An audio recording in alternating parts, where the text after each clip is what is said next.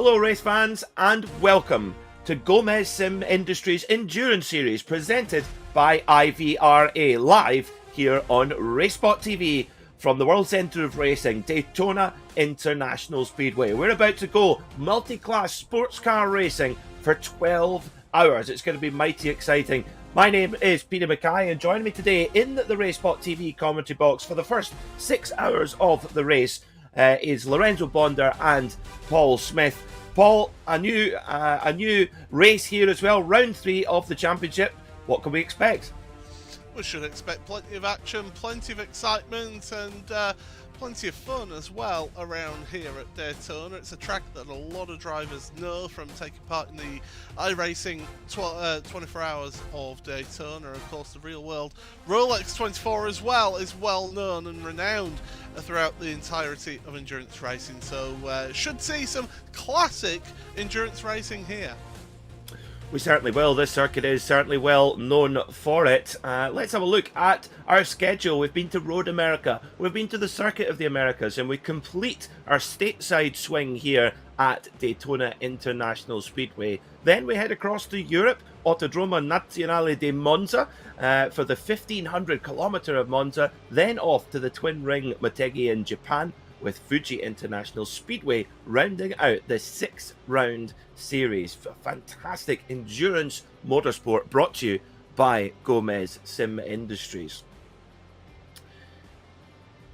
So our format today, we go into qualifying in just a short moment. GT3's up first 15 minutes for them, then moving on to the GT3 Pros, identical cars, just different grade of driver, then on to the GTPs. We'll see those GTP cars going out to set hot laps at full attack, including their petrol motor and the electric motor combined. That's going to be quite a spectacle to see some of the top drivers in sim racing put that car right on the limit. Then we go into 12 hours of racing starting at 1:15 GMT. So the championship standings at the moment, GT3 is led by Manatee Racing with a perfect score, 300 points so far. Archer Brothers Esports are in second, followed by Torque Freak, Rusty Spatulas and Satellite Racing. SRN Motorsports are in sixth, followed by Element Sim Racing, World of Sim Racing, Valorous Motorsports and Quasar Sim Racing round out the top 10 in the GT3 class.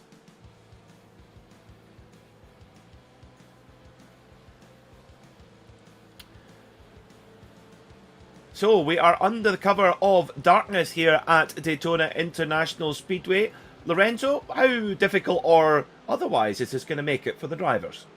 I don't think it's going to be difficult, Peter, because it is basically one of the few tracks in the entirety of the calendar that has full lightning. If not, it is the only track, because Motegi does has a few parts that is kind of like lined up, but whenever you go into the back section of the track, it doesn't get a lot of artificial lightning. But regardless, because this is fully artificial lightning on the back stretch, on the front stretch, the only side that doesn't have a lot of artificial is here on the International Horseshoe and the other horseshoe that it doesn't have that too much coverage.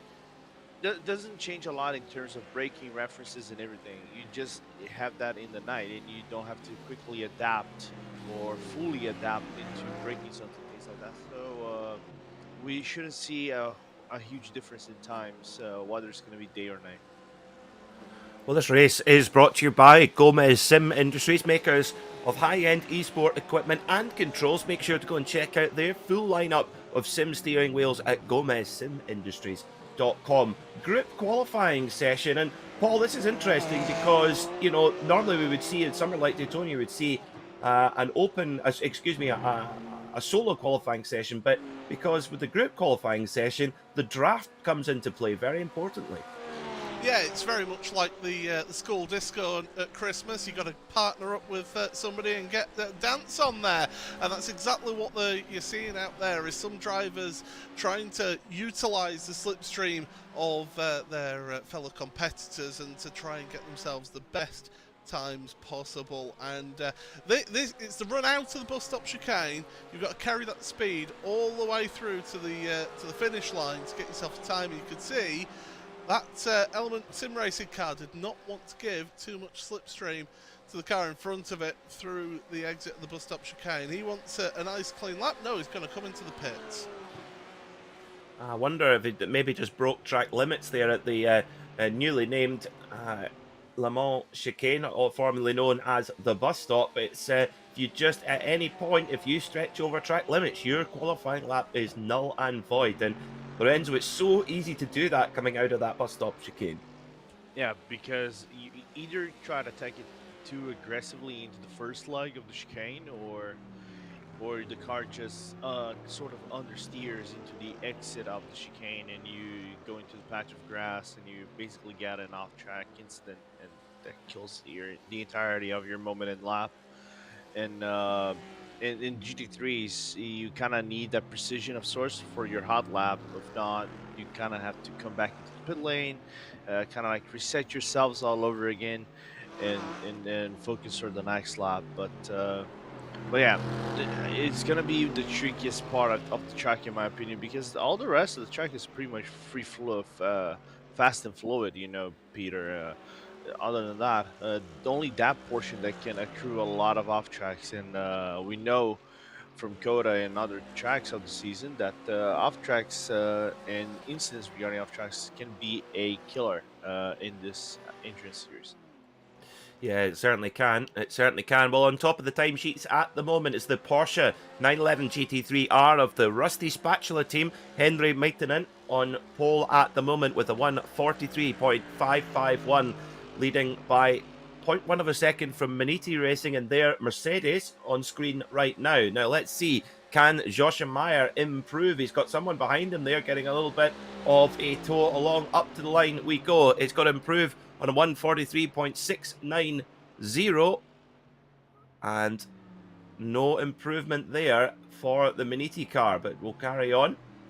Giving the, interestingly, the Archer Brothers Esports BMW third place at the moment, right in there behind the Maniti car, Paul. Yeah, they set personal bests on every single sector there, did the Archer Brothers. So obviously getting a slipstream throughout the entirety of that lap, and that meant that it moved them up from 11th up to 3rd on the grid. So we're seeing a couple of different cars there. You've got the Mercedes, you've got the BMW, and we've got a few Porsches out there as well. It's interesting to see how the balanced performance works here in this race, because different cars are suited to different situations and different challenges of tracks, and for somewhere like this, really you want something with a lot of grunt and a lot of power out of the corner to carry the speed all the way down these straights.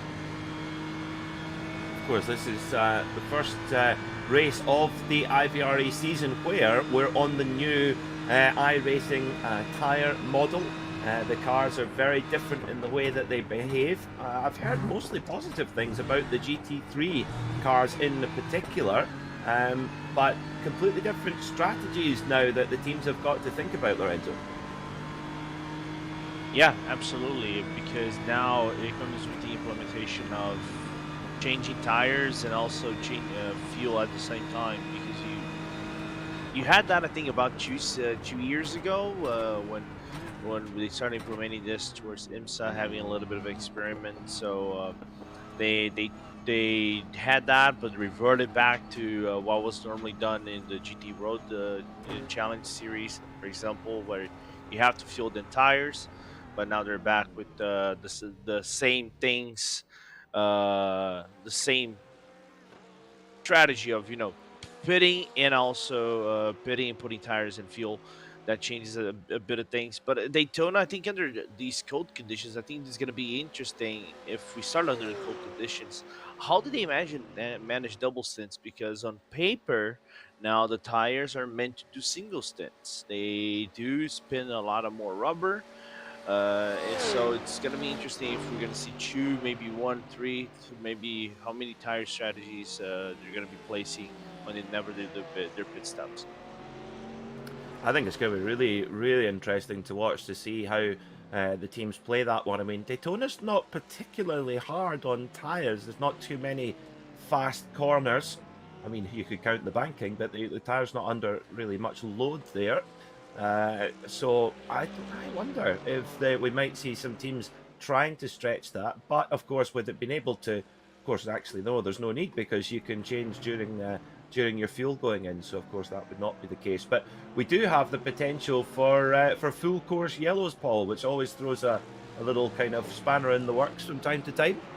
Well, that's where you get that extra strategy play come into effect. Then, as to do you try and play for a full course yellow? Do you hang on and go as long as you possibly can, hoping for a full course yellow to give you effectively a cheap pit stop, or do you really sort of work your strategy, and if you happen to get a full course yellow, then things can work in your favour. I don't know. I'm not a strategist. I'm not somebody who sits there with spreadsheets of this is if it's a fully green session, and this is if we get so many yellows. And I'm not that type of person. I'm very much reliant on somebody like a Paul Truswell to be able to look at things and say, actually, they're going to be winning the strategy play there.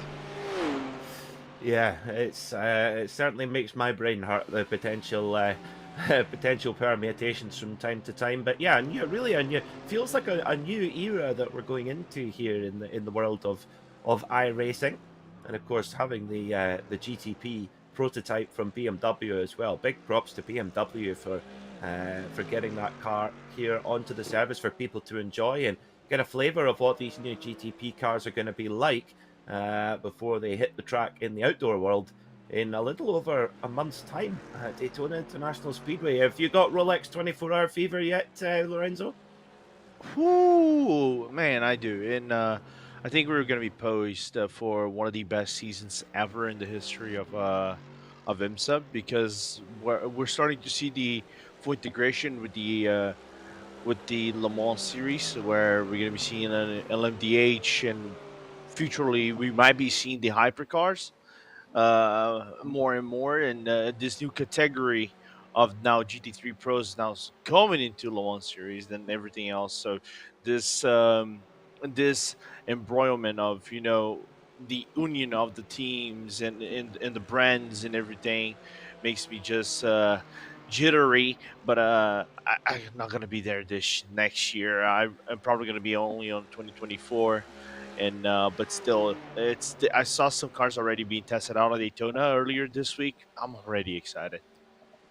Yeah, very cool. Very, very cool machines. Machines from Porsche, BMW, Cadillac, Acura, and that's just an IMSA. Of course, a lot of course, we've got the Ferrari going into the World Endurance Championship as well, to see Ferrari going back to take on a run at overall victory at Le Mans for the first time in well over 50 years. So yeah, really, really exciting indeed.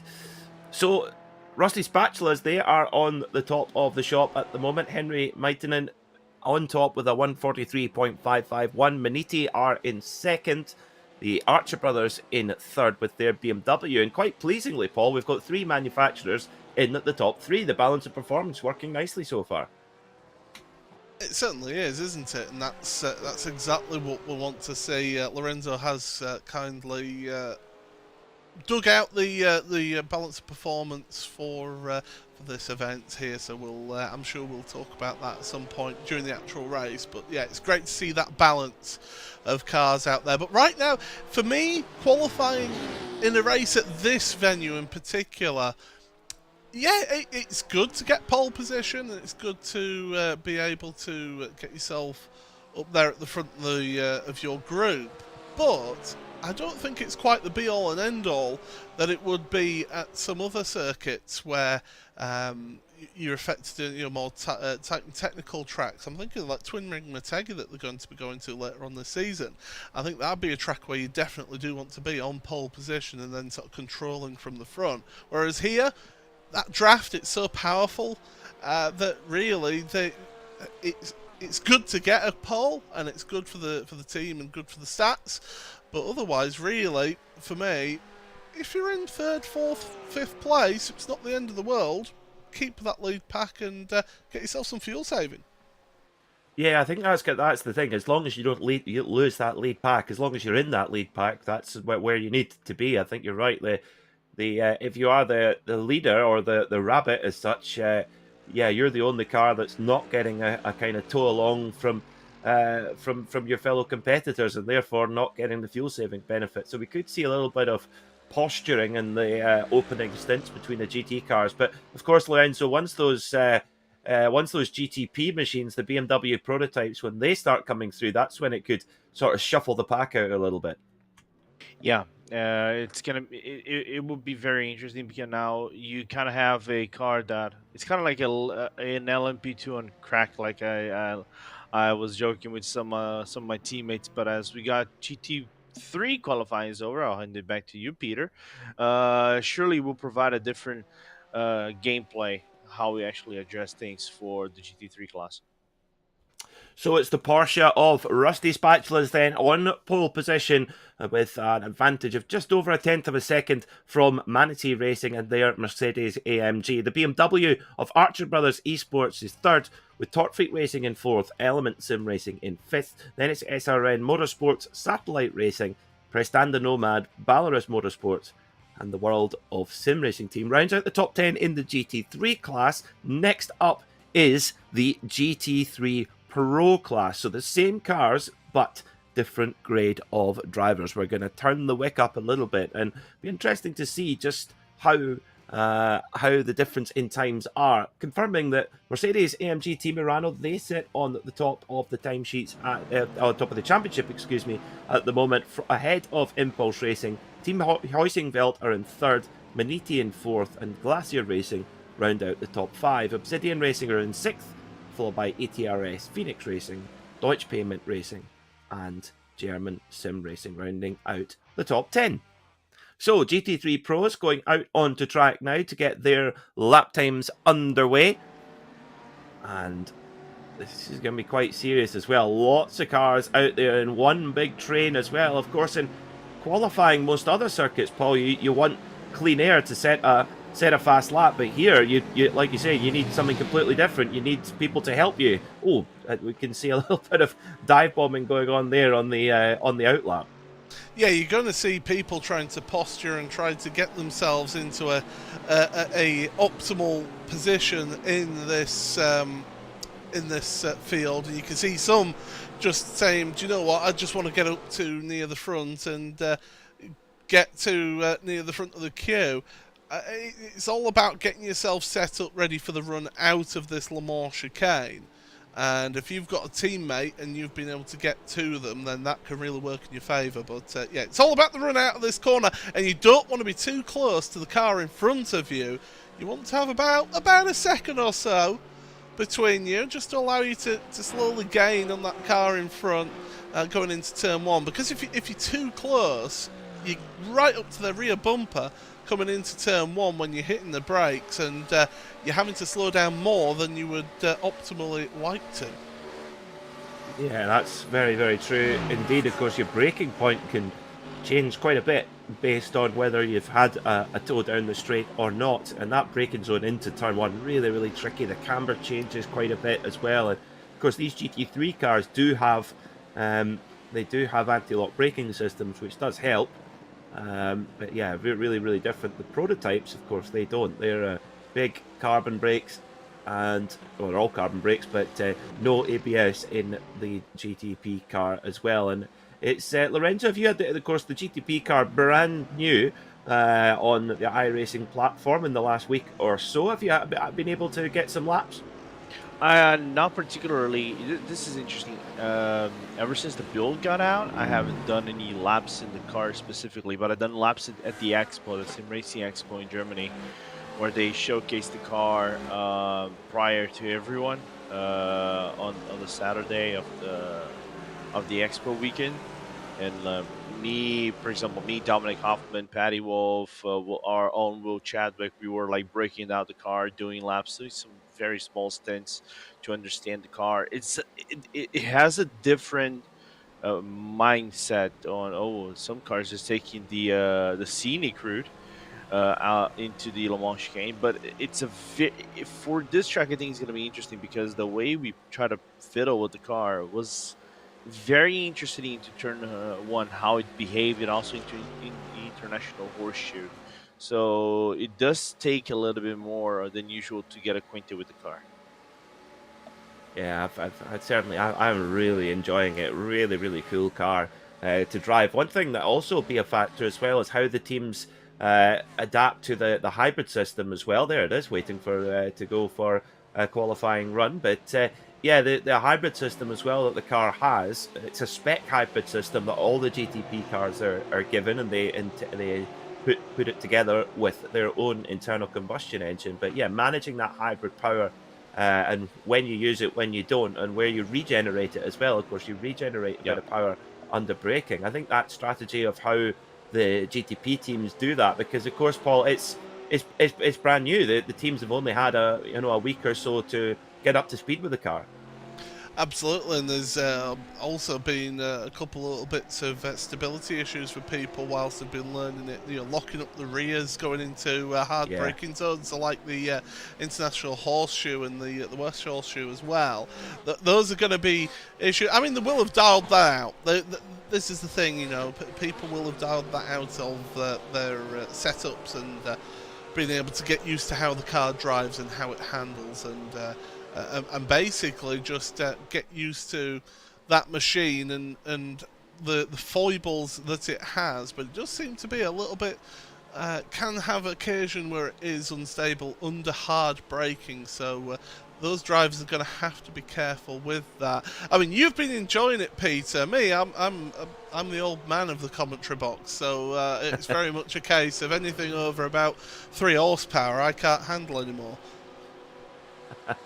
Not at all. Not at all. It's. I find it actually a really friendly car to drive for considering its performance level. But yeah, I definitely experience the same. If you rush the gear changes down, you can definitely lock the rears. I've definitely done that. Now the first times coming in for our GT3 Pro drivers. The top time, Lewis Woods for Impulse Racing in his Porsche 143.1, which only 0.4 quicker than the GT3 class pole position. So that's impressive from the GT3 class guys, keeping pace and actually up there, mixing it in the kind of middle of the GT3 Pro times as well. So good stuff from our top GT3 drivers. Maniti Racing, they're sitting in second, much like they are in the GT3 class, with a 143.172, so just 0.07 of a second separating our top 2 cars at the moment. Visceral Esports in their Porsche are in third, and then Delta Sport round out the top 4. Interestingly, Lorenzo, it's 4 Porsches at the top of the shop in GT3 Pro. We had a bit more of a mix in GT3, but seems like that Porsche has still got the maybe got a little bit of an edge on the performance, it seems.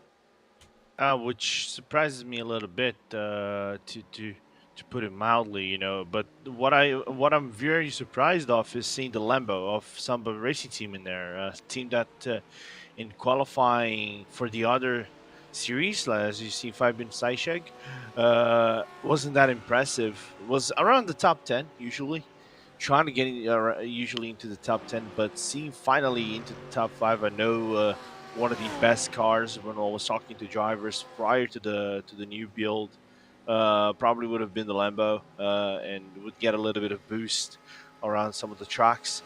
So seeing that car now perform very well as it goes for another lap, I don't know if that was a massive improvement or not, but it doesn't look like it. It's refreshing to see, and let's see if Samba's going to have a really good day and then end up in instead of virtual Samba into real Samba.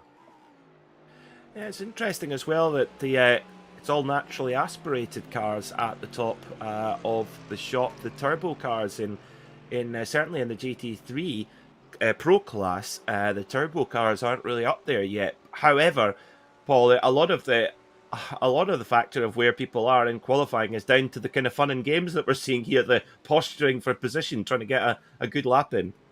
Yeah, so that's what we're going to see. We're going to see basically a lot of it is down to that slipstream and trying to get yourself a lap. But you know what?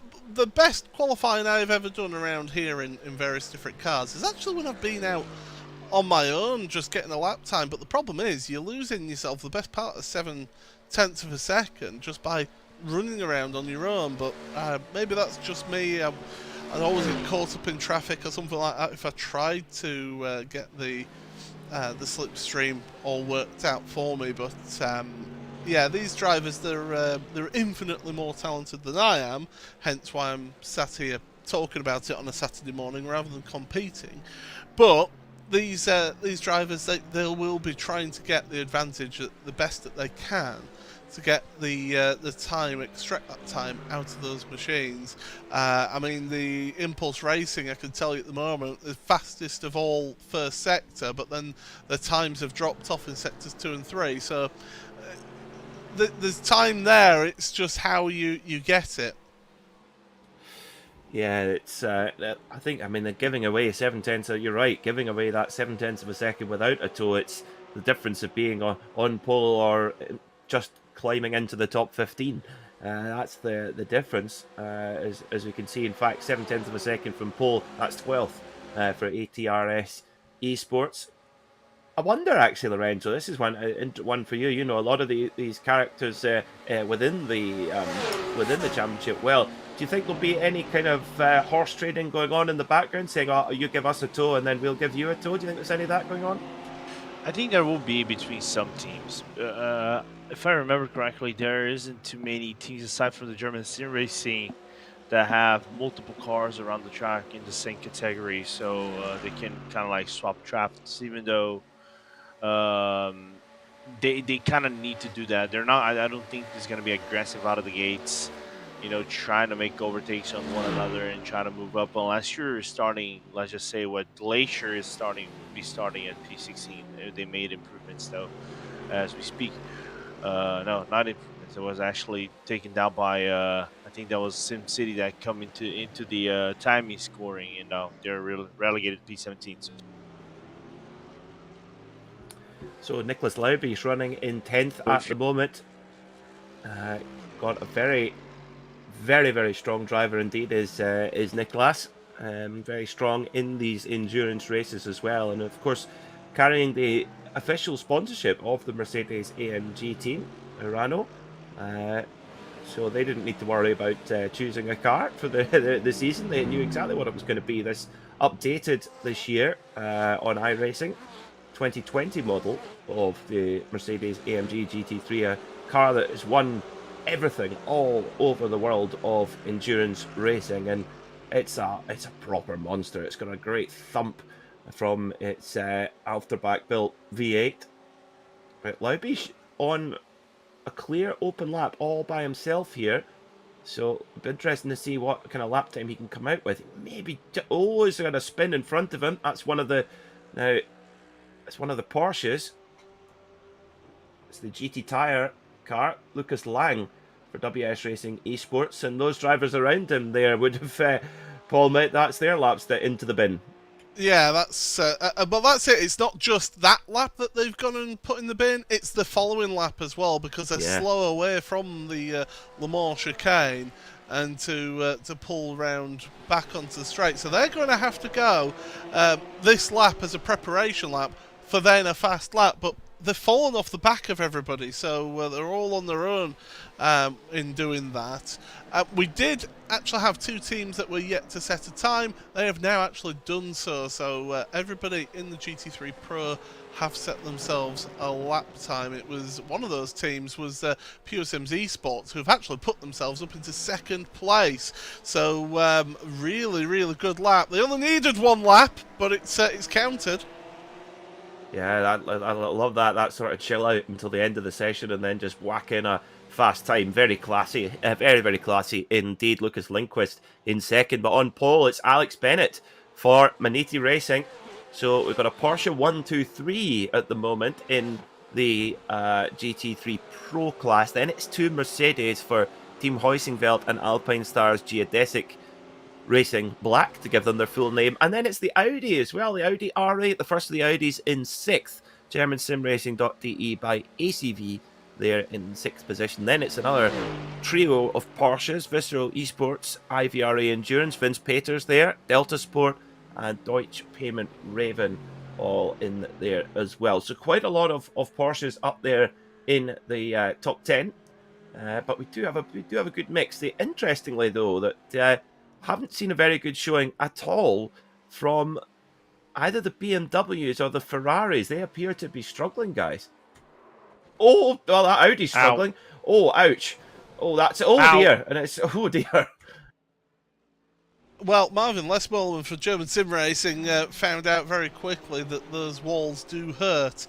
What I would have liked to have seen as well from Marvin is holding the brakes and not letting the car just roll across the track like that. But that's a personal bugbear of mine when it comes to crashes and to help others avoid your car, because he did actually collect another car that was trying to avoid him.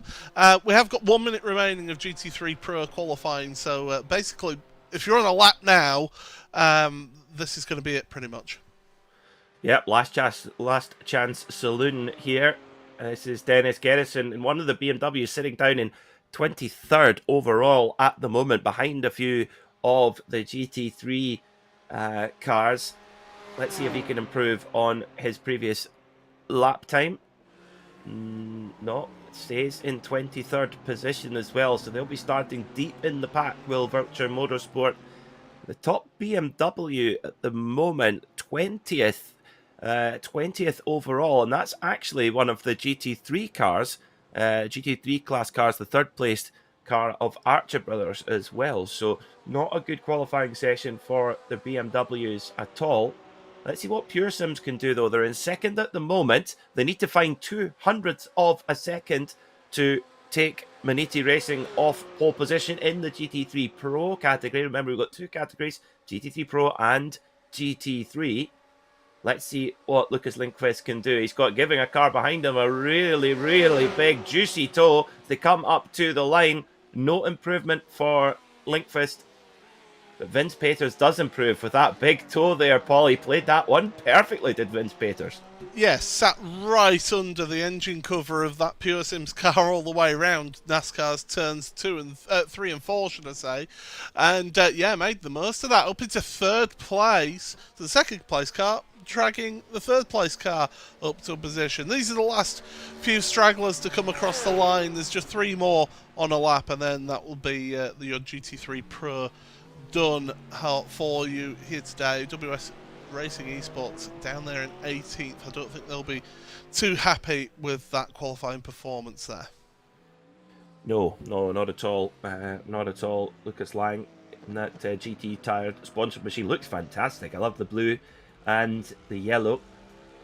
Very, very cool combination of colours. So that's our GT3 category and GT3 Pro categories complete with their qualifying session. Just 1 or 2 other stragglers, and then we will move on to the BMW V8 hybrids, the GTP cars, and I am really excited about this. This is where you see the car wound up to its maximum performance as well. So we'll see what some of those lap times are going to be. But let's run through the order then for GT3 Pro. Alex Bennett on pole position by just 200ths of a second from Lucas Lindqvist. Then Vince Peters nicking into the top 3 at the last moment. And Lewis Woods for Impulse Racing makes it a top 4 lockout for Porsche. Then it's 2 Mercedes AMGs for Team Heusingveld and Alpine Stars Geodesic. Then it's the first of the Audis, German Sim Racing, followed by Delta Sport, Deutsche Payment, and the Samba Racing team in their Lamborghini Huracan, rounding out the top 10. 11th is Obsidian Racing in their Porsche, followed by Tempest Sim Sport, Hell Racers, Team PGZ, and ATRS Esports. Then it's the Mercedes AMG team Urano Esports Mercedes in 16th. Then it's Phoenix Racing Esport in their Audi. Of course, Phoenix Racing have to be in an Audi, of course. WS Racing Esports in their Porsche. Then it's the first of the Prancing Horses, the Ferrari, Glacier Racing Ferrari. They're in 19th. And then German Sim Racing's sister Audi rounds out the top 20 in the GT3 Pro category. In the last few, SimCity, Orion, Virtual Motorsport, and Vector Sim Racing.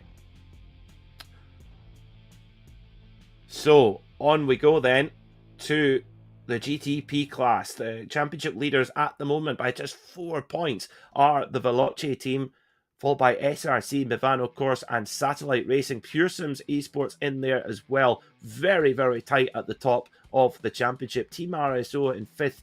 Urano Esports Data Group, they're 6th, followed by Orion, Race Clutch, P1 Esport, and Alpine Stars Geodesic. And Paul, those championship standings in that GTP class, it is blown wide open at the halfway point of the season. Yeah, and we could see things turn on a head with them switching cars as well to the BMW M Hybrid, BMW V8 M V8 Hybrid, should I say? Sorry, to give it its full title. But yeah, so this could change things wide open again. I mean, you look at it; it was what 25 points covering the top 5. Even down to 6th place wasn't that far off either, so very tight at the top of your GTP field. And now, with a brand new car, it's who adapts the best, who learns how to use this car's strengths, its hybridization.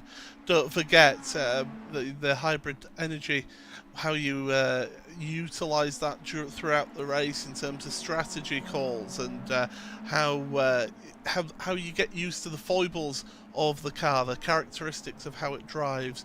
Those are things that these drivers will have had to have been practicing as much as possible for this championship round, and whoever gets that right first will have a big advantage, I feel.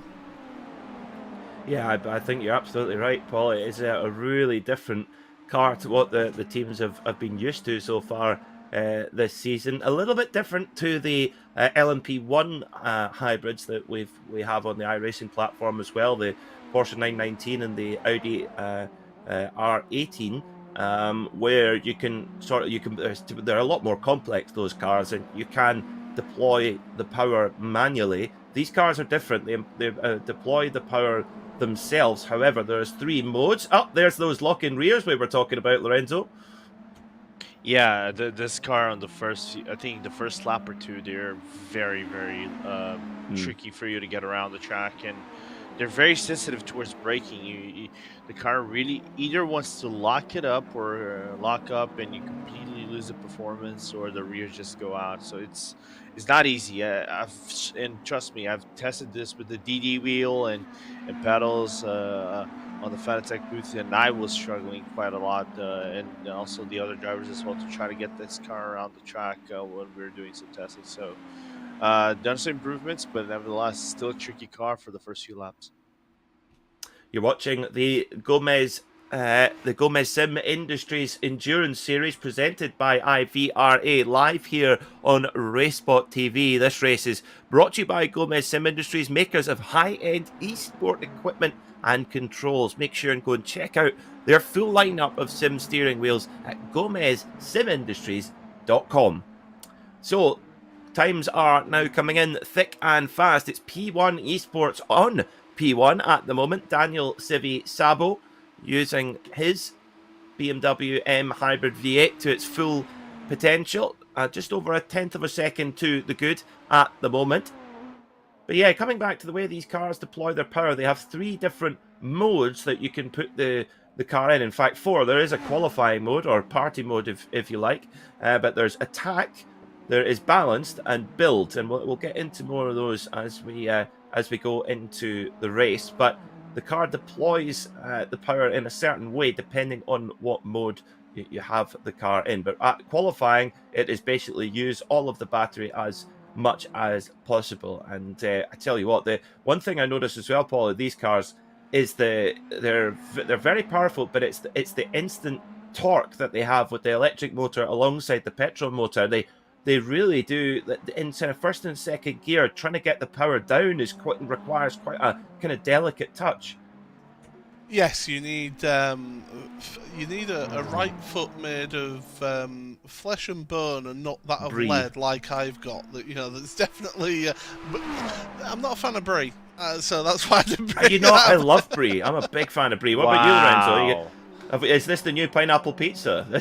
No. After I showcased you guys the sushi pizza at the RaceSpot Discord. Oh God. Yeah, he's kind of like, he can make his rant about it, but we still disagree. But anyway, as I was pointing out, though, you need a foot that is soft and compliant and not made of lead, which will just go power, as Jeremy Clarkson would say, and actually just get on with it. And so you've got to have that delicate balance and to get that power out of the corners. I mean, I remember years ago, I went to Silverstone for a Friday practice session of the World Endurance Championship when you had the both the Toyota and Porsche hybrids out there, the 919, and stood on the outside of Luffield on the little terrace that they've got there. And you see the GTE cars go around, and they're pretty quick, and then the LMP2s would come around, and they're even quicker. But the absolute just instant speed on acceleration from those hybrid cars was just absolutely mind-blowing. I'd never seen something. When you think that all these cars are very extremely fast motor cars, and then these cars just came along and just absolutely wiped the floor of them with that hybridization. That's what that electric motor gives you. It gives that instant torque. No, you don't need to worry about the torque range of the engine. You're just instant power, and away you go out the corner. That's what it gives you. Yeah, it's very good. And of course, those cars are four-wheel drive as well. That's the cool part. These are rear-wheel drive, the GTP cars. I think that's going to be interesting to kind of follow how they fit in with the Le Mans hypercars, which of course are built to quite different criteria. That's going to be interesting, shall we say, to watch how that politic plays out. So at the moment it's Urano Esports Data Group who sit on top of the shop at the moment. Daniel Alves Lorenco setting that time at 1:30.534 on pole position by just 0.06 of a second from the number 28 Veloce car, the championship leader. Don't forget Patrick Wolff on board there. João Vaz for Orion Racing Team, the number 46, is in third. Then it's P1 Esports. They've gone down to fourth, actually, having been on the top of the shop early on. Satellite Racing, they sit in fifth, with Alex Gall taking qualifying duties. Kane Halliburton for ATRS Esports in sixth. Then it's SRC Movano Course there in seventh. Team RSO in 8th, Alpine Stars Geodesic Racing in 9th, and Pure Sims round out the top 10 with 7.5 minutes to go on the clock.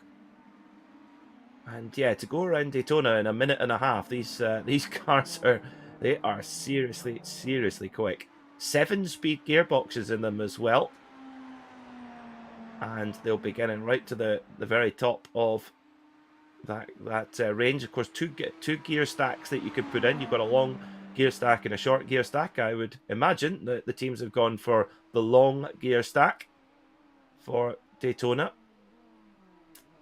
But into pit lane comes Georgios Theodoridis. Daniel Civi-Sabo giving someone a bit of a tow there as well. I mean, do you think, Lorenzo, will the tow be as important with these super powerful cars? Will it make as much of a difference, do you think?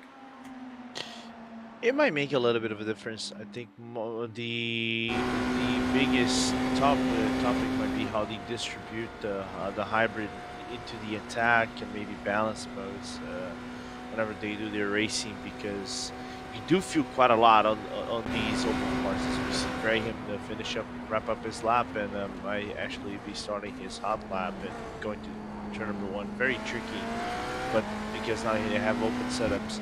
This is going to be interesting for me because I've kind of done with the fixed perspective, Peter, and you do feel the car, for example, on the attack mode going about 320 kph on the oval, which is mind-boggling to think about, you know. So wondering if these cars on the stacks would be reaching about 330, maybe 332 down the oval portions, and see if they're actually going for the full attack mode and getting the rewards into it. But what I said before is pretty much, I think, it's going to be the bang on how the race plays out, especially into the early portions. Yeah, I think you're absolutely right.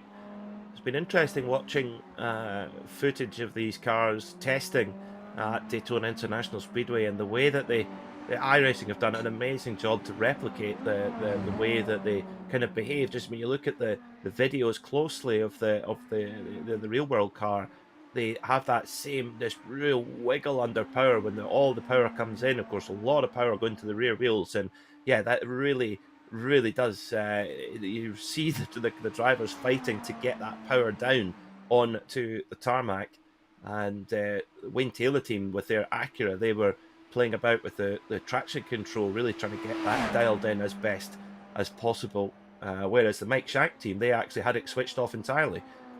So trying different approaches to get the best out of these cars as well. But it's a great formula. Big props to both IMSA and the ACO for converging in the first place with their kind of global look at sports car racing. But I think particularly this format is very much born out of the DPI regulations, which I think were brilliant.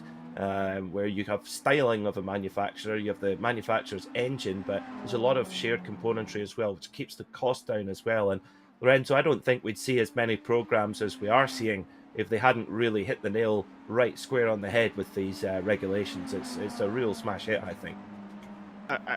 It's bang on. You don't see like brands like Cadillac, Porsche. You're even gonna see Ferrari coming into the prototypes. So you have these more free-flowing regulations and the car technicalities that kind of explore a little bit how the car should perform on track and make things more balanced around everybody. So it's gonna be that's why I was saying like 2023 is gonna be great. I think we prepared for one of the best racing seasons I would say in the past 20 years, in my opinion. But 2024, whenever we see the full brands coming into the fray, I think it's going to be probably. I'm going to be bold. It's going to be the best season I think since in the '60s, in my opinion. Well, I was going to ask the question of, when is the last time in global endurance racing have we got so excited about prototype racing? I would argue that it's back to the 80s with the Group C era, where you had such a wide array of different manufacturers involved then, into the early 90s, and you see some of the bonkers cars that they produced back then, just absolutely sensational. I think we're going back a bit to that, and I think what we've seen with the IMSA approach with having one type of the prototype cars where it's more of a set, you buy your chassis and a few common components, but then you get to put your own bits onto it. That I think has been a real boon for that regulation and that change in endurance racing. And then of course you've got teams like, I'm really excited to see Peugeot back in top line endurance racing. I'm really excited to see them back. And Ferrari, you're absolutely right, Peter. Over 50 years since they won overall at Le Mans. It'd be great to see them back at the top step of the podium. Well, they haven't won for nearly 60. They haven't been there at all in the top class for 50, but haven't won. I mean, it is a really if they think their F1 drought is long, well, their Le Mans drought is even more so. But that new Ferrari 499P, I think they've called it. Very, very cool. Lambo as well. The Lambo's going to be very cool. It's when it comes along. So, top of the shop at the moment, Manatee Racing have gone to the top. Michael Mariani with Patrick Wolff for Veloci moving into second. Urano Esports Data Group, they've dropped back to third at this moment in time. Then it's Graham Sanders for Alpine Stars, Geodesic Racing and Orion Racing Team up into the top five. Joao Vaz in there as well. Now, do we have anybody who's not set a time yet? No, it looks like everybody has at least got a time on the board, whether it's representative on pace or not. I think it is, because just 0.7 of a second covering the entire prototype field, Paul. It's tight. You would imagine that it'd be tight as well. It is fantastic to see that there's only between first and down to 16th, which is the last of the lap time set, 0.7 of a second between them. I mean, I always say that the mark of a close field is if you're within a second of pole position. Well, 7/10, there you go. It's a very, very close field. Very close indeed. If you could compare that to the GT cars, there's quite a difference there, excuse me, as well. Yeah, I mean, just looking at those times, yeah, you're absolutely right. I mean, even with the GT3s, though, you have 24 that are all within a second, so it'd be interesting to see. But we'll take you through your results of GTP qualifying. Yeah, GTP, Michael Mariani for Maniti Racing on pole position by 400ths of a second from Patrick Wolf for Veloci. Then in third, it's Daniel Alves Lorenco for Urano Esports, followed by Alpine Stars, Geodesic and Orion Race Team, rounding out the top 5. P1 Esport there in 6th, followed by Satellite Racing, SRC Movano Course, Pure Sims Esports and ATRS Esports round out the top 10. Just 0.3 of a second covering the top 10. Incredible. Team RSO are in 11th, followed by private label Team Hype. Then it's Sim City, German Sim Racing, Delta Sport and Valkyrie X-Hype are rounding out our 16-car field. Less than 0.7 of a second covering all of the prototype machines. Quite remarkable. So, we're about ready to go then here at Daytona International Speedway for this 12-hour race at a circuit that's so well known for global endurance racing. This year, the Daytona International Speedway celebrated the 60th anniversary of the Rolex 24-hour at Daytona, and just over a month's time, this circuit will play host to the kind of debut, the initial reveal of a whole new era of global sports car racing. There's been a lot of talk over the last few years, and can't wait to see that action beginning as well, and how these new prototype machines handle multi-class sports car racing as well. Big field here in the Gomez Sim Industries Endurance Series, 52 cars. I mean, Lorenzo, what can we expect with the traffic out there today? It's gonna be crazy, I think, in the GT3s, because we saw already from early on in the season that some of the GT3 cars were actually battling against the pros, so it was mixing up a lot how the dynamic and how the race shifts in the class. But I think about let's just say 5-6 laps in, when we start to see the GTP cars coming along into the GT3 field and maybe GT3 Pro as well. That's where we're gonna maybe see some of these packs being broken. I don't know how big they will be broken apart, but it's gonna be a different challenge, because I think this is the first race in a league environment they actually gonna be facing that, and every second loss is gonna matter. So the drivers now coming out of pit lane, ready for the start of this race here at Daytona International Speedway. An amazing facility near Daytona Beach, Florida.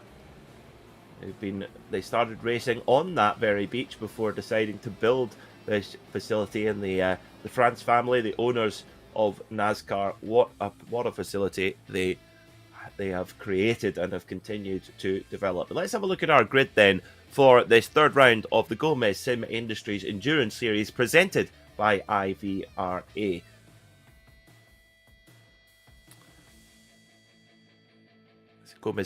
Gomez Sim Industries, makers of high-end esport equipment and controls. Remember, go and check out their full lineup of sim steering wheels at GomezSimIndustries.com as well. A lot of cool stuff on there as well. And if you're joining us watching on RaceSpotTV, remember to, if you're on Twitter, use the hashtag IVRA as well. Here is your grid then, how they start for the GT3 class. Henry Maitonen for Rusty Spatulas will start on pole alongside the Maniti Racing Mercedes. Then it's Archer Brothers Esports BMW alongside the Torque Freak Racing Porsche. Then it's the Element Sim Racing Porsche of Marcus Fox, and then SRN Motorsports Ferrari in there in 6th. So a nice eclectic mix there in the GT3 class in the top 6. Qualifying in 7th in the GT3 category today is Thomas Fisher for Satellite Racing, with Tim Penny and Prestanda Nomad on the 8th spot. Then it's row 5, Valorous Motorsports and the World of Sim Racing team. WS Racing Esports Porsche, they start 11th alongside the Mercedes of Quasar Sim Racing in 12th. Just around a second and a half covering that GT3 class qualifying group there as well. The GT3 Pros, well, a little bit tighter there in that class as well, and dominated by the Porsches. We have Alex Bennett for Maniti Racing on pole position with just 0.02 of a second back to the Pure Sims Racing Porsche. Then it's Acetec Simsport and Impulse Racing making it at the all top 4 lockout for Porsche. Then it's the Mercedes of Team Heusing Welt, followed by Alpine Stars Geodesic Racing in 6th. Starting on the 4th row of the grid is Christopher Hyman for German Sim Racing and Delta Sport there in 8th. Then row 5 is the Deutsche Payment Esports Porsche alongside Samba Racing Team's Lamborghini. Then it's Obsidian Racing in 11th with Tempest Simsport Porsche in 12th. Then it's the Porsche of Hell Racers alongside Team PGZ, and then ATRS Esports rounding out the top 15. Then it's the Mercedes AMG Team Urano car, number 119 Nicholas Laubich in 16th, followed by the 17th place car Kevin Volk, Phoenix Racing Audi, and the WS Esports Porsche.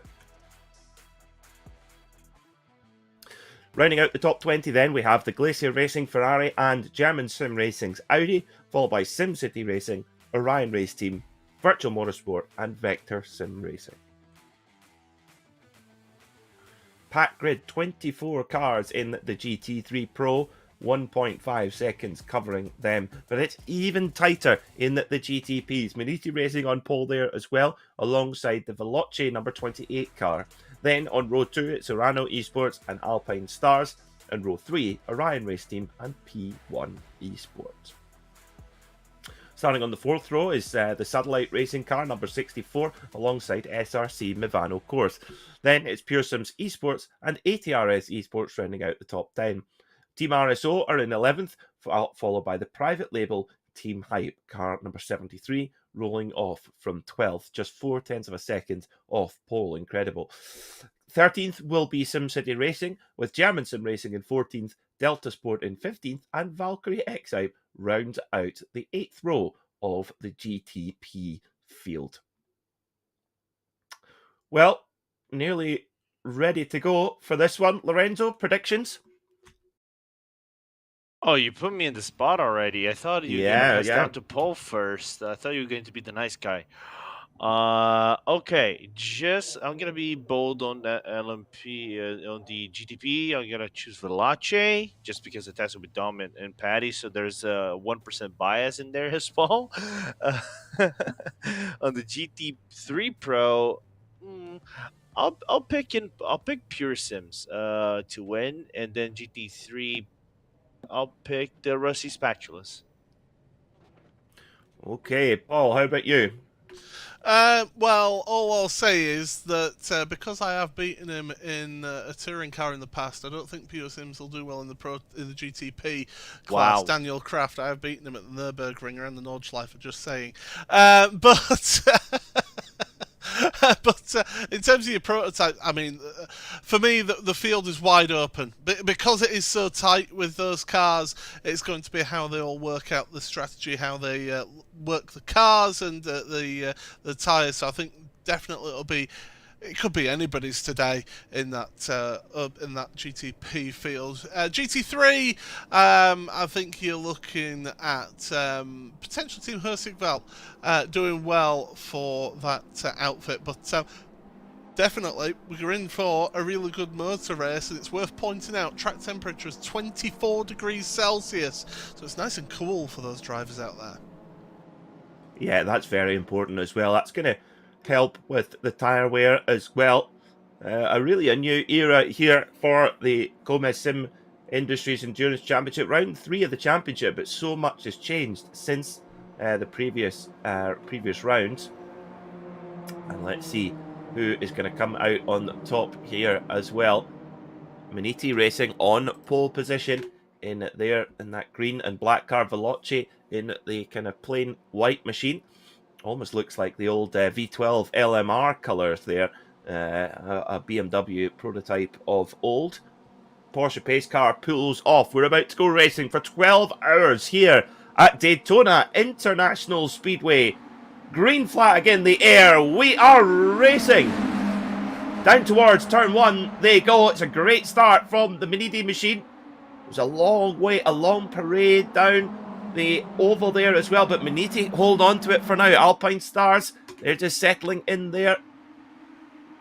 Urano, excuse me, there in second. Not a great start for Veloce there, and in third, and oh, tumbleweed. Oh, dear me, that was the Movano car. Just locked it up and skittled the, I think that's the Orion machine there as well. So not a good start at all for Movano. Yeah, terrible start for Movano. Team RSO were caught up in all of that as well as Orion, so issues for them early on. The GT3 field have got away as well, and I can tell you that the Orion race team have actually taken a tour back to pit road. So they, well, they're not taking a tour back to pit road, sorry, they pulled over to the side of the track, should I say, and all the GT3s have gone past them now, so they're all the way at the back of that GT3 field. And already the GTP's nearly around the end of the lap already, coming into the Le Mans chicane for the first time as well. Maniti followed by Urano, then it's Veloce they're in third, Alpine Stars, Geodesic in fourth, P1 Esport they are in fifth at this time as well. Of course the GT3 Pro and GT3 class, they are already off and running as well. But I tell you what, I don't think it's going to be long until these prototypes are in, mixing it up around the GT cars. They can have to enjoy this clean space while they have it, because as soon as they get into the GT3 traffic, it'll really be a constant conveyor belt of traffic from here until the end of the race. But what did you make of that first incident there, Lorenzo? We're going to get a replay actually of the GT class. Maniti quickly asserting their dominance there into turn 1. Pearson settling in behind with the leading Porsche quartet there. Nice and clean from those GT cars so far, but did they experience the same issues that the GTP cars did? Remember, the GT3 cars they do have ABS, so obviously not going to have the same problem with lockups, but it looks like they all got through, certainly the leaders got through nice and clean and tidy, despite how many of those as well. But Lorenzo, what did you make of that incident there with the Movano car? A little bit of a letdown for Movano, you know, and I was mentioning this, I think, on the Coda race. You know, it's a weird to see Movano in this situation as a team that I, at least for the past 2, 3, 4 years, have been constantly talking about between top 3 races in leagues, struggling so much to find pace, to find time, to find that performance that made them famous as one of the best teams in prototypes in iRacing, and then struggle so bad in the season with having these woes. It's unfortunate, but it's racing things. What can you do? It's just how tricky it is to navigate around Daytona. Yeah, in this car, it really does, this GTP machine, it does take a lap or two to get it really up to its operating temperature. And of course, a very short pace lap, about half a pace parade really, didn't even have the full lap, just from the Le Mans chicane to the start line. So really cold tyres. This car really very, very easy to lock up the brakes when they are cold, when the tyres are cold as well. But the leaders, no such problem. Michael Mariani for Maniti Racing up there at the front with the Urano car. Daniel Alves Lorenco there in second. Patrick Wolf in third for Veloce, with the P1 Esport car Daniel Civisabo, the almost iron brew can coloured car there in fourth.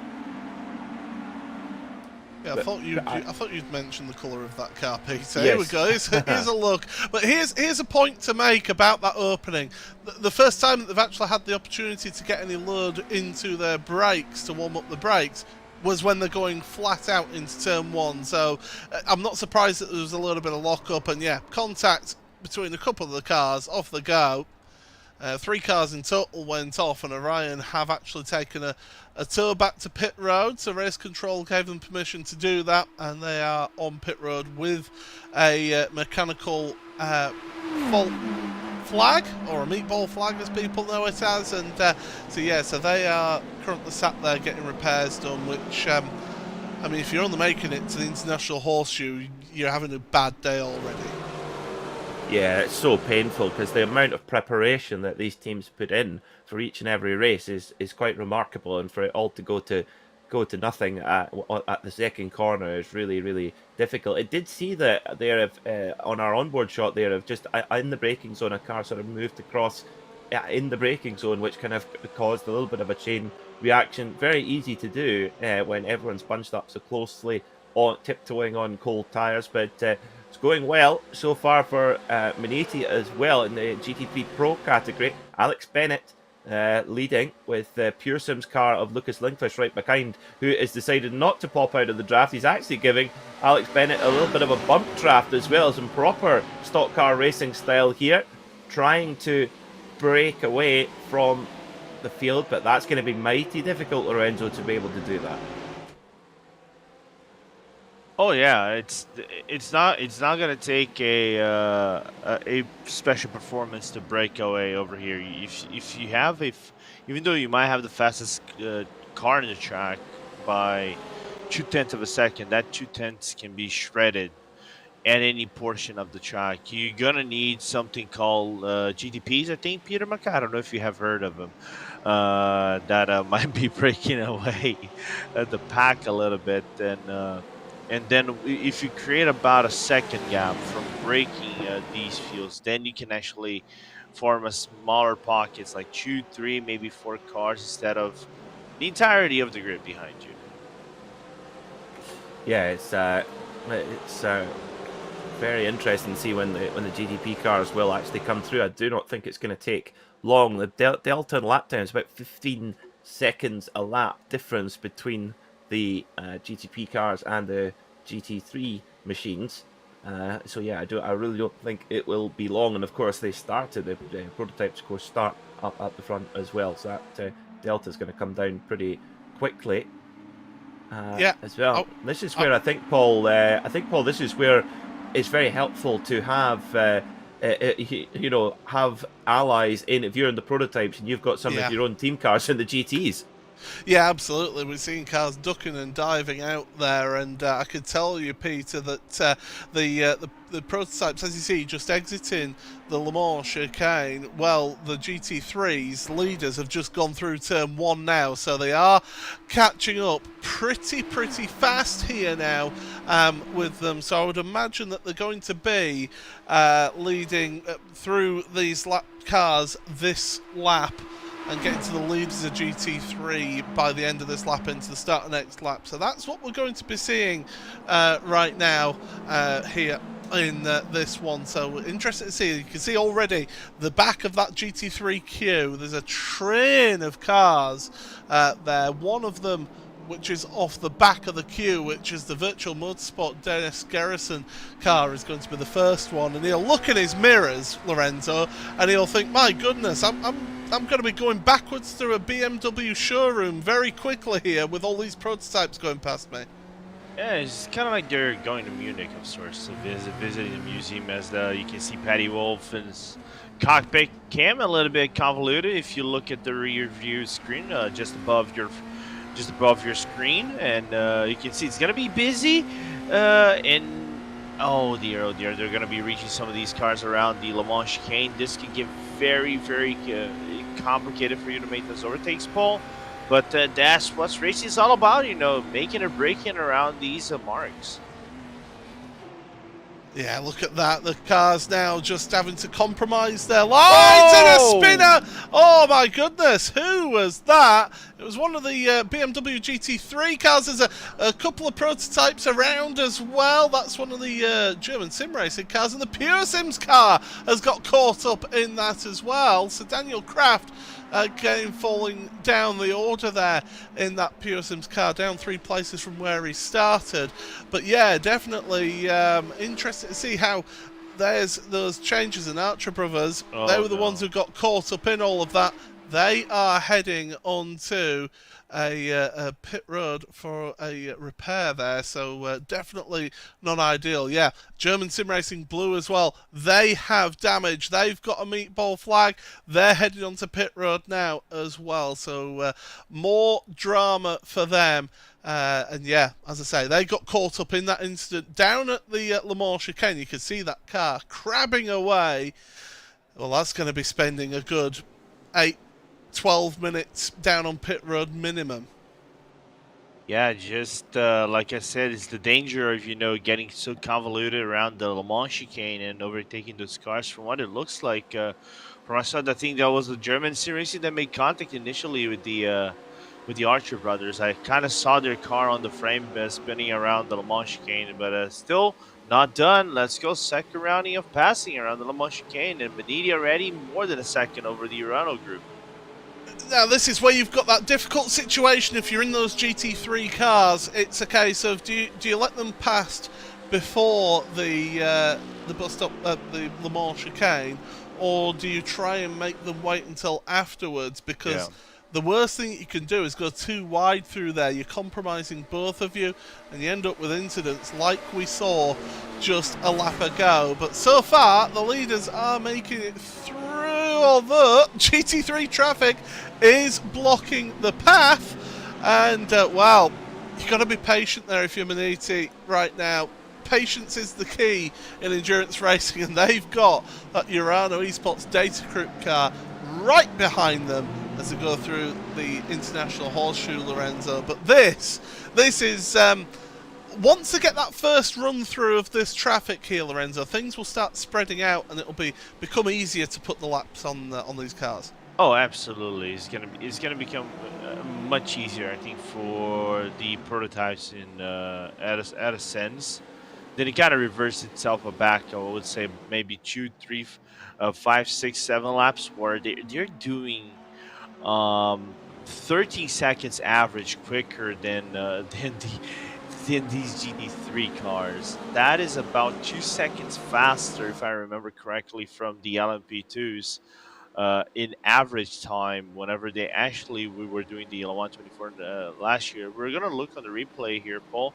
What has happened to Archers and maybe with the German C Racing car and the Apex Act on the inside? Well, oh my goodness, it was just 3 into 1 trying to go through, didn't work, and then the German Sim Racing car got involved in that incident with the Pure Sims car separately, so those two were their own separate incident there, Peter. Yeah, that's it. The first, basically the first opportunity in traffic already.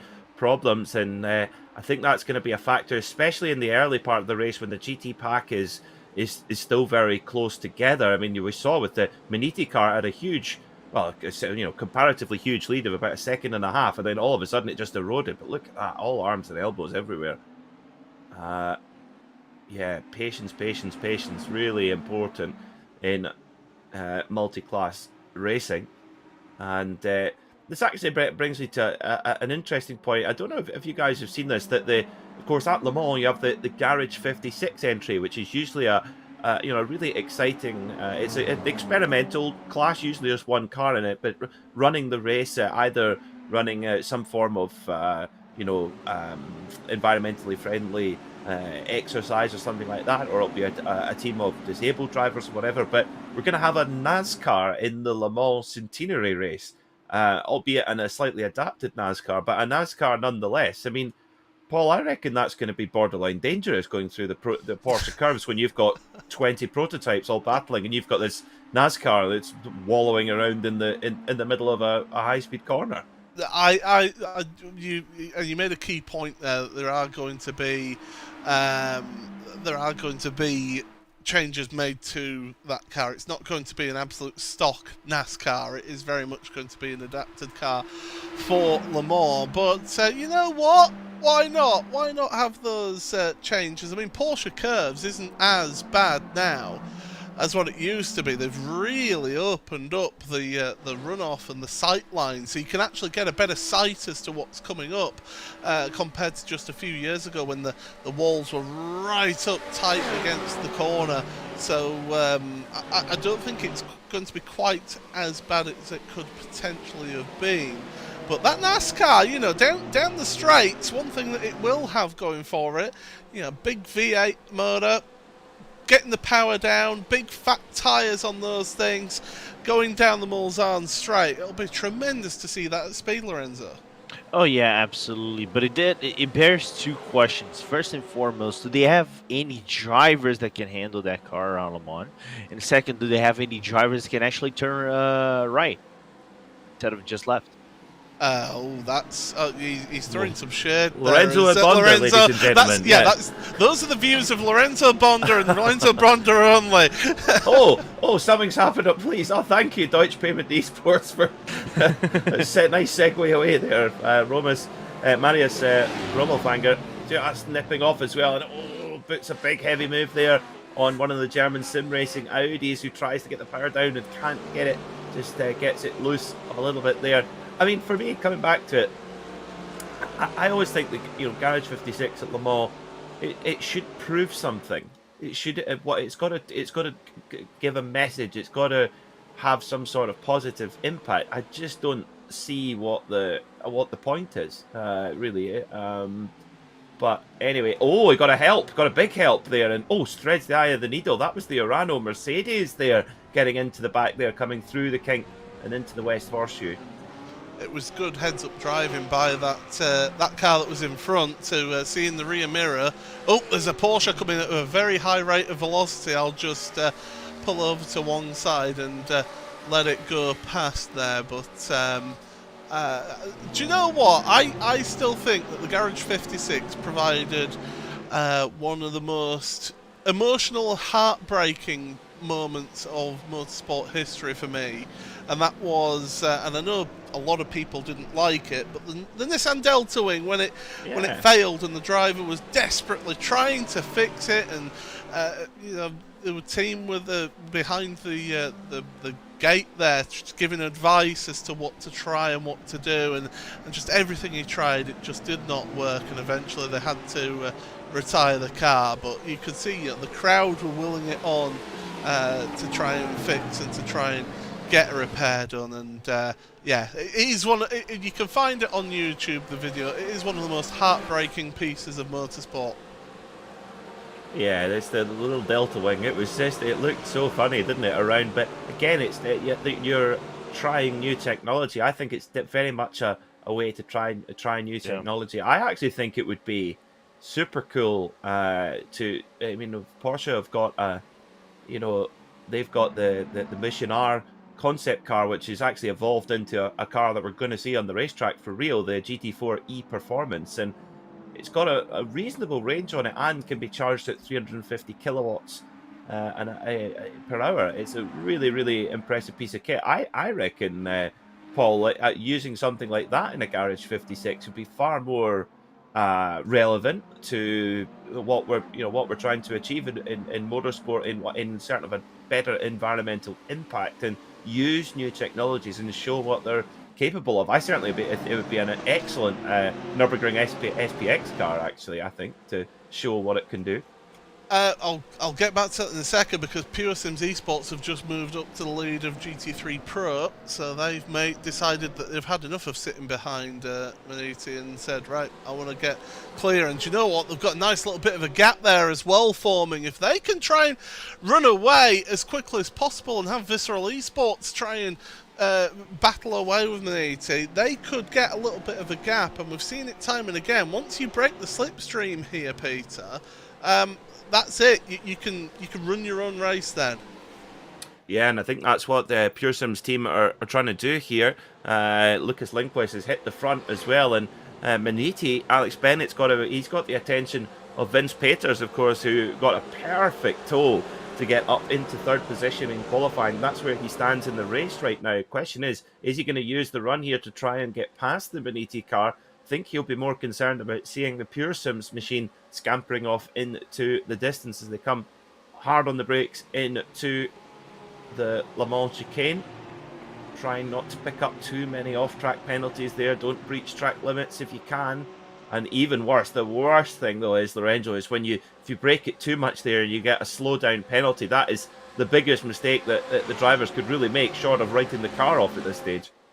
Yeah, if I remember, it's around a second or a second and a half that you have in terms of slowdown, and these drivers, they are experienced enough to minimize the time loss in terms of gap, so that was a little bit close to call between the Visceral group and Maniti going to turn number 1, but it's basically a morale killer of sorts, and you have to kind of still have your foot down and remember, this is a very long race. This is basically half the distance of the 24 hours, and still it's a very long race that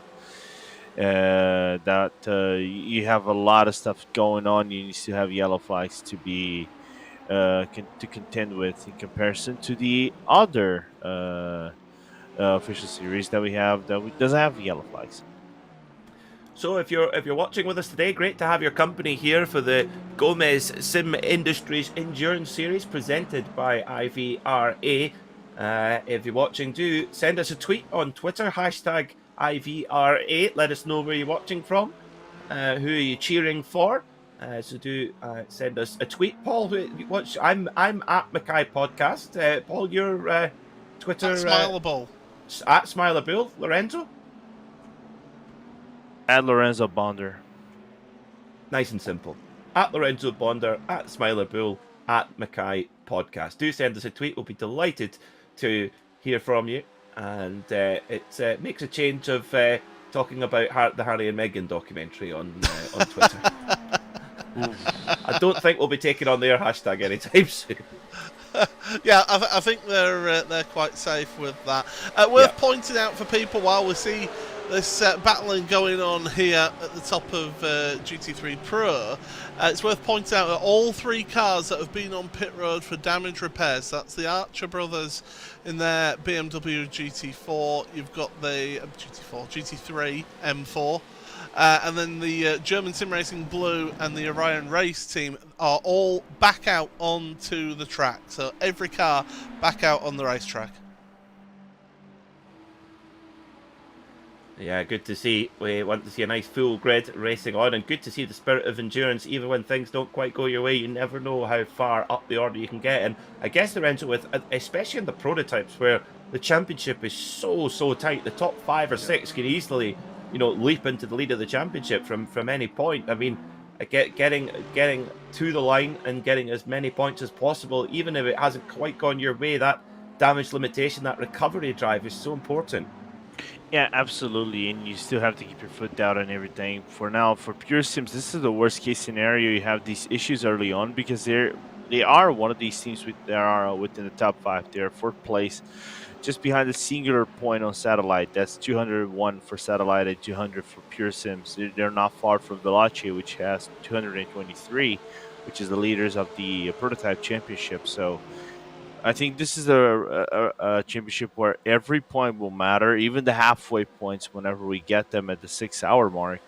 That you have to be consistent every single time, but you shouldn't rule yourselves out just yet because you have a lot of stuff going on. Talk to Veloce. They did have a really good first round, halfway points and points-wise at the end, and now they're leading the championship due to the good performance they had around the Circuit of the Americas track. Great to have our first tweet coming in, hashtag IVRA from Only Endurance. Hello to Tim Fulbrook watching along with us today. Says, loving the coverage so far. Oh, you're very kind, Tim. You're very very kind indeed. What's the difference between the 2 GT3 classes? Well, same car, but all to do with the rating of drivers. So the high rating drivers. Oh, spin there. Oh dear. Now, trying to spot the number there. Robin Flarum for Delta Sport. Oh, be careful. Oh, is there one more? Maniti? There's a Maniti as well. Yes. Christopher Hyman. Oh, so big drama here as well in the GT3 Pro category. And that's the Pro Maniti car as well. Yeah. Former front-running car, Paul. Yeah, they were in 2nd place, of course. We saw them battling with the Pure Sims team. So, yeah, something has happened there in the International Horseshoe. Or it could be even that they've had an issue coming out of turns 1 and 2 and had to take to the grass. Before you know it, you're back on the other side of the infield there. So Alex Bennett dropping down to that position now, 21st in class, isn't it? So, yeah, not ideal, as Ron Dennis would say, suboptimal for him, and he'll need to be working back up there. But yeah, definitely it is something's happened out there, and hopefully at some point we'll be able to get to see. Here we go, right on cue. Thank you very much to our producer. We'll get to see what's happened here. So that's through turn 2 into the International Horseshoe, onto the brakes. You have got LMP at the GTP coming through at some point and just not getting the power down after the corner exit, and just gets tagged. Yeah, it's that's an interesting one as well, but it's always, I always say, it's always up to the car behind not to ram into the back of somebody. You've got to be ready to kind of anticipate that. Let's get a closer look at it here as well. In fact, back to live pictures.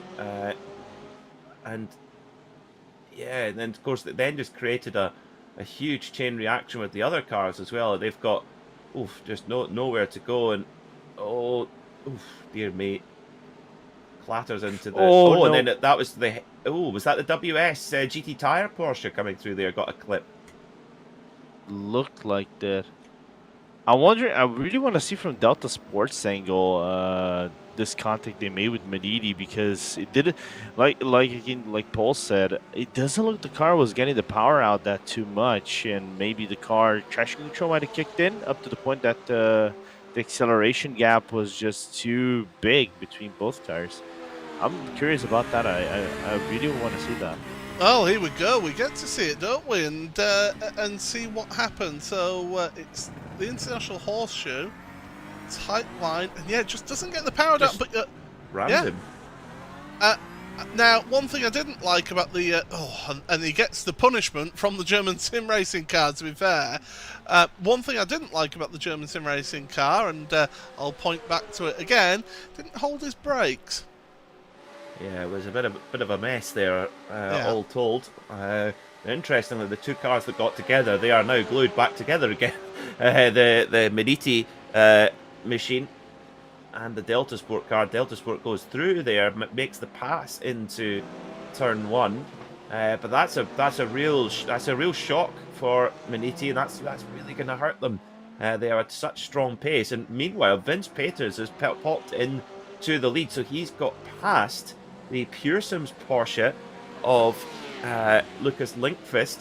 So about halfway through the stint here, Paul, we're seeing just a little bit of shuffling of the order. I wonder if there'll be a lot of teams just keeping a close eye on that fuel gauge and also the fuel numbers. These cars give you great information. They'll have good information about how much fuel they're using, and maybe the Pure Sims team, they're just thinking, oh right, we need to make sure that we're just in the right window here. Well, this is the thing, because if you're going to go for the lead, if you're going to fight it out and go for the lead, you've got to be sure that you can then drive away from the car that you've just overtaken. Absolutely. You have to be assured that you've got that pace advantage to be able to pull away. And around here with that slipstream, you just can't seem to do it. We saw Pure Sims try and do it about 10 minutes or so ago. They got about to a 9/10 of a second lead, but then the rest of the field just caught them back up under slipstream. So I think really, if you can't make that breakaway, just sit behind somebody. If you're running at a pace that's close to what you can do, sit behind somebody, get yourself a bit of fuel saving done, and save yourself a lap and a half of fuel. Yeah, I think there's big gains to be made. I think. What do you reckon, Lorenzo? Oh, I agree. I'm just going to agree with what you guys said. I'm not going to even make a point about it. So half an hour into this motor race then, at the top of the shop, it's Urano Esports Data Group in the lead, and 1 minute 31.197. Their best lap of the race just been set just last time by, so they are on the push at the moment. They've built up a gap, actually, have Urano, of around a second from Maniti Racing there in second position. Then it's Veloce in third. It's just starting to stretch a little bit as we go through the traffic with the GTP cars. And the thing is, Paul, this is a complete unknown, really, for these guys of how, how does the hybrid work and how does that affect how much fuel they're using as well? That's really this is a kind of voyage of discovery of this race in a way.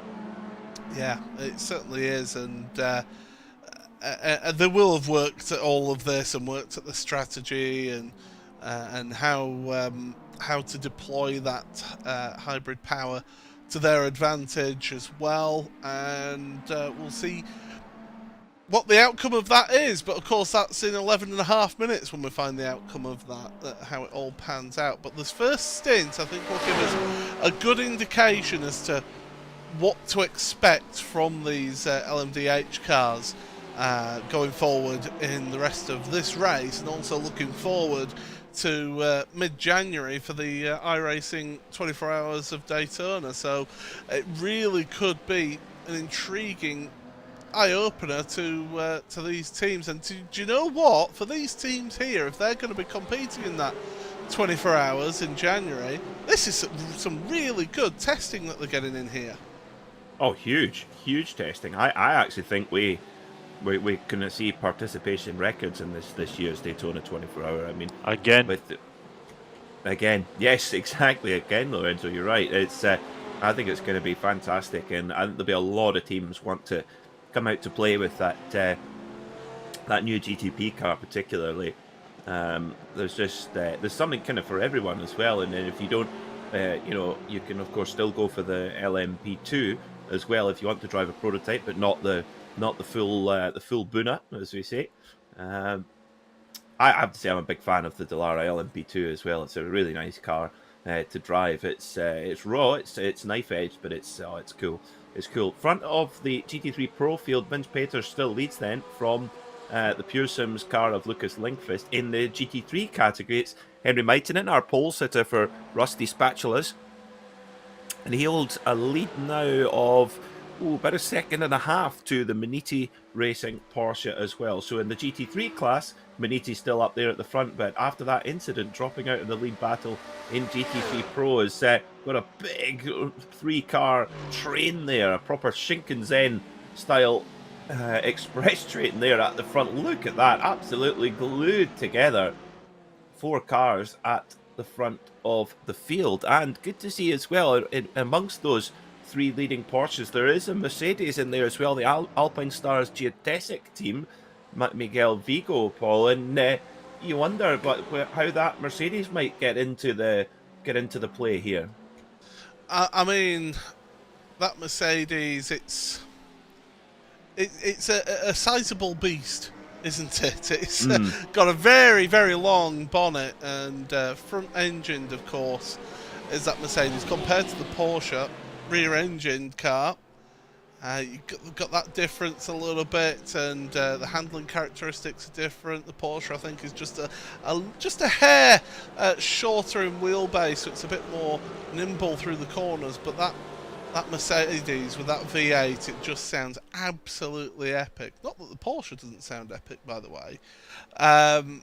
They're both distinctive, and you've quite rightly pointed out, Peter, that the Mercedes has won so many endurance races over the years now, since that facelift especially. So I wouldn't write them out of this, but that Porsche does look so strong around here today. The only thing that might come into it is the fuel. On the balance of performance, the Porsche has had 2% of its fuel cut away, whereas the Mercedes has not. Now, that might just make them now balanced, but it's something that we'll see where it comes in. These 3 leading Porsches, as Pure Sims go to the front to take their turn. This is like watching a bicycle race, actually, Lorenzo. They're in Paul. They're all just working together at the moment. The Pure Sims is playing the role of domestique. Yeah, it's gonna be interesting how they're gonna be negotiating with one another. I think having 96% of their fuel power, just of their fuel range into the car, is gonna be kind of like how they try to manage this 98% of their fuel range into the track, how they negotiate all the laps, because I don't think they're going to be able to save. Let's just say they do 32 laps average, and I think I'm right on the ball here of doing their lap stints. I don't think you can go for 33. Probably like you probably can get on the AMG if you're not that aggressive with the overtakes, and maybe do some lifting coast and clutch the car out into some of the corners, like over here the Le Mans chicane. So if they can kind of like nurse that and still be consistently fast, don't break away from the draft, you can see like the AMG pulling up a upset victory on the Porsches, despite being in dominant numbers, the GT3 Pro, just because last season on the previous build was basically the dominant car in any single track around the iRacing circuits. So 11 hours and 24 minutes to go here as well. And we've got a tiny little bit of a mini breakaway here at the front. Pure Sims and Impulse just getting a little bit of a gap then to Vince Peters in third there, who's got the Mercedes, Alpine Stars Mercedes of Miguel Vigo right behind him as well. So the strong lap here for Pure Sims and Impulse. They could just try and put a little bit of a gap, but so hard to break away. Of course, those Porsche's flat six motor in the rear of the car. Great drive off the corners from that machine. The GT3R, of course, winner of the Rolex 24-hour GTD Pro and GTD category this year.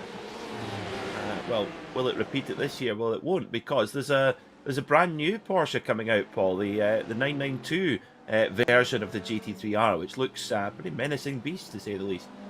Yeah, if we think the 992 has been really successful with the Carrera Cup throughout the world, and also the Super Cup, the Mobile One Super Cup, it's been successful in that.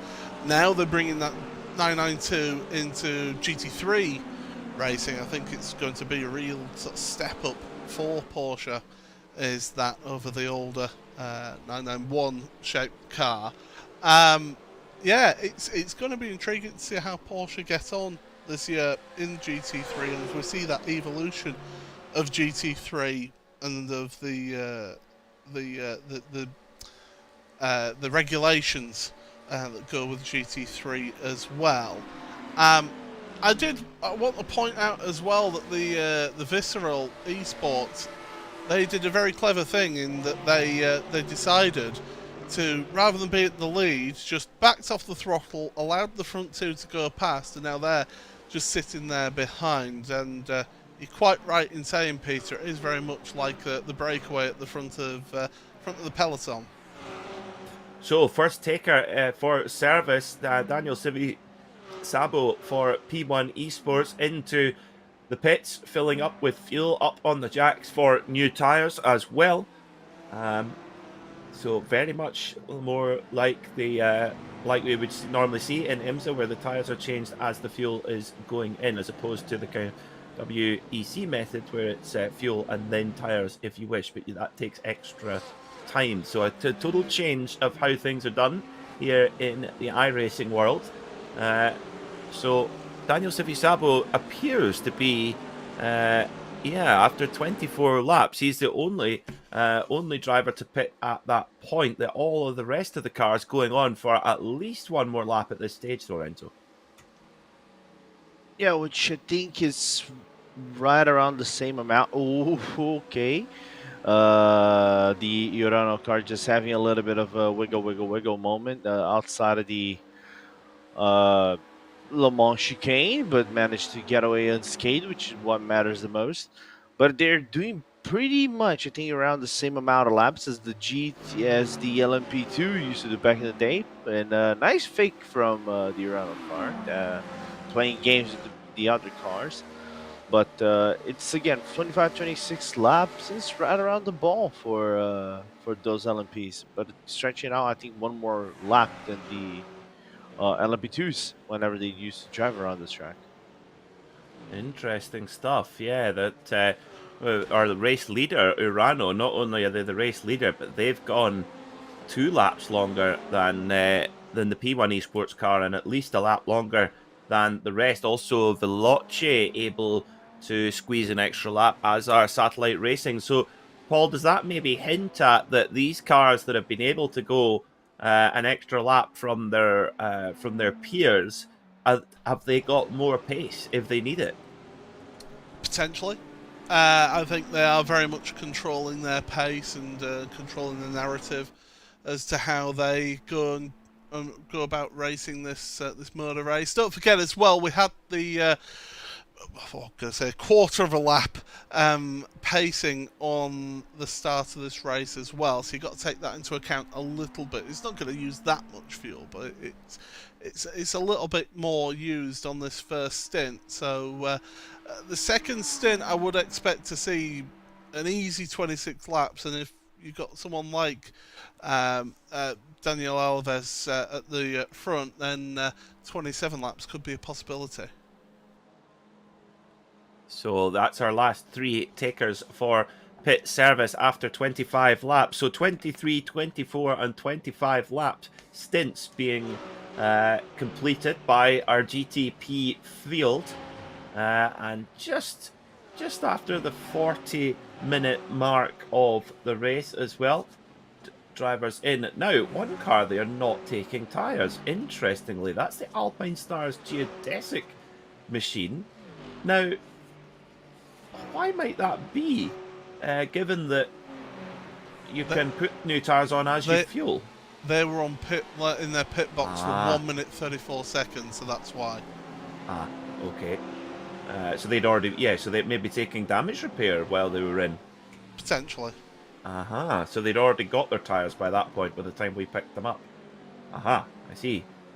See, this is why they pay you the top bucks, Paul. You notice these things. Well, I don't know where the top bucks comes from, but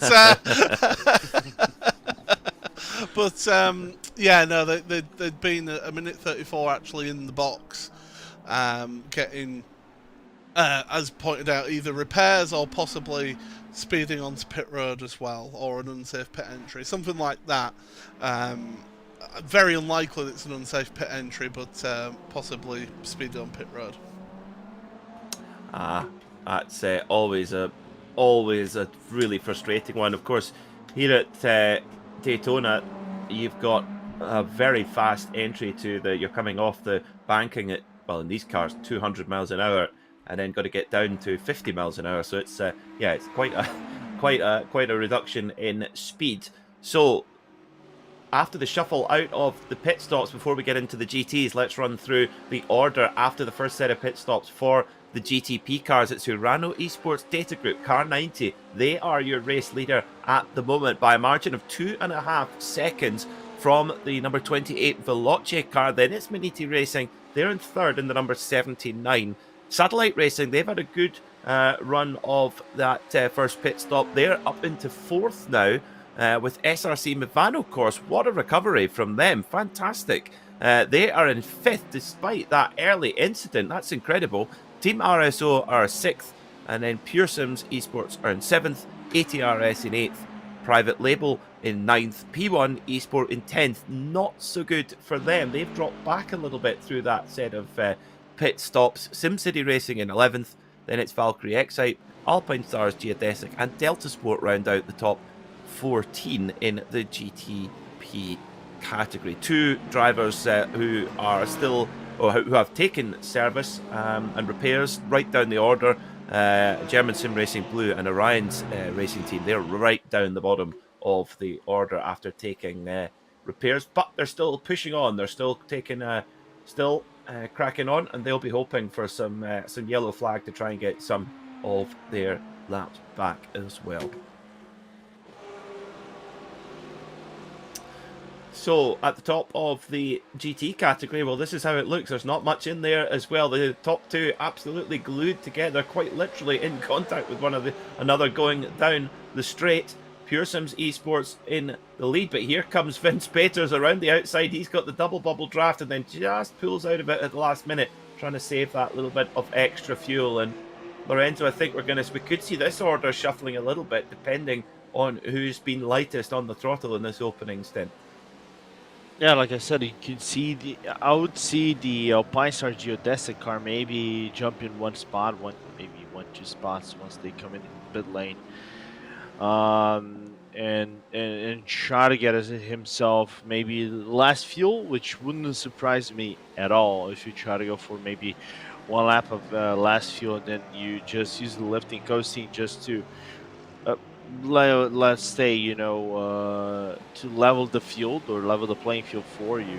But still, very open race, very open, intriguing hour, especially with how some of these LMP cars have done their strats into the pit lane, and Urano also specifically going the extra lap.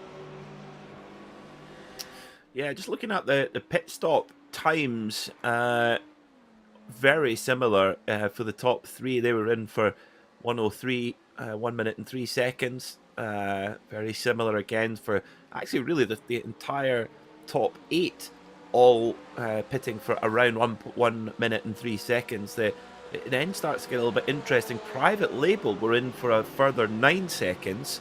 1 minute 11 for them, and P1 Esports 1 minute and 22, Paul. So that's what's dropped them down the order. I wonder what's afoot there. Yeah, I mean, they were 50. I mean, that's what, an extra 20 seconds or so for the P1 Esport, and yeah, so possibly a penalty there. Can't tell you, there's been no driver changes yet in this race, so and I'm not surprised by that either. You wouldn't be changing driver at this point. Speaking of changing though, those that GTP car, just mixing it with your GT3 Pro leaders and causing a few swap arounds. Yeah, a little bit of a shuffle there. So Impulse Racing have now gone to the front. Visceral are in second, and then Alpinestars, Geodesic third, Pure Sims Esports in fourth. So the Mercedes now of Alpinestars up into third, and Pure Sims drop back with sort of 10 minutes or so left in the stint. So they're maybe thinking we're maybe a little bit too heavy on the fuel load here, or fuel use, I should say. So very intriguing. It's like a game of chess at 200 miles an hour out on the high banks of Daytona there. But our overall leaders, Urano Esports, looking really good. They've opened up a gap of 5 seconds back to Maniti Racing in their machine as well. So Lorenzo, looks like the Urano team, Daniel Alves Lorenco, doing a super job getting through traffic better than everybody else.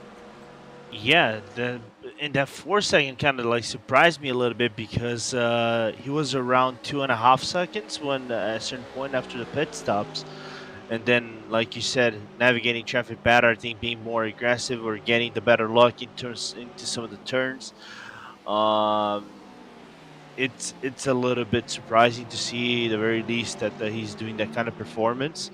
But again, 4 seconds can shred away pretty much quickly if you try to you just get a small pocket of cars like this, for example, just going around turn number 1 and 2. All right, let me ask you guys a question. You guys say this is turn number 1 and 2? Well, I would say the left-hander is turn 1, and then the little sort of kink is just the pit exit is 2, and then I would say International Horseshoe would be 3. Yep. Would that Okay. It's just that I've seen people call that a turn, like turn 1, and then the kink turn 1, 2, and 3. But anyway. Well, let's have a look. So I'm going to look at a replay here of the Sim City car, number 71. Bang! Has a contact. Was that the Orion car again? Oh dear. I think it is. No, Valkyrie X-Type, excuse me, the similar colour schemes. And if you get a hit at the side of the car like that, that can bend the steering and all sorts of nasty stuff, Paul. Certainly can, and it's not ideal, but that was 2 lines going into one. You had the car on the inside. When you're on that inside, you're braking hard, and the car is going to naturally just sort of push out slightly on that different line, whereas the car on the outside is sweeping in, and just the 2 lines converged, and before you know it, it's car facing the wrong way, and yeah, that's what has happened there at that turn 1. The real confusing thing for people around here, of course, is that you've got turns 1, 2, 3 the International Horseshoe, the Kink at 4, the West Horseshoe at 5, and then turn 6, and then you're on to NASCAR's turn 1 and 2. Yeah, it's that's what it is. It's I'm glad at Not Kill there's not turn 1, 2, 3. It's, you know, Duffest, Leslie's, McIntyre's, Butcher's, the Chicane, Clark's, Hislop's, Taylor's, and right, and that's you complete your lap. I like that. I like corner names rather than numbers. At least it is in corner names, and then the variation of the corner, like 2D, 2F, 2R. Road Atlanta with turn 10A and 10B, which is a chicane. I'm trying to remember of VIR, Grand West, turn, I think that is turn 15, A, B, C, D, if I remember correctly. They're just sent to just make fun of us commentators who've got to try and remember them. Remember them all. Well, we should see GT pit stops coming in very soon. Maybe another 8 or 9 minutes before we see those cars on pit road, and we'll see if that little bit of the fuel reduction, 98% fuel for the Porsche, 100% fuel for the Mercedes. So will the GT3 Pro front-running Mercedes Alpine Stars machine, will they have an edge maybe, or is it just balanced out? We'll find out. In GT3, Rusty Spatulas are doing a super job.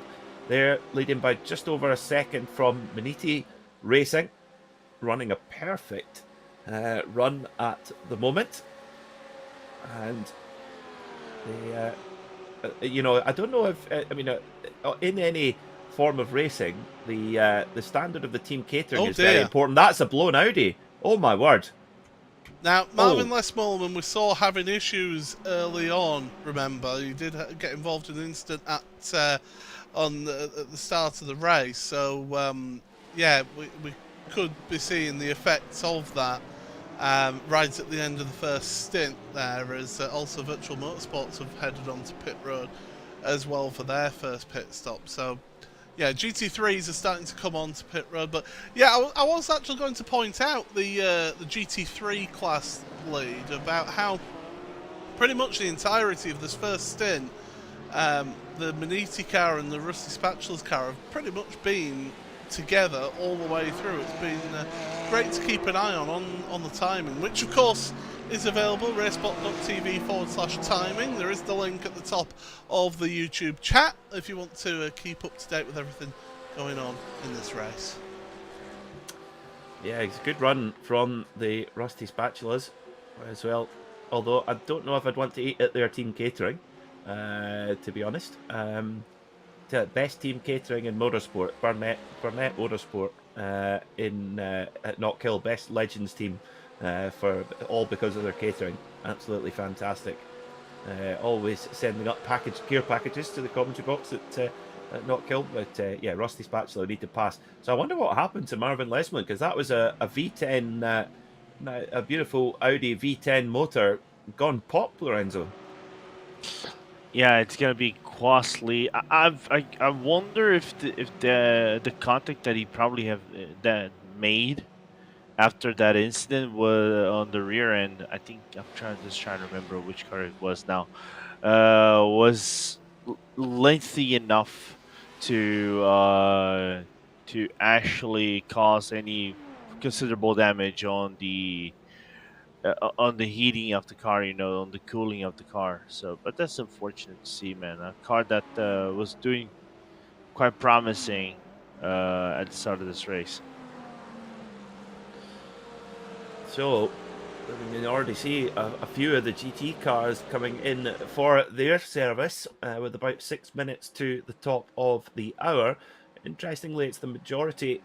Well, we've seen them across both classes now, but our leading cars going a little bit further into the race. Impulse Racing leading in GT3 Pro and a full course yellow. Oh ho, full course yellow. How is this going to play? So perfect timing for a lot of the drivers here, going to be able to make a pit stop under yellow. It's the 127 is stopped at the side of the track on the exit of the International Horseshoe. So Vector Sim Racing, they're stopped out and they've been given the authorization to take the tow back to pit road. But full course yellow right at this time. I mean, Peter Lorenzo, I said, do you wait for a full course yellow or do you just keep to your strategy? Well, for GT3, this has worked out perfectly.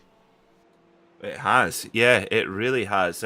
I wonder if during this full course yellow we might see any of the GTP cars coming in to maybe just get a top up. I don't know. That's interestingly there. Seeing we just saw the leading Urano car actually shut the engine off there and then refire it. Interesting. Yeah. Just trying to use as little fuel as possible. Let's see the reason why we're under full course yellow. Coming into turn one side by side, it's the WS Racing Porsche on the outside, Vector on the inside. Hard on the brake, side by side. Oh, hits the pit wall. Oh, what a blunder. Oh dear.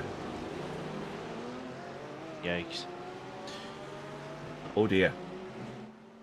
Yeah, I've done that in the past, and it is. Me too. If you catch the braking wrong, or if you're changing, especially with this car, if you're changing down gears and you get that change down wrong and it locks the rears up, you head straight for that end of that pit wall. And thankfully there are tyres there to soften the blow. But yeah, that was a big moment for Vector Sim Racing. Fortunately, didn't take out anybody else with that. No, because that would have been a pretty sudden stop there as well. And Niels Teasters, I'm sure, he'll be really, really gutted, I'm sure, about that. It's in a team environment where you're sharing the car and just make a mistake like that. It's devastating as well. Here's a question for you then. The GT3s, there are a number of GT3s, 9 of them, who have not pitted yet. Now, the pit lane does not actually open until every car with a wave around has caught up with the pacing line. That's once they open it once again. So some teams have taken a pit stop, some haven't yet. Have they got enough fuel until the pits open? That's what I was going to ask. Very. So, and of course, if they take emergency service, they'll get a penalty for that. Wow. Well, so maybe it wasn't perfect timing for some of our GT3 runners, but of course, running around at pace lap speed, you're going to use a lot less fuel. So, intriguing stuff here. A very interestingly timed full course yellow here at Daytona. Very interesting indeed as we come to the top of the hour. You're watching the Gomez Sim Industries Endurance Series presented by IVRA. Great to have your company here. And Gomez Sim Industries, makers of high-end esport equipment and controls. Get onto their website. Go and check it out. Their full lineup of sim steering wheels at gomezsimindustries.com. It's just a week to Christmas. Treat yourself. If someone's not going to treat you, treat yourself. It's almost like you used to work in sales there, Peter. Yes, absolutely. No sponsors, no racing. Simple. Yes, exactly. Simple equation. Yeah. We have had a number of GT3 cars onto pit road. There are 5 cars onto pit road right now. Some are actually taking a full service, whereas one of them, the Maniti Racing GT3 Pro Alex Bennett car, which of course had that incident and fell down the order, just 6.6 seconds in the box there. So just maybe getting a splash or something.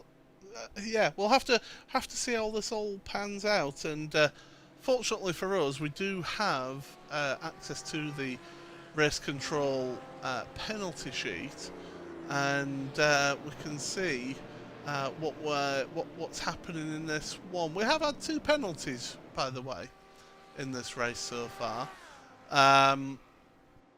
One for that was for the Danny Civisasbo car, so that's that penalty that we were talking about, where he was longer, the P1 Esports car.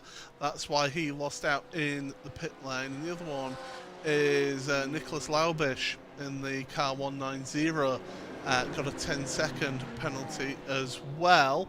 And stewards, they did note that, and yeah, decided that he was at fault. Well, it's I really do. I really enjoy races where there is proper live stewarding. It really makes a difference, I think. And yeah, great stuff from the IVRA endurance organisers. So if you're wondering what on earth is going on here, well, what is going on here under the pace car? I think that's the WS Racing Esports car is running to the back. Was that the Archer BMW? Potentially. Good grief. I mean, the thing is, if you suddenly catch us, we've got a car that's run out of fuel, I think, here as well. Dear. Buzz the starter motor. Yeah. But yeah, if you're coming round on the racetrack at a more of a race speed, and you suddenly come up to the back of the pace queue, I mean, that's why you would hope that one of your teammates is doing spotting for you and saying, okay, back of the pack is at this point of the track, so that you know to start backing off when you get to the back of the pack. But unfortunately, that appears to have not happened there under safety car. It's never good if you hit somebody behind the safety car. Well, stewards do take a dim view of that, I will say that, because the safety car is out there for a reason. Well, I do remember one story of just before Jan Magnussen joined Corvette Racing. The team boss, I think it was at the time would have been Doug Feehan. He was basically trying to get a drive with Corvette, and Doug goes, "Well, Jan," he says, "you've hit about everyone but the pace car." And he says, "In fact, I think you probably hit the pace car as well." But he did, of course, ended up getting his drive with Corvette, and it worked out quite well for both parties. Lots of success. Let's see what happened then. Lucas Lang is at a reasonable velocity for a full course caution. BMW brakes in front of him. Yes, it wasn't. It was that Porsche that got into the back of the BMW then. Yeah. And to me, for a full course caution condition, was he going too fast there? Was he paying attention? Well, I mean, we are coming towards the pit lane, so seeing somebody brake is not necessarily a surprise. When you look at the regulations, it does say that the cars with a wave around, or that are catching up to the leader or pacing line, drive at race speed. So it does actually say in the regulations that they drive at race speed. Me personally, I would be wanting my spotter. I'd be asking my spotters, where's the safety car train? Where is it? Just so that I know in my head, right, I need to just start backing off a little bit. Still go faster, but I can back off so it's a more of a controlled descent of speed. Yeah, I don't know if he was going for a wave round though. In that he was in the queue basically at that point. Anyway, let's. But he was catching up to the back of the queue. They weren't actually in the queue at that point, so they must have had the wave around, and then been at flat chat going there to catch up to the queue. We still actually have one car owing us a pit stop, and that's the Mercedes AMG Team Urano eSports car of Nicholas Laubish. And has he? Yes, and of course he's got a penalty to serve at the stop. I think he'll be taking it very, very gently to try and get that fuel to get him around. I'm not sure what that Mercedes is running on at the moment. Thin air and hopes, I think. A hope and a prayer for sure. A hope and a prayer, yeah, absolutely. Now, interesting to see if any of the GTP cars decide to take service. That's where the strategy is now going to come in, isn't it? Because they had a 40-minute stint, and then it's sort of been about 25 minutes, so they're not near the end of the stint, but you could see some strategical plays here, Lorenzo. Sorry, my mouse was moving very quickly, so I can unmute my microphone. um, but yeah, like you guys were saying, like this came in the nick of time for some of these GT3s. We were seeing some of them coming to the pit stop. Those that didn't come, it felt like perfectly maybe into their laps because the if there's any time lost, it will be basically minimal. And it does have a little bit of reshuffling of the orders and things like that. I'm just wondering. I haven't seen any of the GTPs because I had to step away a little bit, but they haven't pitted. I'm just listening because I've got race control in my ear, so I can actually hear. And they're giving instructions to cars 211 and 278. So they're the leading GT3 class cars to have to turn 6 to pull over onto the apron because they are actually incorrectly positioned, and they've actually somehow managed to get themselves a lap ahead of everybody. So they're incorrectly actually showing as the GT3 leaders in the overall GT3 field, which is wrong. How odd. Yes, it's and I think we're seeing this is the Rusty Spatula's car that is that leader in GT3 pulling over on the apron as instructed, and there's the Maniti Mercedes all doing likewise. Good way to save fuel if you're not moving at all. Yeah, absolutely. Yeah, race control are just currently trying to give instructions as to right when you do the field do come along to you, you will be joining in between this car and this car. So race control very much on top of things, which is what we love to see, and to see things sorted out like this. You know, I've been at motorsport events, full metal events, where a safety car has been called and it's been an absolute mess, and basically the safety car came out and picked up 4th place. So then the top 3 all got a lap on everybody else, and it was just an absolute mess, was that, and it descended into chaos. I happened to be in the paddock when there was quite a number of teams charging after race officials. Meanwhile, they're locking and bolting the door. Yes. in the steward's office. Yeah. Yeah, I think that happened at the 2008 Sebring 12 Hour, where was it the 2007 where it was the Andretti Acura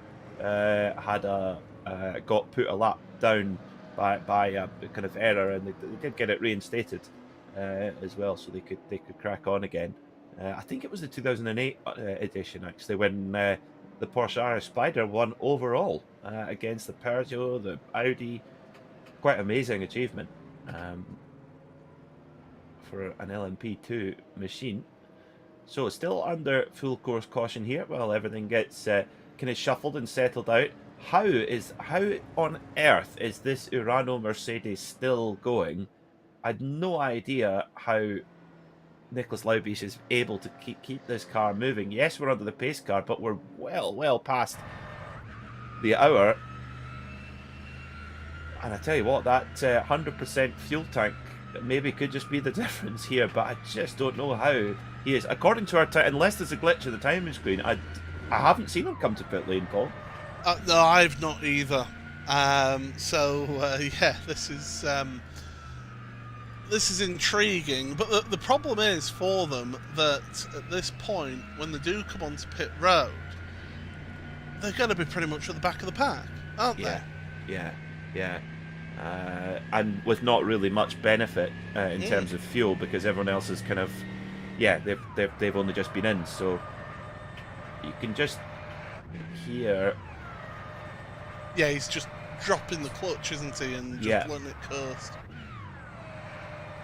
He's given it the bare minimum of throttle input, and clutch in, and just trying to coast along as best he can. We've all been there on the road, going, please make the next petrol station, please.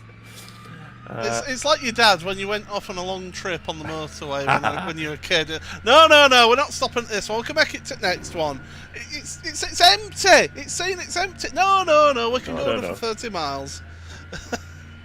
I have to say, I'm not an amber gambler. I'm not a fan. I usually, if the light comes on, that's rare. In my car, I can't handle that. I couldn't have an electric car with the range anxiety.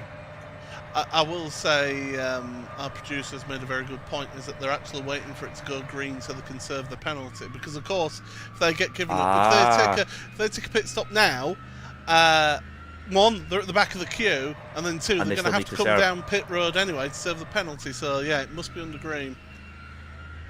I don't think they're going to have any choice. There's no way they can keep going. But they've obviously yeah,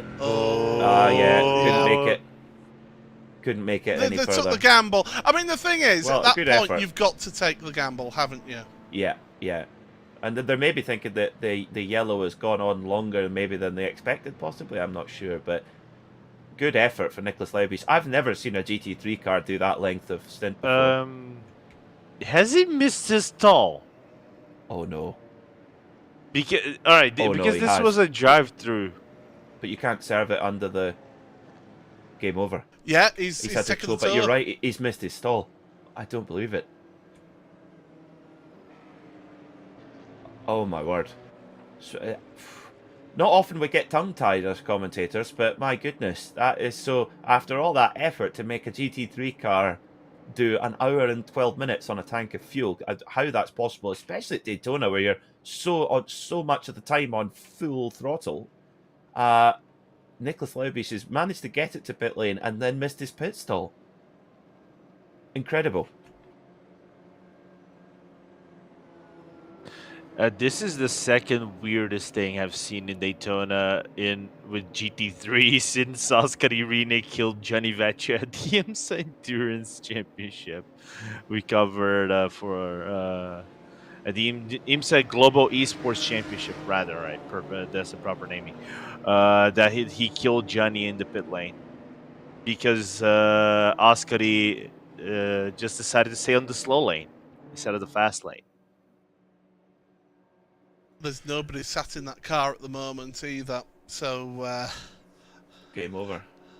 I think... do you know what? I once had a teammate of mine, he made a mistake. This wasn't at Daytona, this was at Spa-Francorchamps, and he clipped the gate on the inside of pit road, on the endurance pits, at the source hairpin.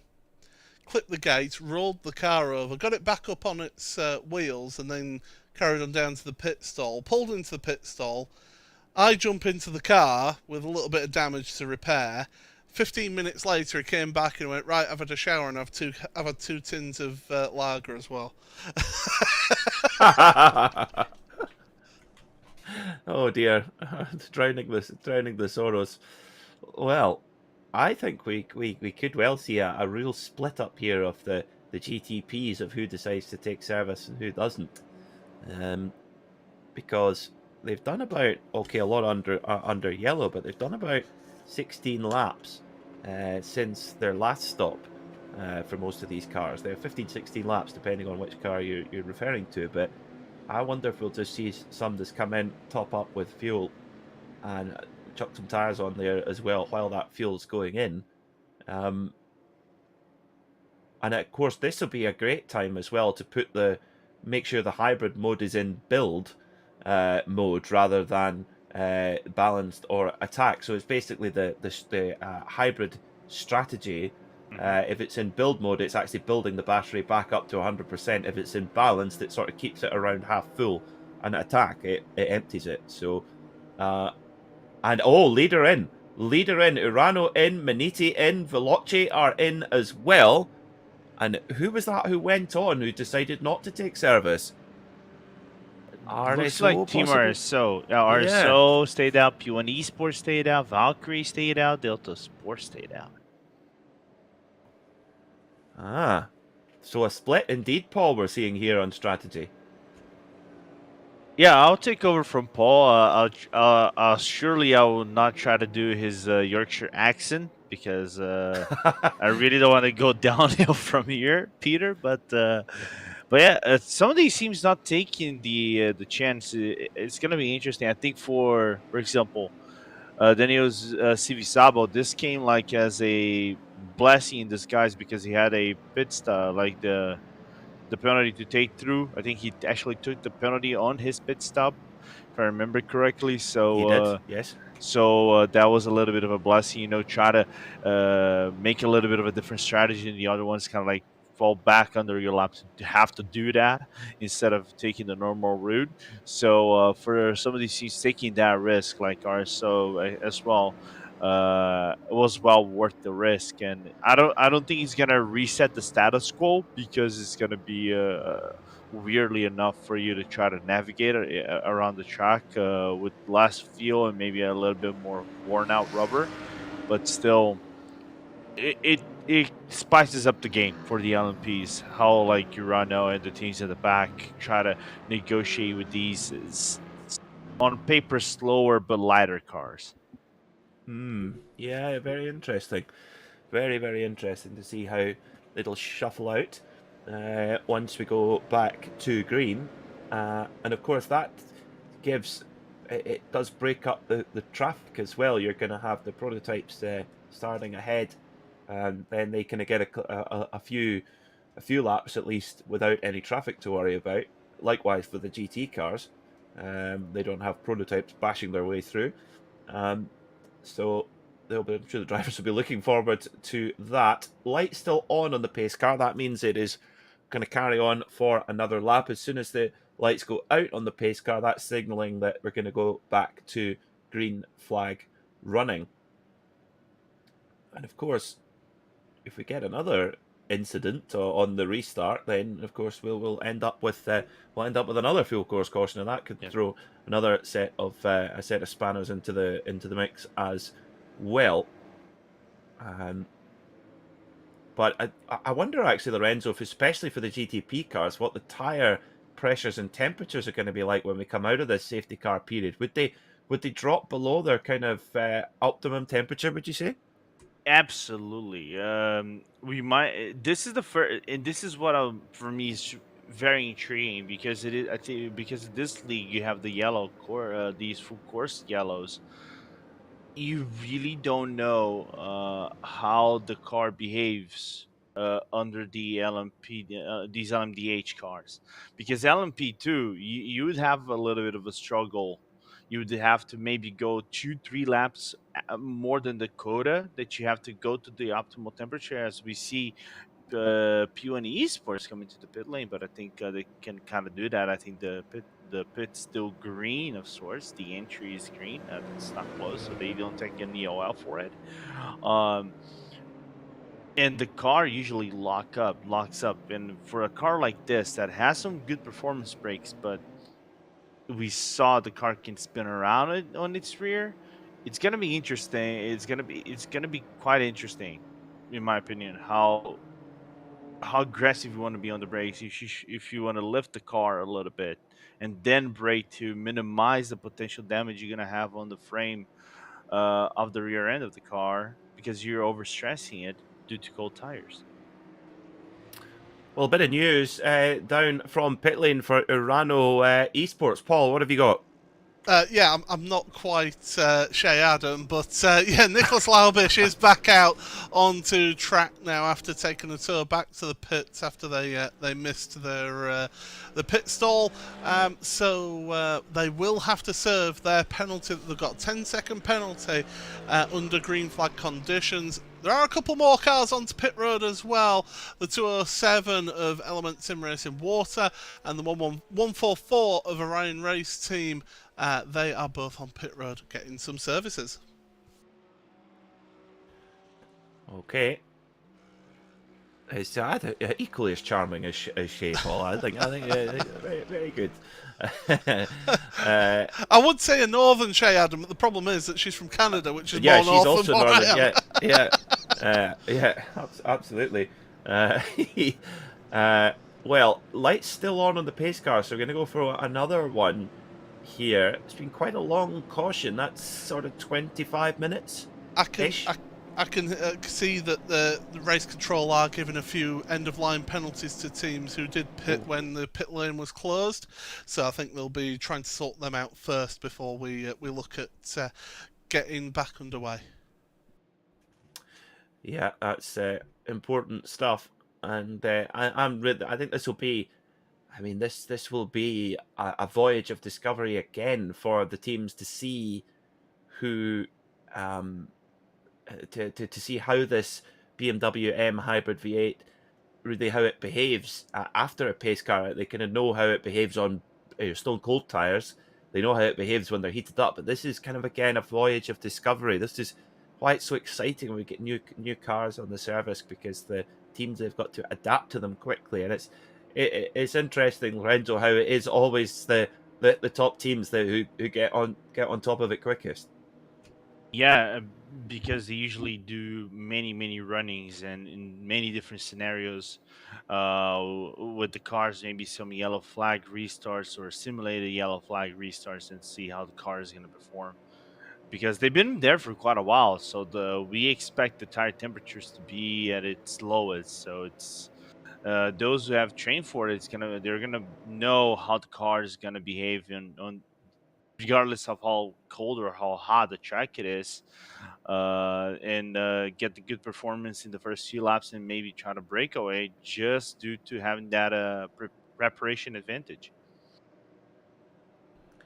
Yeah, it's interesting stuff. And those cars that haven't pitted, I don't think they'll be able. They won't be able to do too many laps before they have to come in for fuel anyway.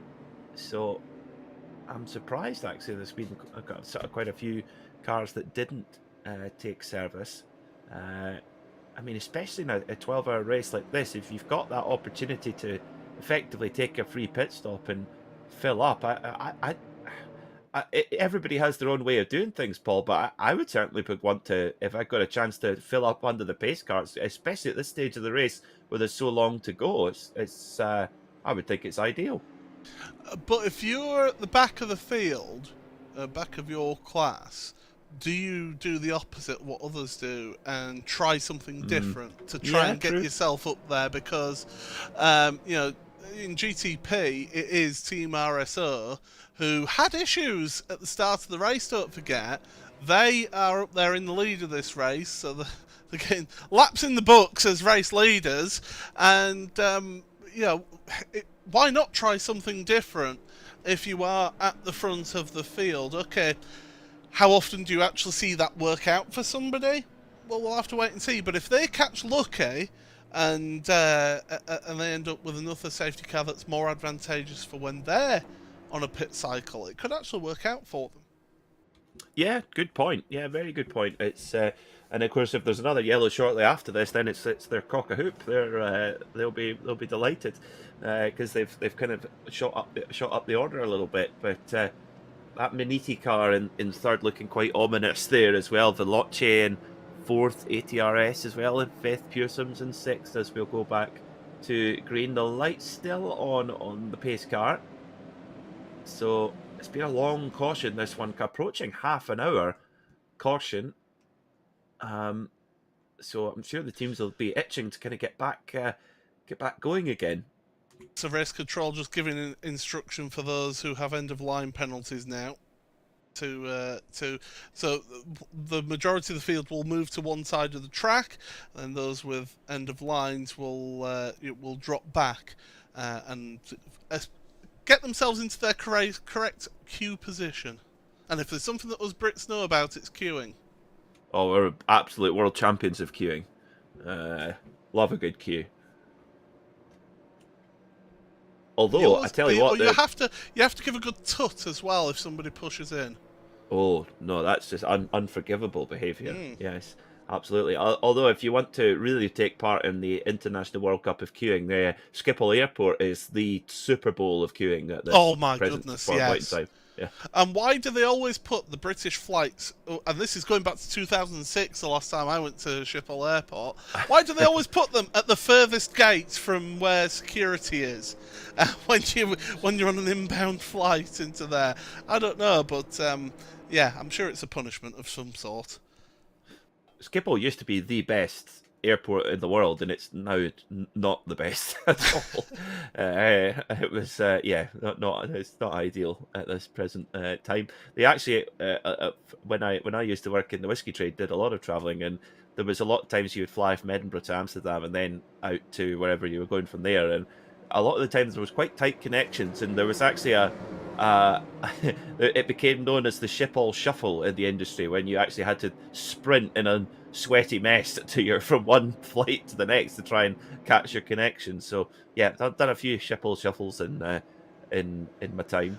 I've done a 45-minute connection from a Cape Town flight into Heathrow to then catch a flight up to Manchester, and of course you have to go through full security as well with all of that, and so you're there going, come on, hurry up, just let me get through. I need to get through now. Come on.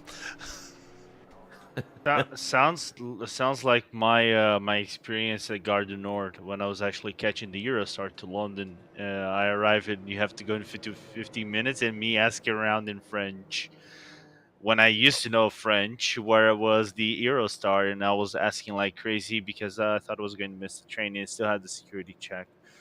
My word, I wanted to jump out of the building. You were like, où est le train?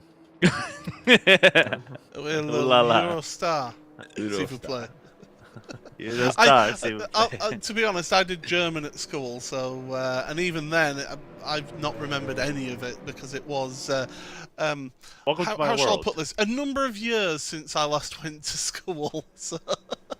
That was just me a few weeks ago at the expo. Like me trying to speak German after not speaking one single word of German for the past 20 years, I think.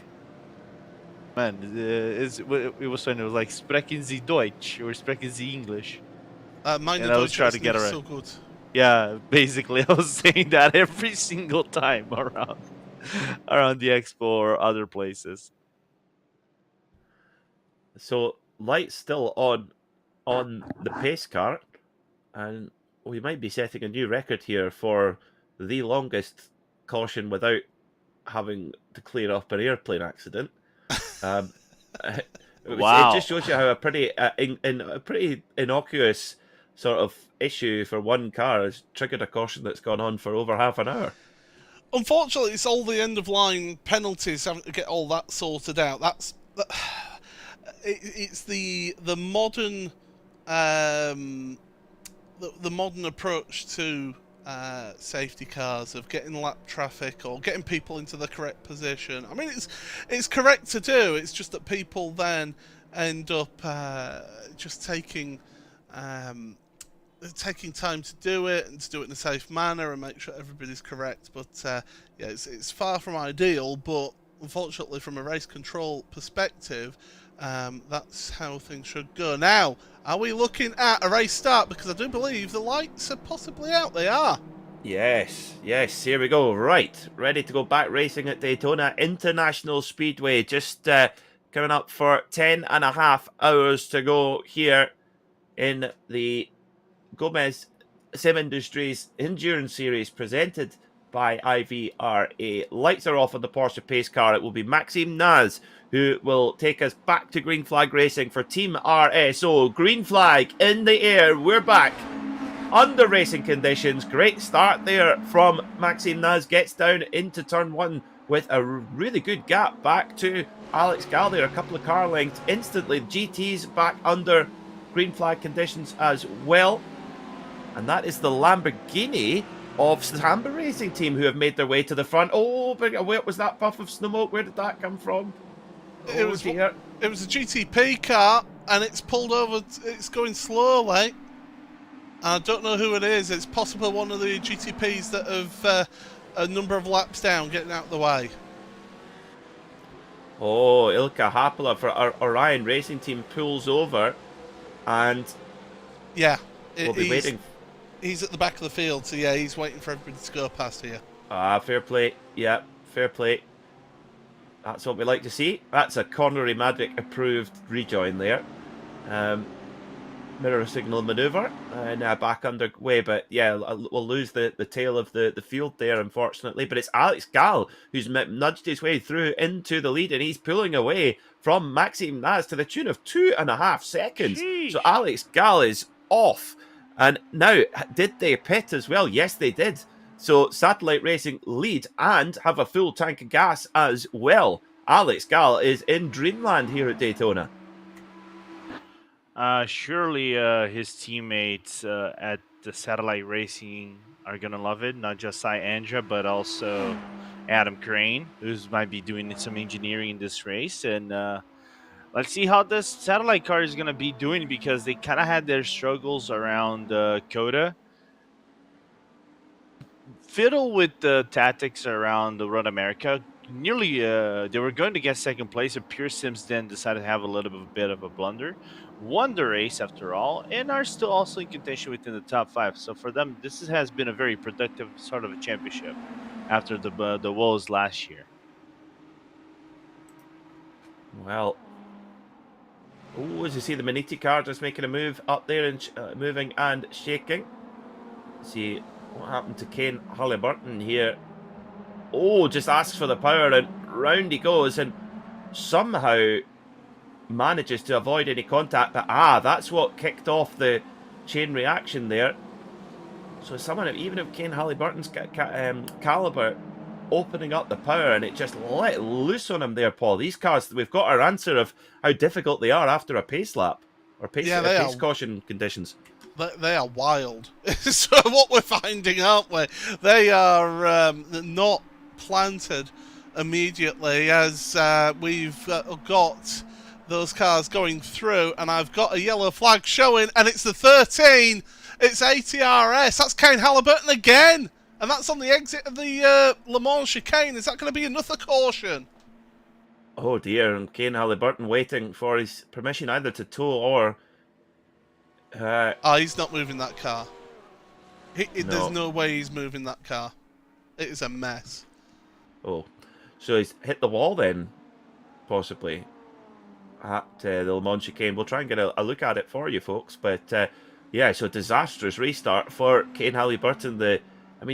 Kane's a driver who, you know, is incredible in a lot of different machinery, but particularly quite knife-edge cars. He's very good in Radical. Of course, he competed in the Dallara iRacing World Championship as well.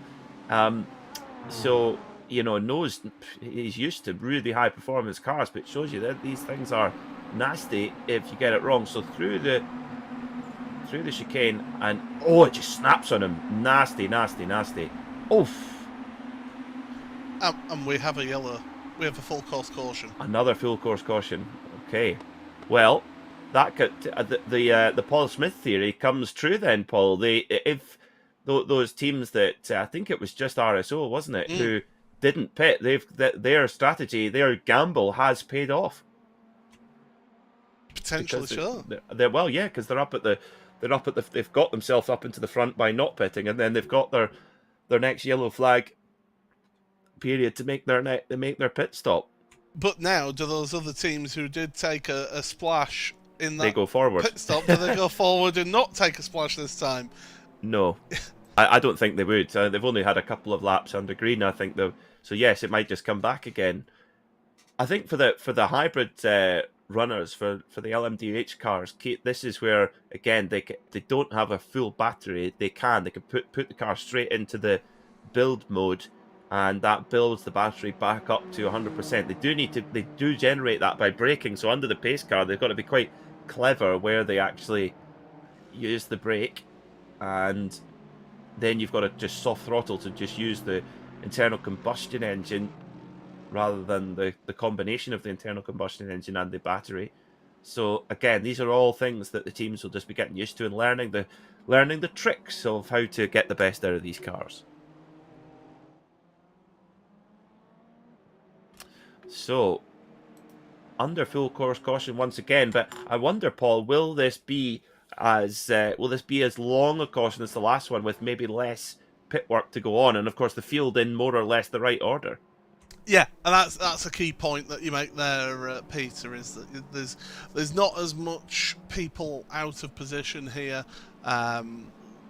We're all pretty much still bunched together anyway. We're all the cars, so there's not much getting everybody into a queue and then getting them into the right position. We had a very good question asked, and we're going to find out. So the Mercedes-AMG Team Urano Esports have still yet to serve their penalty. Okay. And they didn't have much opportunity to serve it there, did they? We were just back on the yellow before. I would have pulled straight in. As soon as the green flag through, pull straight in, and then you've got it out the way. That's what I would have done personally. Yeah, I can imagine it's pretty busy in the Urano team room now after what happened by missing the pit stall and having to go back around again. It's not been a good day at the office for that squad. Just a couple of kind of execution errors, putting them right down the order. It shows you've got to be on the ball all the time. So we've got the field pretty much perfectly lined up. Prototypes followed by GT cars. Do any of our runners take a pit stop now? I think we've got to wait until the field has all caught up to the back of the pace car line before the pit lane gets open. So we're going to have, I would say, a lap. I would say a lap to sort that out and see if we do have any takers for pit lane. I remember something because I was looking at the yellow flag procedures whenever you throw the yellow flag. If you join the pit lane before the yellow flag comes out, let's just say you're coming in to do a service. If you join the yellow flag join the pit lane before the yellow flag goes out, you can do your service. I know this much. I'm not sure if it is applied to penalties. That's what I know, because if it is yellow, the pit lane is closed, so the pit entry is closed. So you can do your service, but you're gonna get an end of line penalty. So that's the thing that I really want to know, if this applies also to the penalties as well. But for pit stop perspective, I know this is the procedure. I mean, I personally, the reason why I said that I would have pitted straight away as soon as we go green and get that penalty out the way is it was a 10-second penalty. So a 10-second stop and hold penalty. You get that served, and then you get back out again, and still on the lead lap. You're still on the lead lap. The incident happened at the Le Mans chicane, so you're talking about a minute and a quarter for the prototypes to get to there. So you would have had time to have served it. Yeah. Although there is no crystal ball, I don't think anyone would have expected a yellow so soon. As well, that was quite a surprise. But you know, who was it said yellows breed yellows? There you go. You can tick that one off your bingo sheet, guys. I've just had race control. We are going to go green. Okay, so I didn't see any takers to pit lane there. Yeah. So back to green we go, and it probably hasn't. Again, tire pressures might have dropped a little bit, temperatures might have dropped a little bit, and as we saw, even someone of Kane Halliburton's caliber, that car just looked nasty on that opening lap, where it just wanted to break away from him on those cold tires. So these are thoroughbred machines. They ask a lot of their driver, and at the Le Mans chicane there, just coming out of it, it just snapped on him so quickly. So the drivers, you can see them all trying to generate as much tire temperature as they can, which is really difficult to do behind the pace car, and try and build a little bit of brake temperature as well for that run to the first corner. So lights are off on the pace car. We're ready to go back racing again. Just a short yellow, thankfully. Let's see if we can get away cleanly this time. 10 hours and 21 minutes to go. An hour and 40 minutes complete. And Alex Gall for Satellite Racing, who's managed to drag himself to the front of the field, was pulling out a big gap to the RSO car of Maxim Naz at the last restart. Let's see what he can do on this one. Watch out for the Maniti car there as well in 4th position, the green car. Always a threat.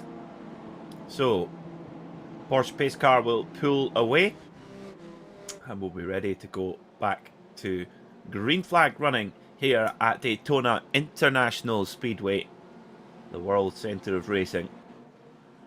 So, it's up to Alex Gall, ready at the line to hit the loud pedal. There he goes. Great launch there. Opens up that V8 BMW power unit and shoots towards turn 1.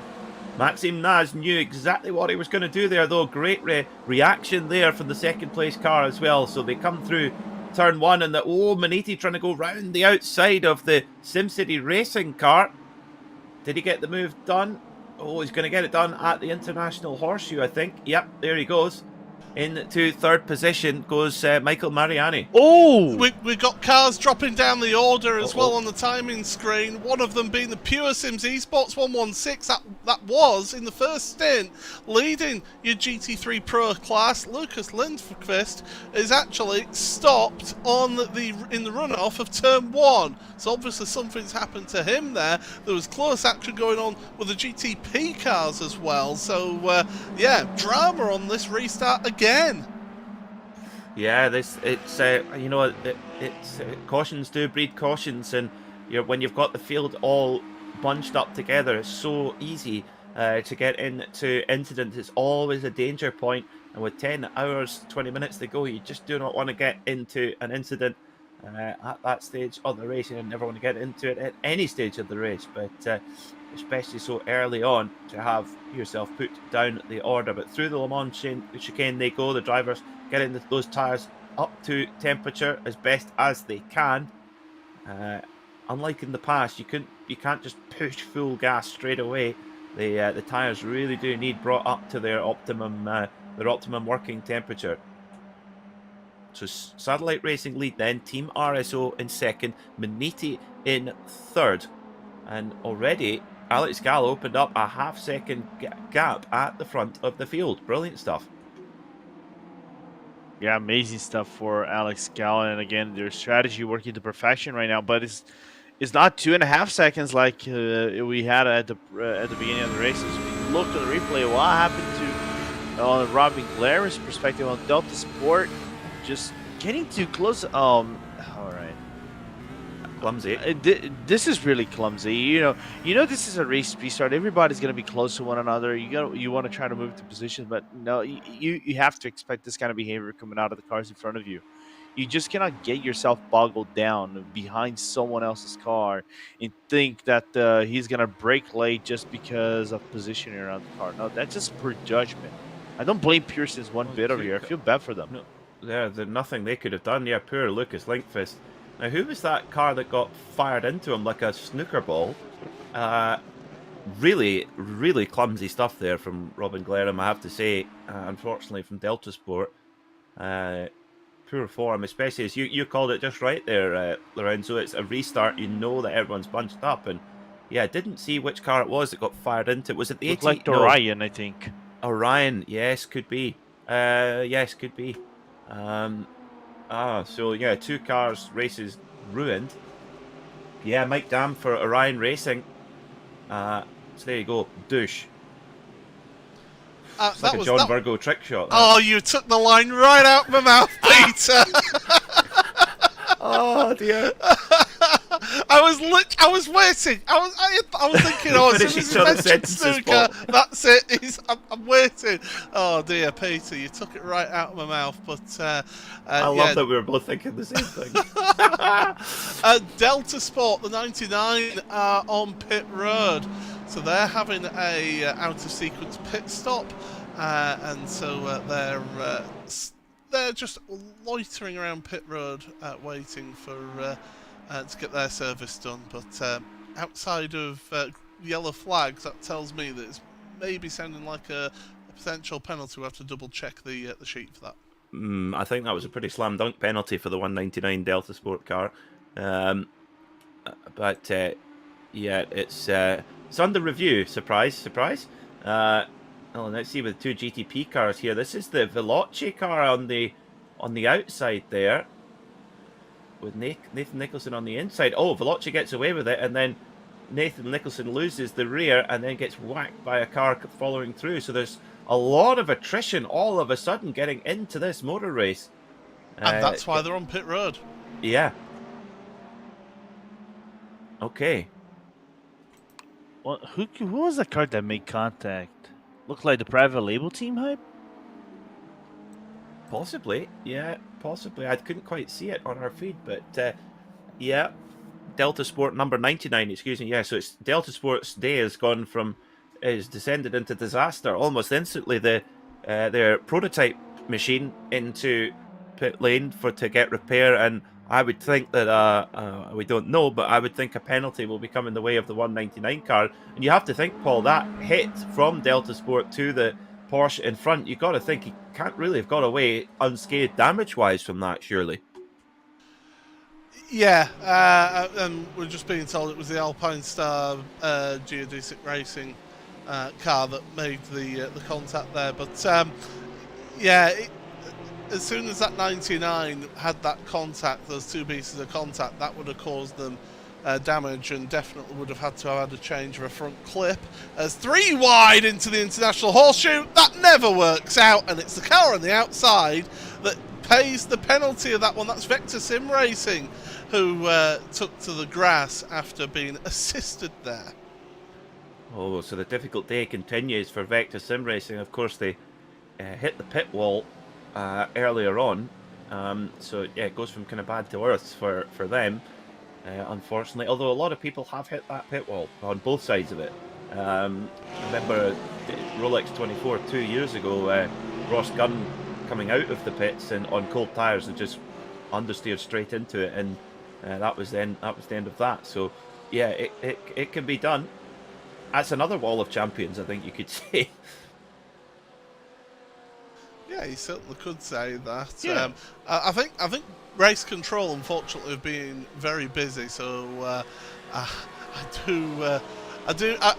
been in a race control in another series doing stewarding on an endurance racing, and the first hour is always the most intense part for race control. You usually end up with, depending on the track, the most significant portion of penalties happen in that first hour. Then as the field spreads, it all calms down. Now with a race like this, with a series like this, where we do have safety car periods that are built into the regulations, you're going to have each period after the safety car, everybody bunched up, and then you've got a high likelihood of incidents happening there. So yeah, I think race control are going to be busy all day here today in this one. Yes, they are. Yeah, very true. And I suppose the good thing about a long caution for them, it does give them a chance to clear the backlog of those penalties. Great to see the Lamborghini up there at the front. Fabian Seichek filtered through with those caution periods, and Lucas Lang right in there in the number 120 Porsche for WS Racing Esports. Great to see them up there as well. They had a difficult start to the race, but really fighting on now. Third place is the Phoenix Racing Audi, number 105. Of course, Phoenix Racing known for two things, or famous for two things: running an Audi and running the number 5. If you see a number 5 Audi come up behind you at the Nürburgring, probably best just move out the way. It's coming through, usually with a very fast driver on board. But it's interesting, Paul. The Audi, their motorsport strategy is changing quite dramatically at the moment. It would be fair to say. That's one way of putting it. Yeah. Yes. But I'm just looking purely from a. Oh, there's a bit of a dive down the inside. I'm just looking at it from purely this point in this race with these Audis that are in here. They're not the best suited to this track here. With this current balance of performance. I think generally speaking, the balance of performance that the series have brought in, as well as iRacing's balance performance adjustments for GT3, along with the major changes that were made to the GT3 aero performance and also the tyre model and behaviour. I think that has really helped level things out for everybody in GT3, and I think you're still going to have track-dependent cars. Absolutely, you have it in real-world racing that one car on any given day will have the performance advantage over others because of the design characteristics of that car. It's just the nature of racing, but I think the balance is a lot better now than it was previously. Yeah, I would agree with that. Well, an hour and 50 minutes into this race, we're going to do a RaceSpotTV fan immersion riding on board with the Urano Esports GTP machine. You can get a full idea of just how impressive these new GTP prototypes are and how difficult it is to cut through the traffic. Your taxi driver is Joop de Light, and whoa, as we come on board at an opportune moment, well avoided there as the WS Racing Porsche just has a huge moment. Great avoidance there from Joop de Light, but he will be your taxi driver. Myself, Peter Mackay, Paul Smith and Lorenzo Balder will be back in a moment. Enjoy.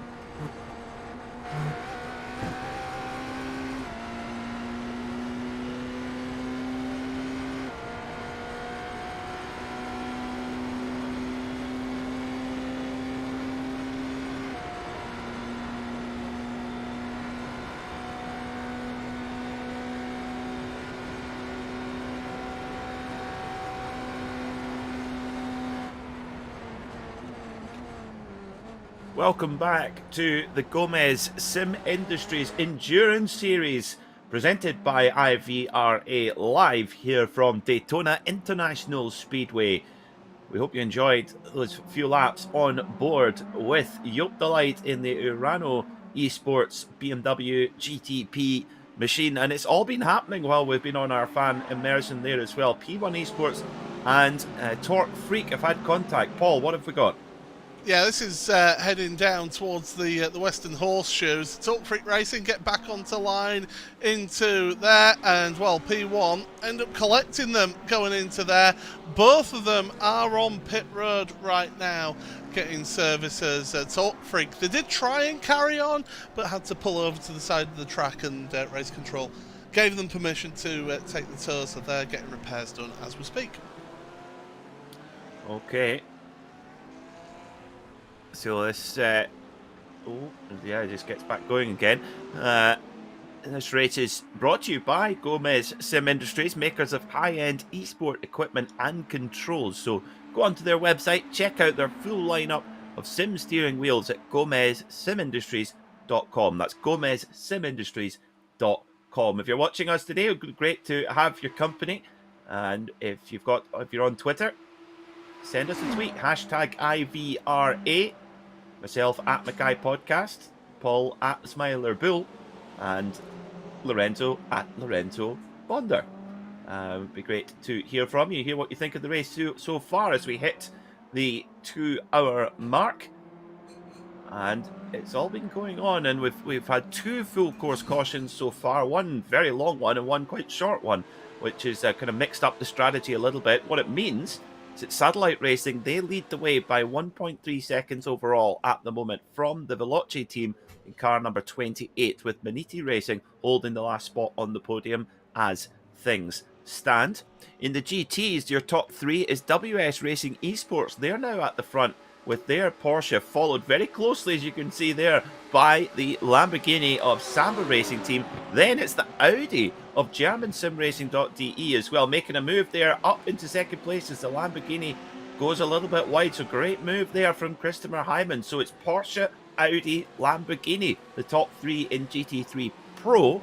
In GT3, it's the Maniti Mercedes that leads the way from the Rusty Spatulas Porsche. Right there again, very, very close there, and mixing it up in the top 10 of the overall GT3 pack as well. So great stuff. Third in that class, a little bit further behind in the road order, is Valoris Motorsports Apollo and their BMW in the top 3. So that's your top 3 in each of the classes as things stand at this moment. Quite incredible, Paul, that German sim racing car in second in GT3 Pro, they had a really difficult start to the race, but they fought back. Those 2 cautions have brought them back in the game.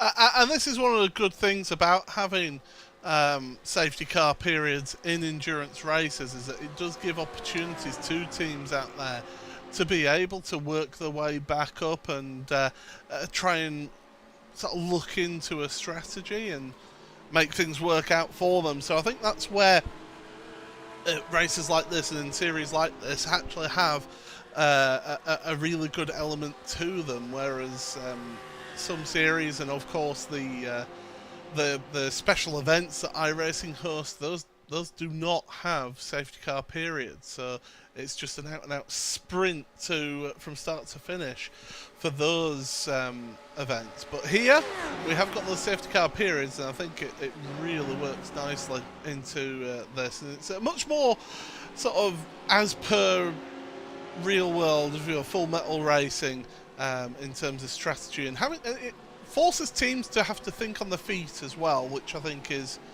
a big factor in endurance racing. And when we do eventually get inclemental weather come along into iRacing as well, then that will add yet another edge to endurance races like this. That's going to be quite incredible, actually. Yeah, that being on the right tyre at the right time, really, really interesting to follow that. I see we're watching the Pure Sims team and their BMW GTP machine. They at the moment they're sitting in 6th overall, with the Valkyrie Excite team right behind there as well in 7th. And I tell you what, Lorenzo, this is, of course, this is the first GTP car that we've got here on the iRacing platform, but it's sort of over. There's a lot of cars that could be included that are on the way. It's kind of over to you, Porsche, Cadillac, and Acura, to come and join the party here on iRacing. Yeah, we know iRacing has a good partnership with Porsche, so deliver us the 969, please, in the next build. Otherwise, there will be consequences. And also, they have a good partnership with Dallara. Dallara makes a certain car named the Cadillac, if I remember correctly. So, Yeah. iRacing released the Cadillac as well. Otherwise, there will be consequences. Not that I don't mind seeing each car, but I just... Oh! There was a car spun around. Oh dear.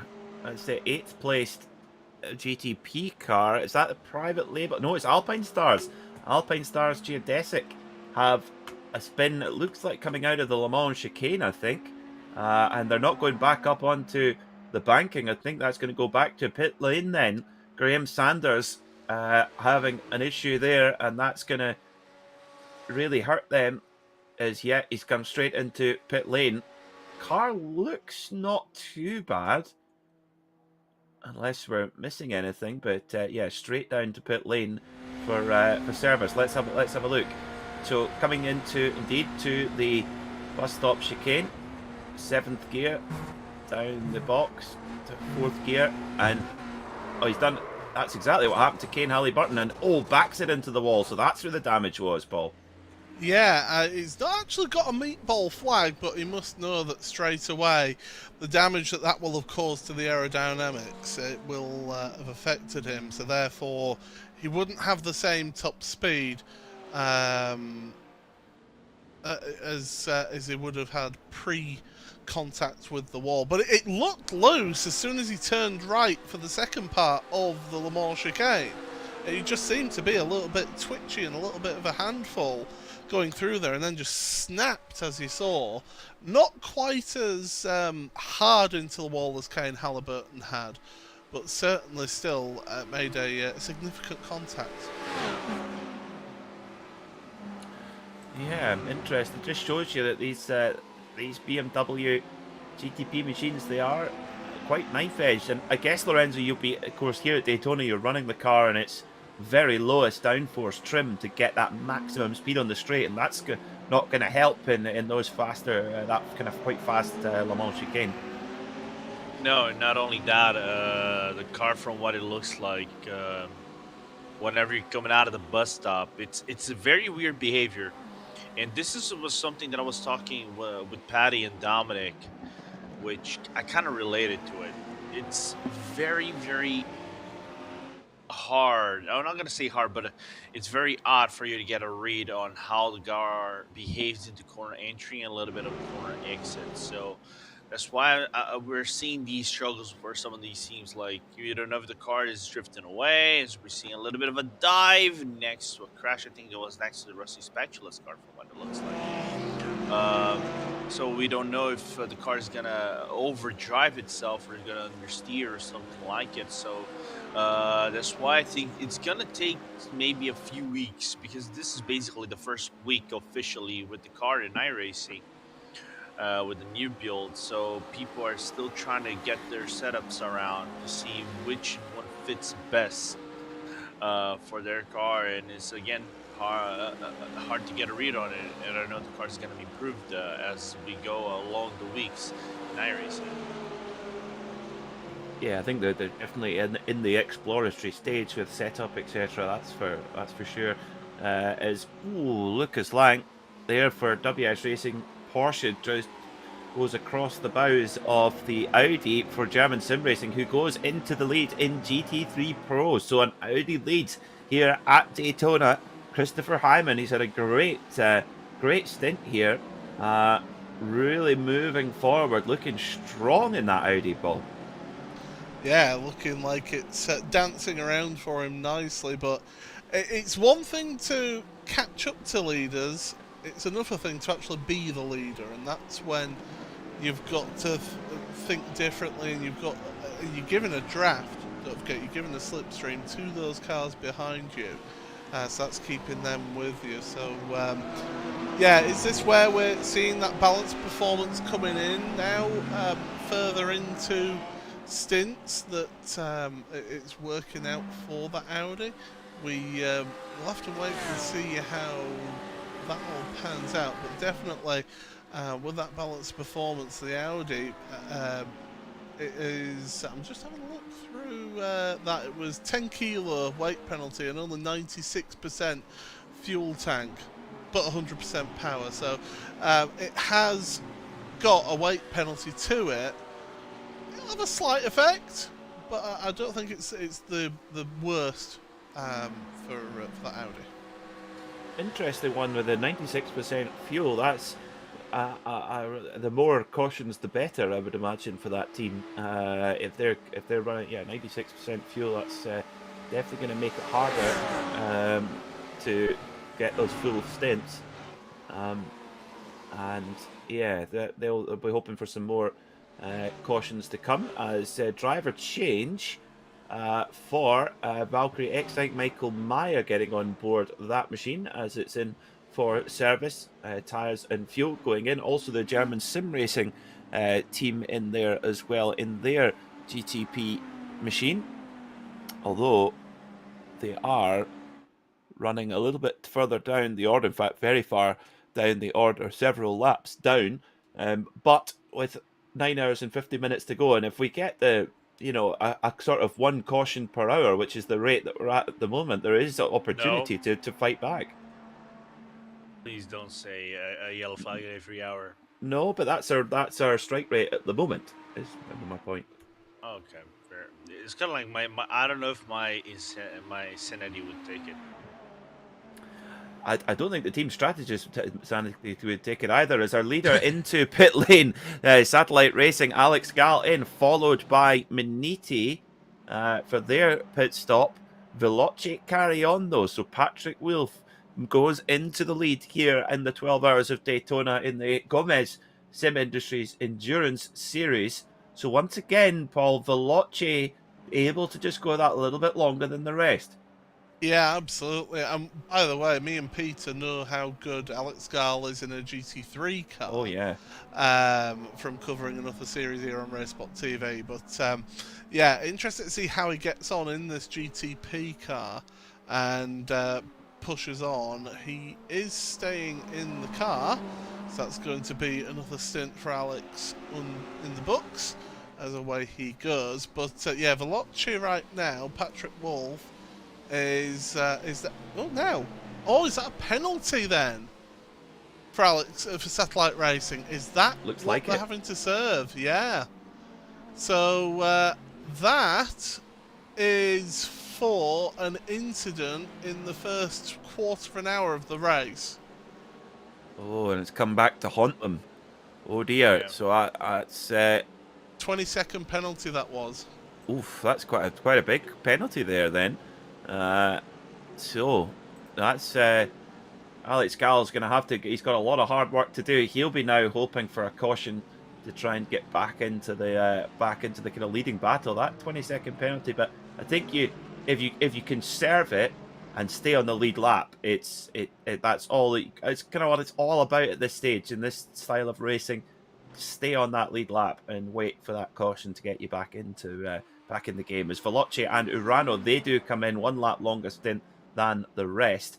Let's see who emerges out on top after these pit stops. So Joop de Light brings the Urano car in. SRC Movano, of course, they're in. Sasha Gorel in 3rd place brings that car in. Veloce in as well with Patrick Wolf on board.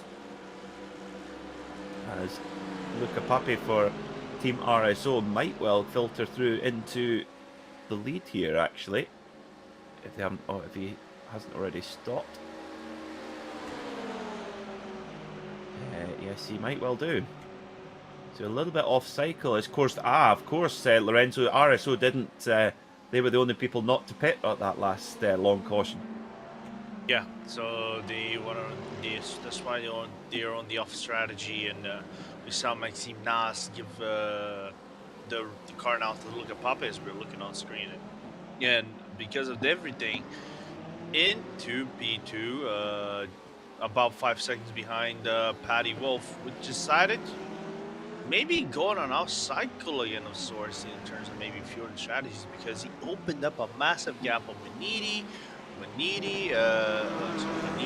Urano, and RSO in terms of how the car is behaving around the track. So Patty and Dominic definitely found something in the car that works for them. They're not running with it. Yeah, looking very strong. Our Veloci at the moment, they hold a 5-second advantage back to Team RSO. Maniti, they're in third. Urano in fourth, and Pure Sims, they round out the top 5 after the pit stop. Their pit stop time is very similar. Yeah, Veloci looking really strong. I really like that nice simple livery. It reminds me, Paul, of the old Dell Computers BMW, the V12 LMR. Yeah. Do you know what it also reminds me of, with it being the black Veloce writing on the side of the car, is the again, show my age, is the 1997 Tyrrell Formula One car with the PIA sponsorship on it, because that was an all-white car. Yeah, it reminds me a little bit of that as well. We are aging ourselves by our That was a cool car, though, that BMW V12 LMR. Really cool car. Won a lot of races as well. Won Le Mans, didn't it? Yes, it did. It won Le Mans 99? Certainly won Sebring. 2000 as well, did it? I can't remember now. Yeah. That's a bit of trivia. So you're more up on your endurance racing than I am, but I'm more on the Formula One than you are, I think. So between us, we make a competent motorsport commentator. Thank God that's debatable. These two. That's why we have these two. You know, if you guys need knowledge, if you guys need trivias, you guys have them. If you guys want nonsense, you guys can come to me anytime. Now, do I remember? Lorenzo, you've got a bit of trivia for me that you've prepared. Oh, yes. All right. I was having this discussion. Good. All right. So I was having this discussion with the teammate of mine a few weeks ago. And he was letting me know, because he saw I think it was a team that was, our team is running now a red and black livery. Kind of like remembers a little bit of the FAF Motorsport livery of sorts, and he was telling me that the livery of FAF is the second most beautiful livery for a Porsche car said that he ever saw. As we're looking into now, the GT3 is coming into the pit stops. The most beautiful one was the one with the Coca-Cola that the 911 RSR drove about, I think it was 2018, I think, if I remember correctly. Now my question to you, which is the most beautiful Porsche livery you saw in IMSA? Oh, that's a good question. Very good question. It would have to be the RS Spider, but not the DHL. I actually like the Muscle Milk car. Muscle Milk car was cool, and if they're just specifically on IMSA, if it was, I love the old for Le Mans, the Team Essex RS Spider was cool. The blue one, that was really nice. Yeah, that would be my pick. I can confirm the BMW V12 LMR did win Le Mans in '99. Wasn't the year that also McLaren won? I think that was '95. That was 1995, all right. But yeah, I JJ remember Leto. it was like vicinity. Yeah, pretty cool. Yeah, because Justin Bell, Derek Bell, and Andy Wallace, they should have won it, but they had a problem in the final hours, which was a shame. And yeah, the other McLaren team won. But great to see BMW back in prototype racing, and great to have the car to play with here on the iRacing platform. Huge traffic there as well. Maniti getting held up quite badly there. That's the Rusty Spatula's Porsche runs a bit wide, and a bit of contact between the two GT cars. And the thing is, Paul, these kind of moments, they're happening all the time. We only see a certain number on camera, but these little moments in traffic happen all the way through the 12 hours. Yeah, it's crazy just how all the way through these races, they have these little battles, little fights all the way through races, and then also just with the GTP cars coming through to put laps on them as well, that can separate things or it can make things tighter as well. So yeah, it's interesting to see. By the way, JJ Leto, I didn't realise until now that when he got the second seat at Benetton in 1994, one of the drivers being considered for that second seat was actually Luca Badoa. Oh, Ferrari test driver. Yeah, famous, of course, for crying at the side of the track in 2000 at the European or Luxembourg Grand Prix, one of the two. It was at the Nürburgring anyway. No, it was not. It was European GP. It was European Grand Prix, yeah. Where his Minardi, which was running in the top 6, because at that time he only got points in the top 6, he was 4th, and then it broke down, and it would have been his first points in Formula 1. It's a cruel sport. It's Yeah. a cruel sport sometimes, isn't it? Yeah. You can't. Certainly, the cruelest thing I've ever seen in motorsport was when the Toyota broke down in Yes. 2016, 2017. Yeah. I can't remember which one it was. 2016. But 2016, yeah, because it was the Ford year, wasn't it? Yes.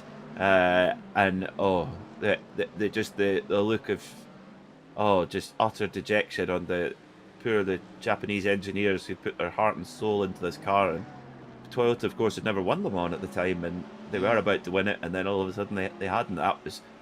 I have to say, I did shed a tear for them. I was just not even necessarily a fan of one or the other, but I just thought that is just cruel, really cruel.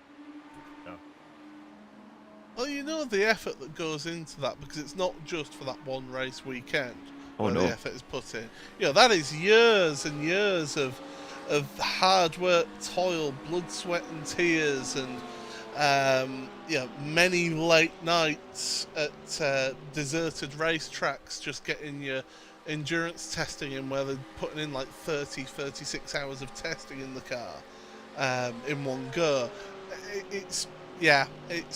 That's when you feel for it, when you get that happen, especially on a last lap as well. Bit of an update on penalties. They're all starting to come in thick and fast. Nicholas Laubisch has got a second penalty for basically coming across the path of the number 1 Pure Sims GTP prototype. So he's copped a 20-second penalty to be served at his next pit stop. So that's the second penalty then for Laubisch. Vince Peters in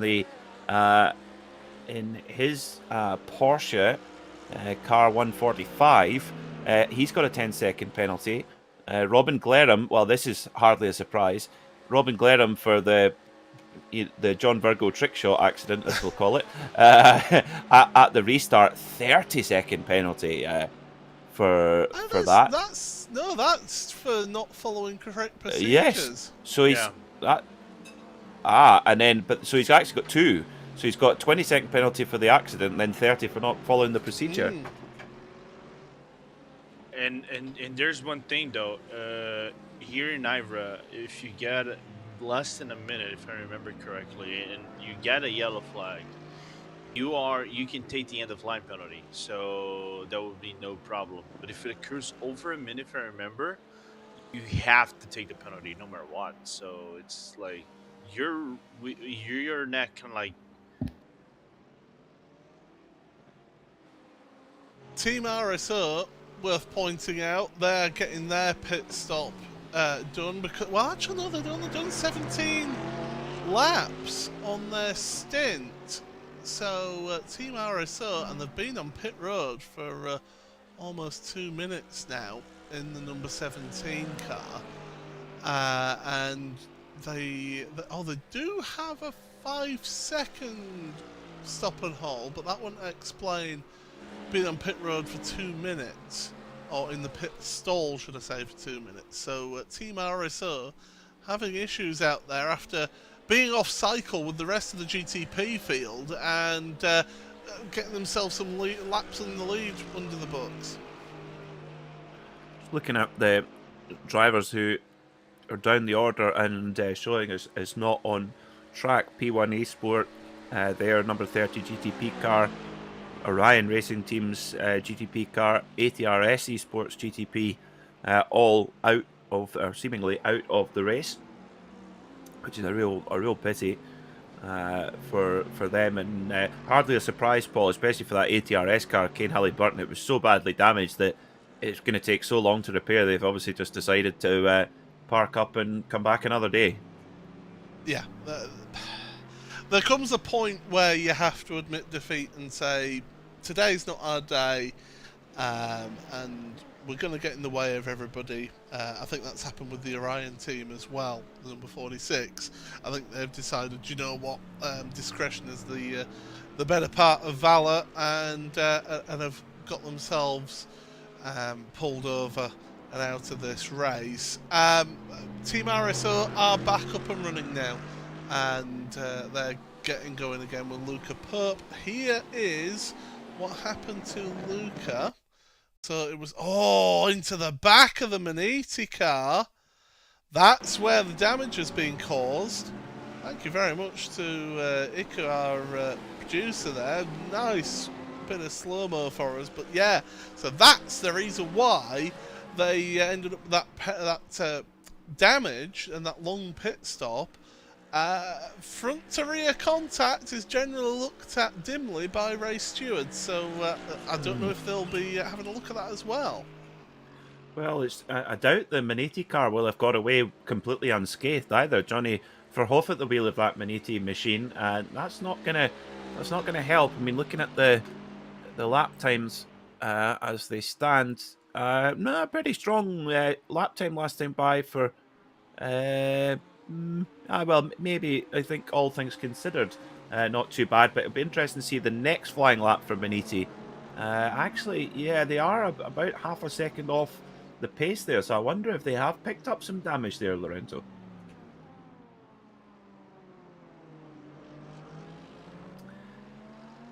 Interesting one is... oh, yeah, there we go, Paul. Look at that damage on the back. That's not going to help at all.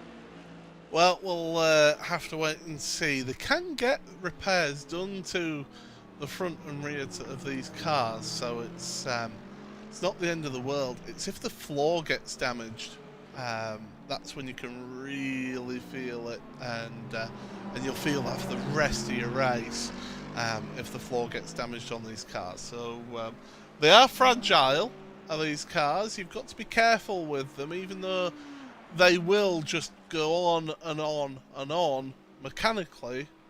They will, but make contact with a car, make contact with a curb in the wrong way, and before you know it, you're having to change a front or rear clip. Thankfully, we don't have those ridiculous sausage curbs on the Le Mans chicane anymore. Sausage curbs are probably the worst invention in motor racing history, I think. Yes, without a shadow of a doubt. I'm just complete agreement. There's nothing, you're not going to get a disagreement from me on that, because they've caused injuries and potential serious injuries as well. In previous races. I mean, you just have to look at Silverstone this year in the Formula 2 car getting launched over one of the sausage curbs into a T-bone situation with another car. It's, for me, they don't belong on a racetrack. Anything that could potentially launch a car really does not belong on a racetrack. No, definitely not. Especially cars where a single-seater with a drive. Oh, Rano off in the GTP category. Oh, trying to get it turned around. Dear. And, it's the WS GT Tyre Porsche as well. So, and big steering damage for Urano. So, a big problem from that. I wonder if this could maybe trigger a full course yellow, Paul, maybe. I think there'll be a few teams waiting to see. Mercedes-AMG Team Urano have headed onto pit road. That Porsche isn't going anywhere fast at all for Moritz Peckel. He's trying his best. Yeah, that's done as that car. So will we see a safety car triggered here? He's got, that WS Racing Esports car has got a meatball flag, so he's going to have to take the tour here. Question is, do race control think that it's worthy of a safety car here? I would say so. Yeah, you've got two cars there stranded on the track, or not on the track, but certainly very close to the side.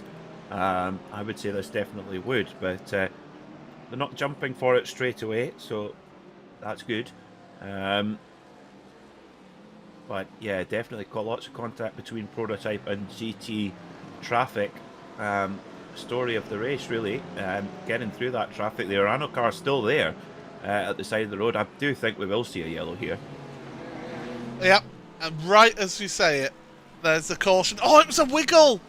Oh, the WS car. Oh, and they collected another one of the Mercedes as well. In all of that, it was a wiggle from that WS car, the WS Racing Esports car, through the King. Yellow. And yeah, white. There's very little that the Urano car could do about that. Yeah, just a bit of bad luck there. So full course caution is out, and I would think we're about to get a very busy pit lane indeed, Lorenzo.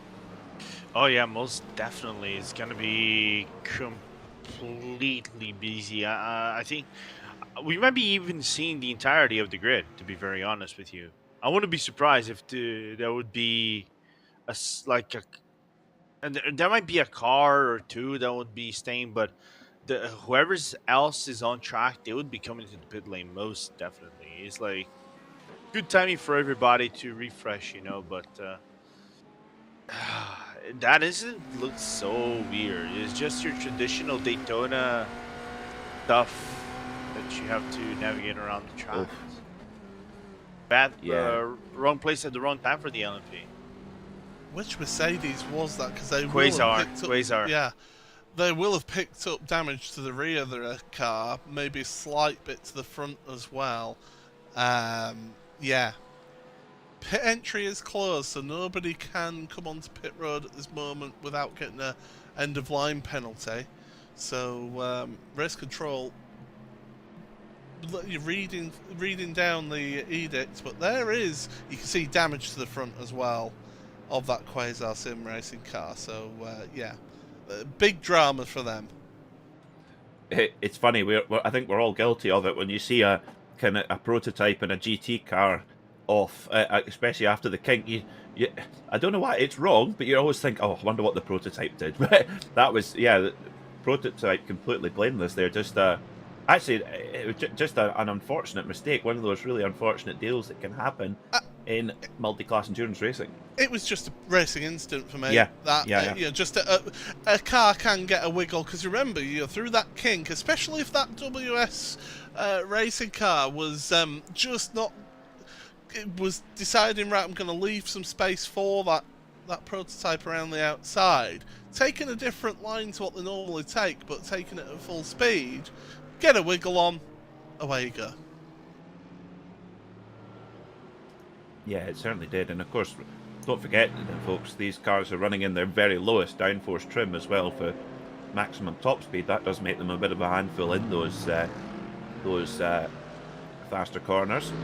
So 9.5 hours to go. We're 2.5 hours into the race, and this is our third full course caution. So I hate to say it, Lorenzo, but yeah, we are at our third caution in the third hour. yeah.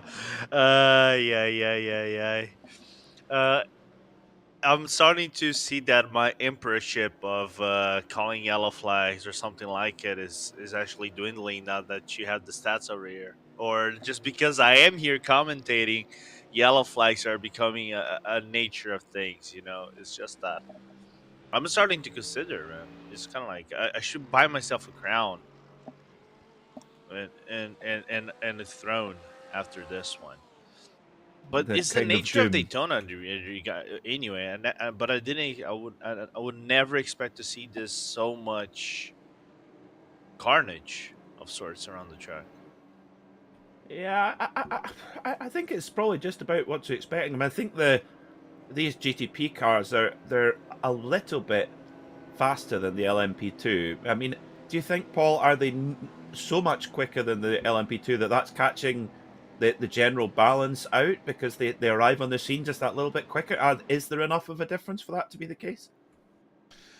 I think there's an element of lack of experience in the car coming into play here as well with this race. I don't think it's purely down to the car or to the individual drivers themselves.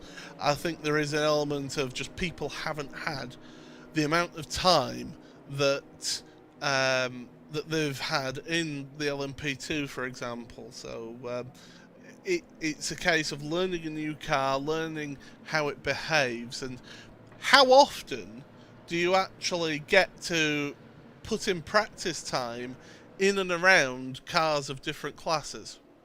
You know, when you're practicing, generally you're either on your own testing, or you're testing with your team who are also going to be running that car.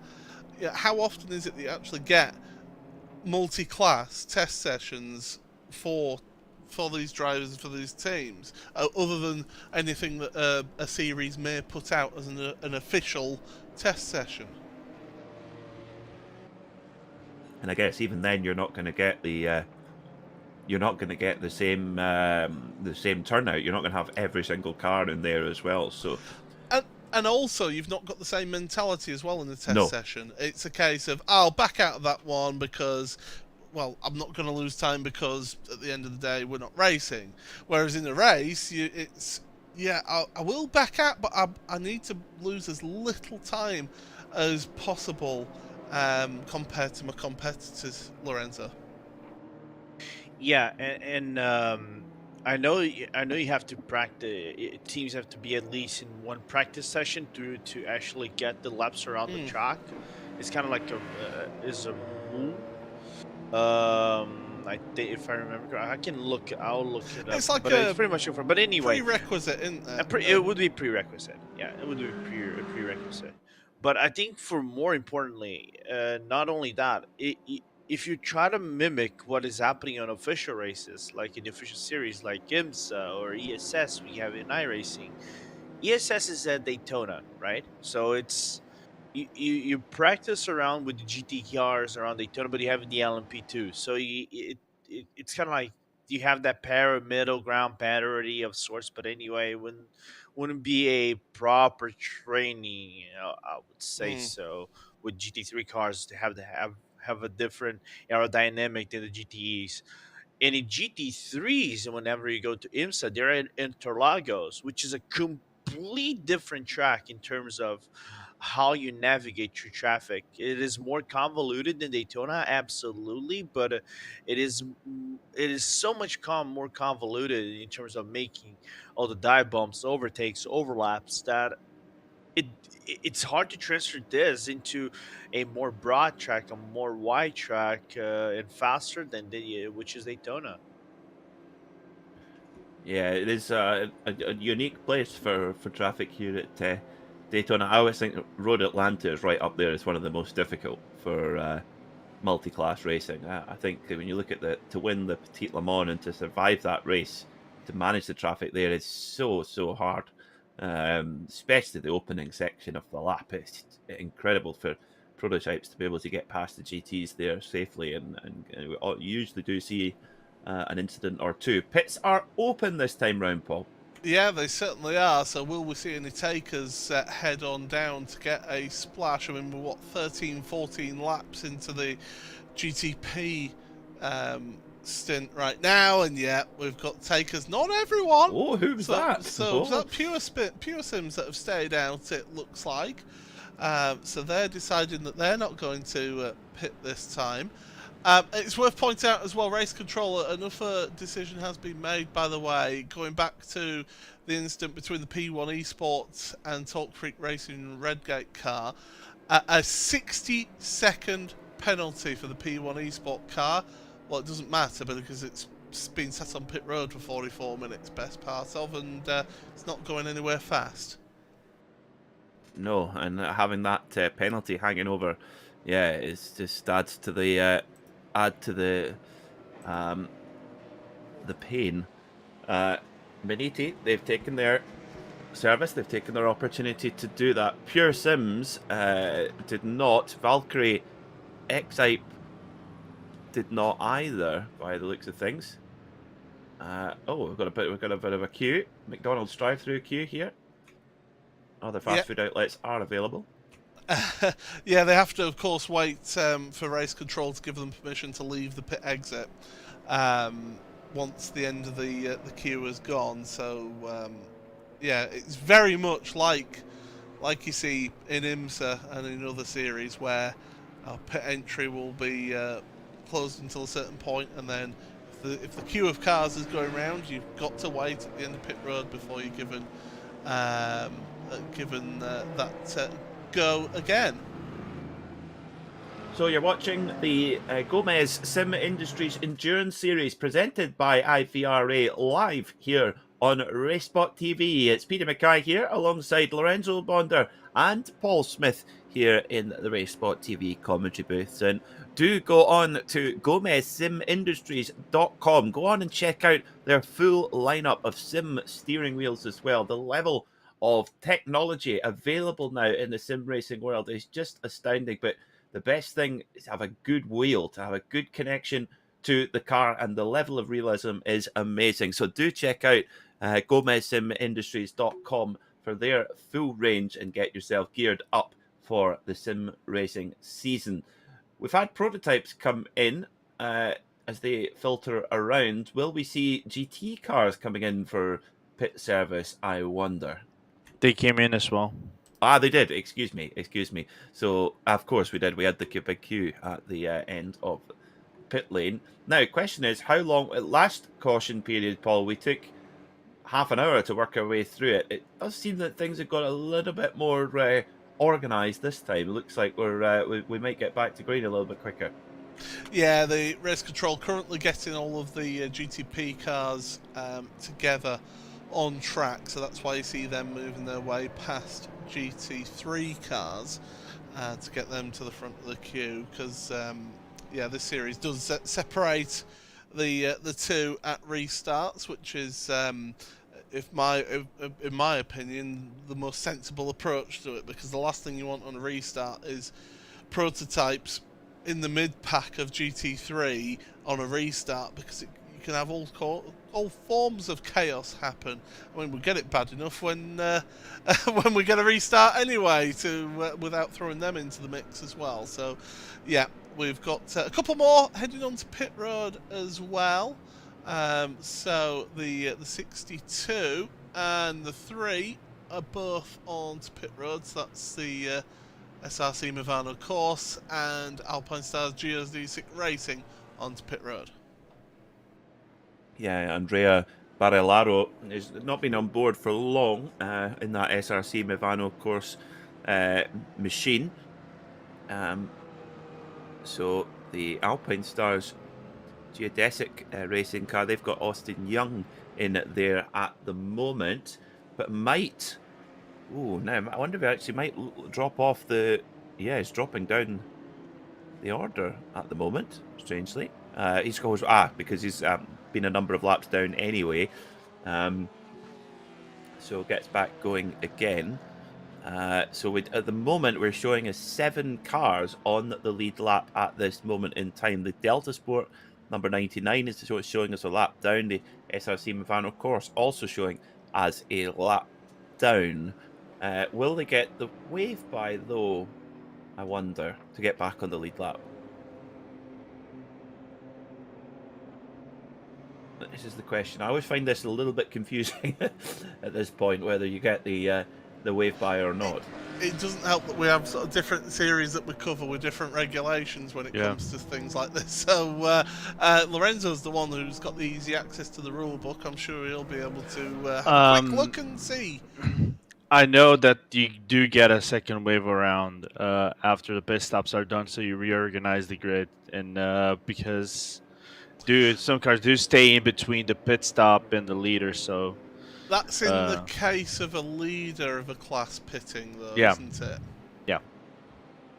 Yeah. So because they haven't pitted, they're probably gonna go back into the back end of their queue. So prototypes back to the back end of their queues. Same thing goes for the GTs, and then the EOLs are applied for those who want to take the EOL, and your penalties would be null of sorts if it is under the minute.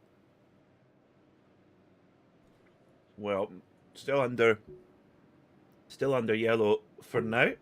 The lights still on the pace car, and guess what, chaps? I've had a lovely cup of tea delivered to the commentary box here from my lovely wife. Excellent stuff. I'm going to be fired up for the next for us going back to green What flag tea? racing. Well, lights are out. Lights are out on the pace car. Perfect timing. Perfect timing. Yes, a good old cup of Tetley tea. Excellent. That's Other good. teas are better, including Yorkshire, but there you Yorkshire also, yes. I'm out of Yorkshire at the moment. Tetley is sort of Yorkshire, if you like. Anyway, before we start a tea war, Porsche 911 pace car about to pull away, and it will be the number 1 of Harley Houghton for Pure Sims Esports, who will lead us back to green flag action. So Pure Sims and Valkyrie Excite did not take service. Everybody else did. In that caution period. So are they hoping for another caution? Let's see. Green flag is in the air. Harley Houghton opens up the BMW V8 and charges down into turn 1. It's a good reaction there from Michael Meyer in second place as well. Holds on to second place. The satellite racing car getting past the Maniti machine. So Johnny Verhoff having to give best there as well. And is that Maniti car fixed, or is it still got that damage at the back of the car?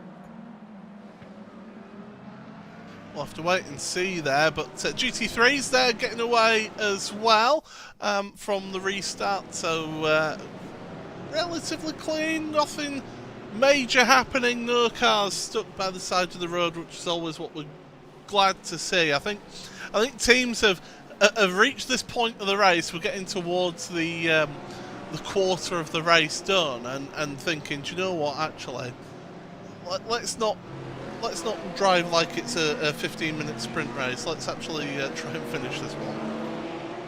Yeah, very important. We've seen, like you say, just as we're coming towards the end of the third hour, we've had 3 full course cautions, so it just shows you that there has been a good level of attrition to contend with, and yeah, just keeping the car clean, keeping on the lead lap at this stage is really the main thing. I mean, if you ever listen to, particularly the Wayne Taylor team, Wayne Taylor's team have had so much success at the Rolex 24 Hour at Daytona, but that's not success, it's the Veloci car. The Veloci car off. Oh dear, is that coming out the chicane? I think it is. They're damaged from what it looks like. Oh dear, very. And that is another prototype. That's the 28. Oh no. Yeah, that's the 28 stuck as well. Oh, it's got going again as the Veloci car, and we're going to have a caution. Oh, and there's a car 199 from Delta Sport was just heading onto pit road as the caution has been called. So, yeah, that's not ideal. But, yeah, we've had a couple of cars involved in that one. And Alex Gall is on pit road right now. So, Satellite Racing, not a good day for them either. I think he's serving a penalty, unless I'm mistaken, which is quite likely. So, car number 64, did he have a penalty hanging over him? I thought he did. Or was that from earlier? Pending. No, I think he's in serving a penalty, Paul. Oh, so he's been listening to our commentary then and hearing Paul go, actually, that'd be a good idea. That's a good idea. I might do that. Here's what happened. Here's what happened. This is Alex Gall. So no, it's moving about as the car, and Veloci. The Veloci car had nowhere to go in that one. Just an innocent bystander in all of that. And Austin Young as well. Big damage to them. Mivano involved away. Don't know if they got damage, but Mivano car getting back I think just managed to avoid it just, but did delay them a little bit. So back under full course caution, and that strategy-wise kind of status quo, but that's taken two top-running cars out of the game. Yeah, two cars on the top 5 already out of this race, or out of the contention. They're probably gonna try to keep carrying on because you still have the halfway points, and you need those points for every single possibility. But look at their rejoin from on satellite. Nothing they can do over there. It's just unfortunate events, you know. One piling after the other, so nothing they can do about that. You go hit about what 250, 240 out of the Le Mans chicane, and you come back on the track. It's hard to hold it with the brakes. Nothing you can do there. I think No. a change of underpants is needed there for Austin as well. He just immediately just nowhere to go. Take it to the grass, and yeah, I think he did pick up damage because Austin is on pit lane right now as He well. was fully left-hand down going down along the apron, so I think he has taken big damage. So Gal just, again, cold tires. These cars are biting. Some of the best drivers on iRacing. Little twitch there and bang, straight in the wall. Veloce nowhere to go. And there's Austin Young in the geodesic car, and he just got a clip just on the wheel. There's the Movano car, which I think avoided everything. Oh, German Sim Racing avoiding the spinning Alex Gal as well. And the thing is, Paul, we're talking about really, really top-level guys here. And, you know, huge I ratings, 6, 7, 8,000 I ratings. And these cars, particularly on those first couple of laps, they are biting after these full course cautions. And that's exactly the point I was going to make. Full course caution and cold tyres, cold brakes. You know, you've not got everything back up to temperature and pressure, and you're hitting that chicane with a low downforce car in a queue of cars as well, so you're going to have less downforce because of being in that slipstream as well. So, you know, unfortunately, cautions breed cautions, and that's what we've seen for the second time here. And we now, well, Lorenzo, at least it's not 1 an hour anymore, it's more than that. Yeah, I'm thinking about grabbing my wine that is in the that is in the fridge. Sorry, Ooh. and start drinking the pain away. But Can I just say that drinking alcohol is not a healthy way of don't dealing with drink coping alcohol, mechanism. people. Yeah, It's not a good coping mechanism, people. Don't drink and drive. Don't drink at all. I just drink socially. But anyway, what caught my eye though was this how the suspension travel from the satellite team went.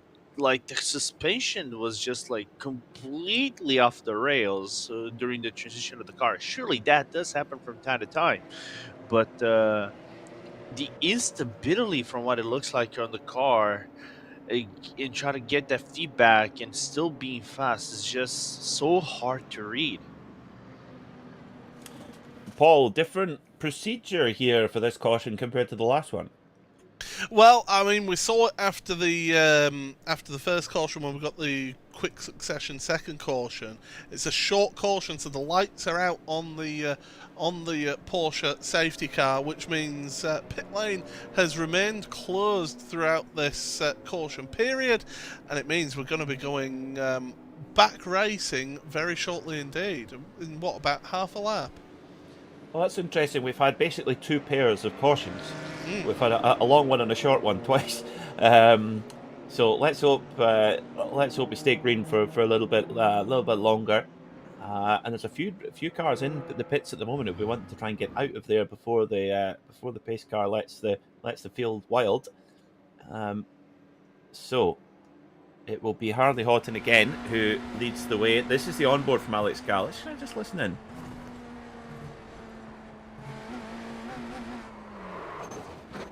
On power. Yeah, like I said, it's so hard to get the read out of the car, Peter and Paul. Yeah. You used to see the suspension is kind of like making this car so rattly, especially in the transition from the first leg to the second leg. Like the suspension is bouncing the car so much, it's hard for you to get a read if you can get the power out fully, and the car is going to respond the way it wants to respond. It's incredible how many of these GTP cars that we are actually losing in this race as well. I mean, we've only got, what, 9 GTP cars at the head of the field right now, because that's all that's actually left running at the moment. There are a couple on pit road getting repairs, but yeah, at the moment, just 9 GTP cars at the head of this safety car train. And only 6 on the lead lap too.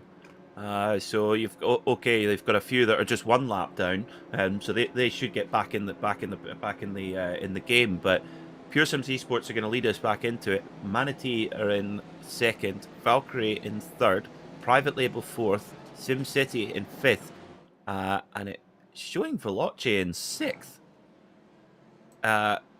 Yeah, I think that's because they went onto pit road. It's still sorting itself out. Yes. Yeah. Yeah. So I think that will then mean that only 5 on the lead lap in GTP. So it's a game of survival for these cars. I'm gonna say my timing sheet is showing the top 8 is on the lead lap. So I think things are still getting worked out at the moment. Shuffled. We'll see. But we're getting ready for green. Okay. So pace car is off. Harley Houghton will control. Oh, we've got a bit of a. Oh dear, that wasn't a very tidy start at all. Lots of drivers coming out of the single file. I wonder what the stewards will think of that one. But anyway, we carry on. Harley Houghton holding on to his lead, but the Manatee car there in 3rd. The car behind the Pure Sims machine on the road is not on the lead lap. So that's one thing to bear in mind. So Harley Houghton actually has a lead of just around a 2nd now. It's Luca Pape for Team RSO is in 8th. So he's a couple of laps down at this stage. And actually, on my timing screen, I see only 5 cars on that lead lap.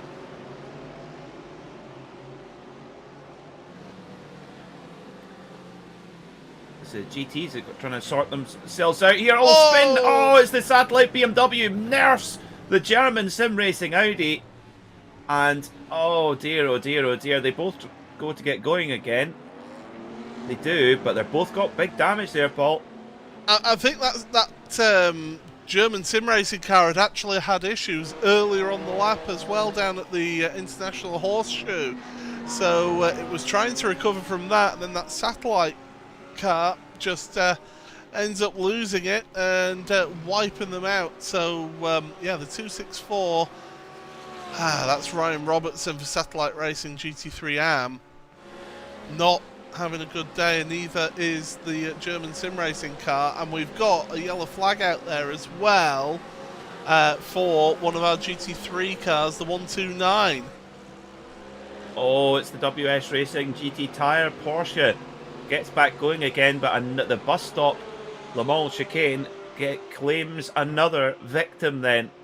Instead, given the fact that Porsche is staying on the apron, I wonder if Nicholas Helm is going to have to... Excuse me, it's not the GT Tyre car, it's the Hellraiser's car, also blue and yellow. So apologies there, and does keep going again. So just using the apron to get back up to speed. So Delta Sport, they come in now. I think they've got a penalty hanging over them they've got to serve. And into the penalty box they come right enough. Oh, it's all a bit exciting, isn't it? Yeah. Let's have a look. What's happened here in all of this lot then? So Phoenix Racing Esports, they're in. Oh, they've got a wiggle. They get on the grass, and then that's German Sim Racing avoiding them, end up on the grass themselves. They then try to recover. Luckily, fortunately for them, there is a bit of a service road there, so they can get back up and running.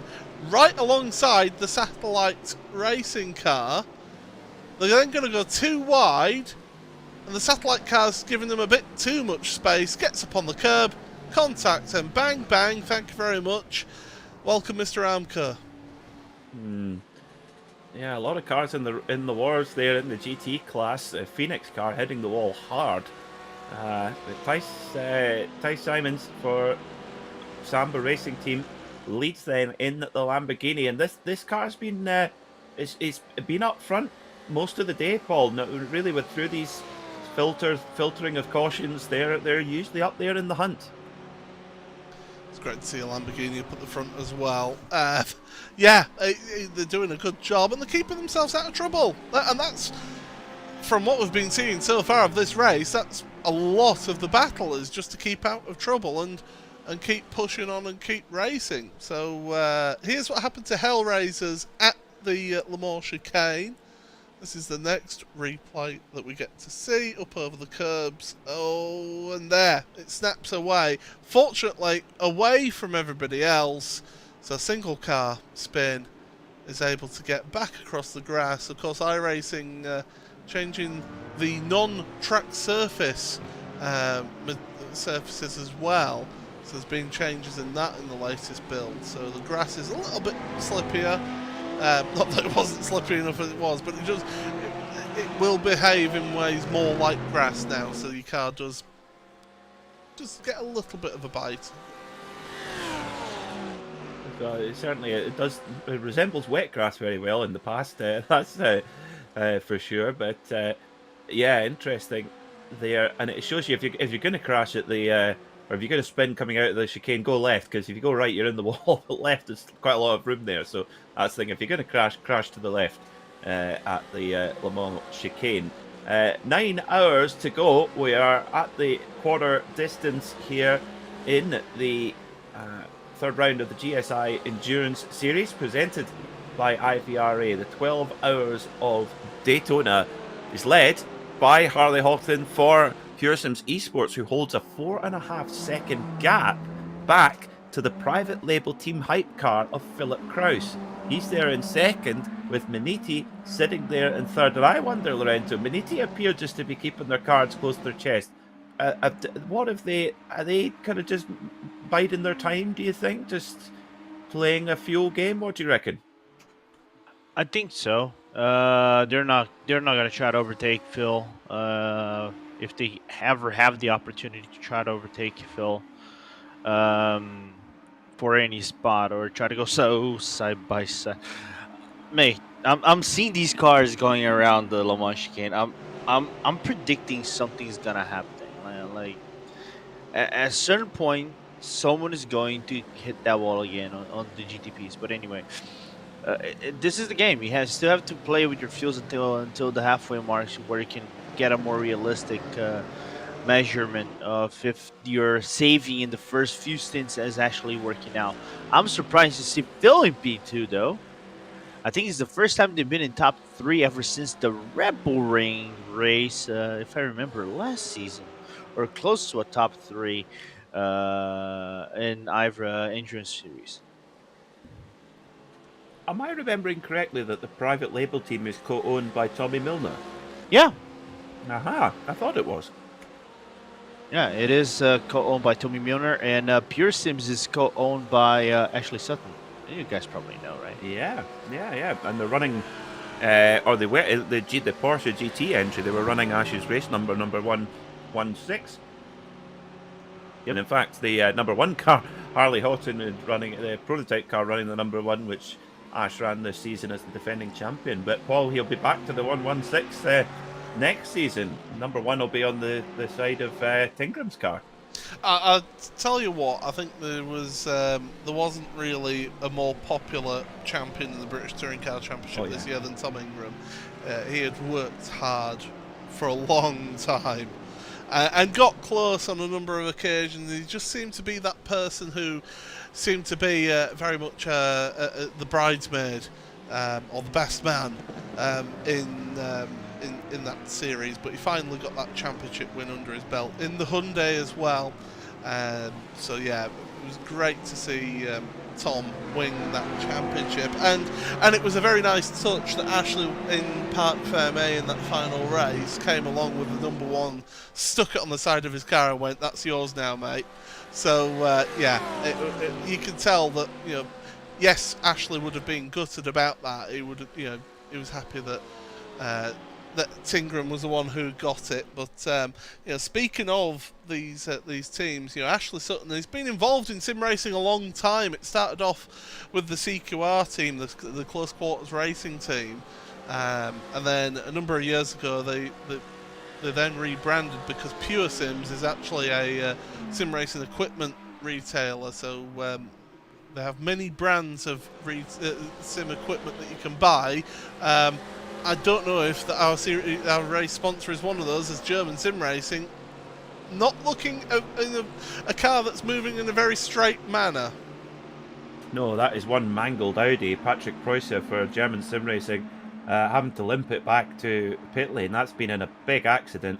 The car crabbing along a strange angle. So that's going to be a long repair. Already quite far down in class, 15th in class. So yeah, not a good day. German Sim Racing have been in the wars, it has to be said. Let's have a look then. So there's a Porsche right behind as they come into the bus stop chicane on the brakes. Now this is where, yep, that Audi's already getting nervous as they hit into the chicane and just, yeah, wiggles away.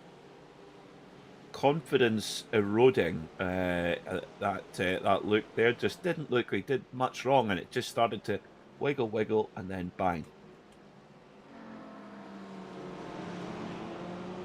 So we have GTP pit stops. Of course, Harley Houghton did not pit at the last caution for Pure Sims, so he has come into pit lane for service, stays on board, top of fuel, set of tyres. Private Label, they carry on, so they now lead the race by 2.8 seconds, but they do effectively owe us a pit stop because they did not stop at the last chance either. They did. Did they? Oh, excuse me. It's My Valkyrie. apologies. That's who I that, do apologise. That didn't stop. So yeah. So and I would imagine that. No, it's all right. It's already been a long broadcast, and it's only going to get longer. But Valkyrie, yeah, they owe us a pit stop. They're on lap 28 of their stint right now, so I would imagine that they'll come on to pit road very shortly indeed. But yeah, off cycle. It's how things pan out and how you see things going, and where you see things going further on in the race. That's where you need that team behind you, somebody who's not racing, somebody who's just acting as a team manager and a race engineer, getting the calculator out.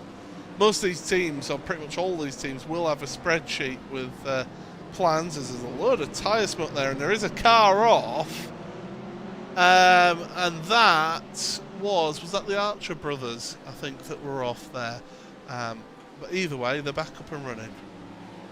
Yeah, I did see it, just a flash of red on in the grass at the wrong side of the International Horseshoe, which is I think it's got magnets in that barrier because the cars end up in it a lot. And it's not a great deal of runoff either, so you can get some big hits there sometimes. So at the moment then, Maniti and Private Label are leader. Private Label leading from Maniti. They're looking very strong at the moment. They did pit at the last stop, and yeah, running a nice pace at the moment. Interestingly, the lap times, hard to glean much from the lap times at this stage with the GT traffic, but yeah, just lapping a couple of seconds slower than we've seen in the past. I think that is majority of that is down to the traffic. So let's see. So this is Element Sim Racing and Rusty Spatula. This happened about 10 laps ago. So they're coming up towards the kink here. Through they go. And little snap Element. And then the Rusty Spatulas, I think, is about to get a nasty... They tried the best, Ferrari didn't too. they? Yeah, Rusty Spatulas tried to give as much space as possible. And yeah, just still ended up getting caught up in that unfortunate incident. No fault of theirs or the Element Racing car. I think that was just a case of just a little mistake, and it happened. Had a very good question actually in the YouTube chat. Thank you very much, Murray Heslop, and said, do you guys think that LMHs will be faster than the LMDH? Because of course, if people don't understand, LMH is basically the hypercar rules that the World Endurance Championship are going to be running in. The LMDH is what is effectively now the new Daytona prototype, what we're seeing with the BMW here. That's a very good question. I don't know the answer. I do. So the both categories of car, the Le Mans Hypercar and the LMDH, can race on either championship in either IMSA in North America or World Endurance Championship, and therefore Le Mans. They are two really different rule sets, in my opinion. LMDH, you buy your chassis, you put your own internal combustion engine in, and you buy an off the peg hybrid system, which is the same for everybody. And you have road car cues on the styling of the bodywork, but it's basically an LMP2 car with some added hybridization on your own motor. So it's far more, in theory, cost effective than the Le Mans hypercar, which you can have your own hybrid system. You can you can have a lot more kind of design freedom, if you like.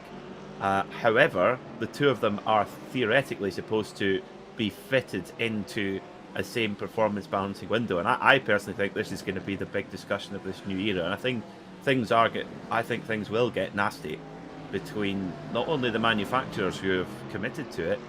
I do think that there will be disagreements over which car is, because as you rightly say, Paul, one is kind of more of the Le Mans World Endurance Championship side, and one is more of the kind of North America IMSA side. And trying to put all that together and try to balance those two cars is not going to be easy at all, especially when you throw Le Mans into that equation. Just sorry, Paul. No, go on. My only question, I just have one question. If I remember correctly, I know the LMPs last Le Mans got the power down because on paper they do match. They have matched the hypercars in terms of speeds down the Mulsanne straight. On paper, they are similar speeds down the Mulsanne. I think the only technical aspect might be aerodynamical and how the car also handles some other stuff mechanically. But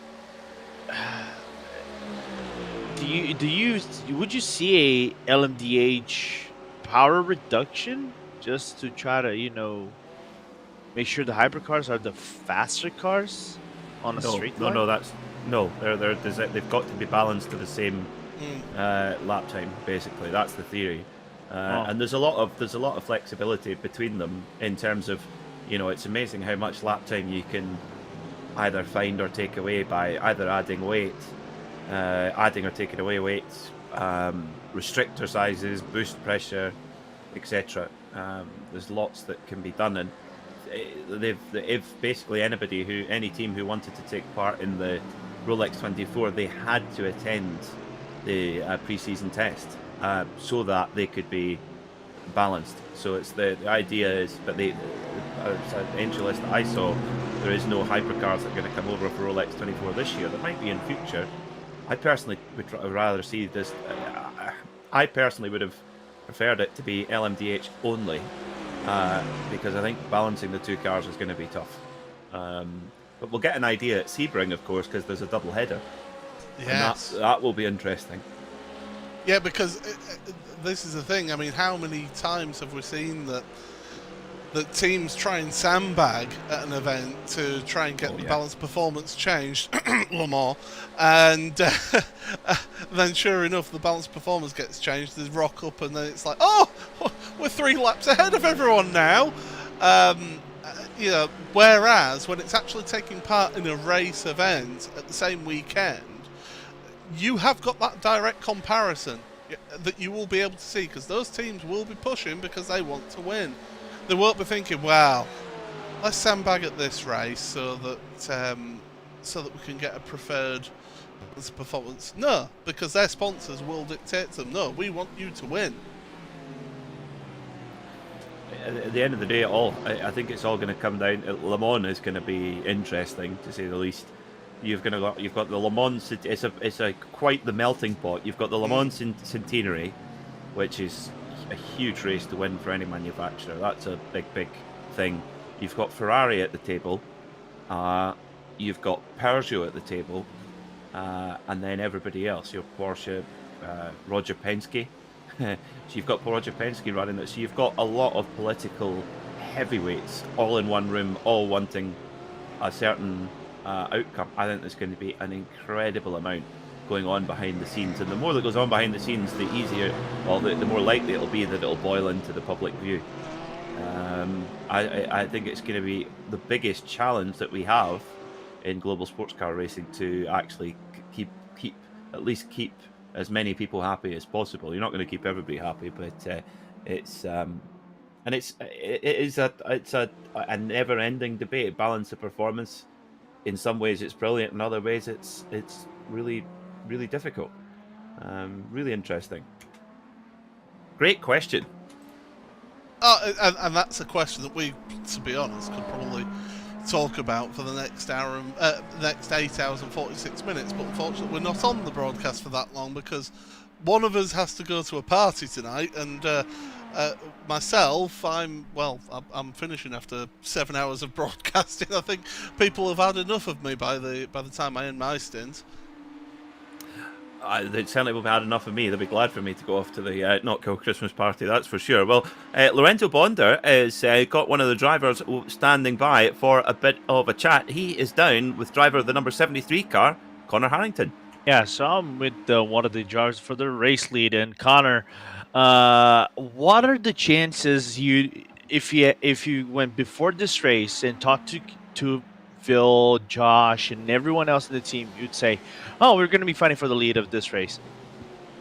Yeah, I don't know. I think we have a decent race car. I think we have good pace. I'm not sure if we, had the pace to compete with like Urano or Falace, but our car felt pretty good. It felt really stable, and Phil's doing a great job of keeping us out of trouble and keeping all four corners on it. And it's a long race, and that's pretty important to do. Yeah, and right on that topic, I wanted your assessment because you drove the first few stints. What has been the race for you guys? Aside, just try to stay safe, because from you guys probably already know it's been carnage for you guys from beginning to the end, especially going to the Le Mans chicane. How has it been for you guys to get around a car that is brand new? You barely got any proper testing into it, and have to manage it into a 12-hour race and going to this set of corners of the Le Mans chicane. Yeah, so it's the first part of the race was quite hectic. Obviously, we were just trying to survive. If we weren't qualifying in the top 2 or 3, there's just no point in trying to drive that aggressively. And the first couple times through traffic, we got pretty lucky not to get caught up in other people's mistakes and over aggressiveness. So, but yeah, the new car it's really interesting. It's really just a really fast P2. A lot with the 2 extra V's make a big difference. And the hybrid system is it's a nice little wrinkle for us to play with, and we're enjoying it. I think it was a nice refresh after driving the LMP2 for a couple seasons. We were getting a little tired of it, and so this is a pretty fun car that iRacing has made.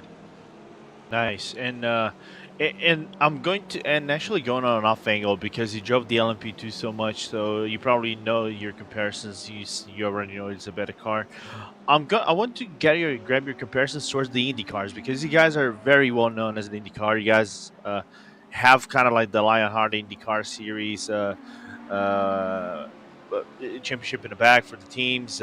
Phil is leading the championship. You're in 4th. How has been driving this car and then trying to draw comparison to the IR18? Yeah, it's a little bit different. I mean, obviously it's a downforce car, so we're used to that aspect of it. The hybrid system really makes the car quite heavy. I mean, we're talking, we're going to a car that's probably almost twice as heavy in terms of curb weight. But obviously we had a great season this year in Lionheart. Phil ran away with the championship. He's doing what he's doing now, which is putting the car in first place. And I think we have a crash ahead of us. They left. Oh my God, the rejoins. Yeah. Oh my gosh. Yeah, and Phil had a great year, and we had a great team season. Phil's just doing what he's doing, which is just putting together really solid laps, lap after lap after lap. And I think this car will suit our driving style a little bit more than the P2 did when it comes to in terms of downforce and power level. That's nice to know, and I believe you're taking the car again in a little bit, I believe. Yeah, well, yeah, it's just Phil and I today, so we'll be back in the car here in probably a couple stints or two. We're letting Phil get acclimated and get us a lead, and hopefully it stays green for a while. We can just keep the pace up and all right. keep doing what we want to do.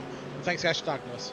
Yeah, and good luck on the next few stints. And by the way, have talk to Phil and don't let the pit blunders get to you. Otherwise, Arjuna is gonna get on your guys' end, right?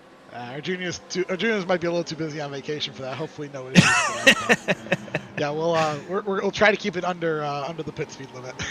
All right, fair enough. That's good enough for me. Connor, thank you so much, and I'll see you maybe at the victory lane in about 9 hours, give or take.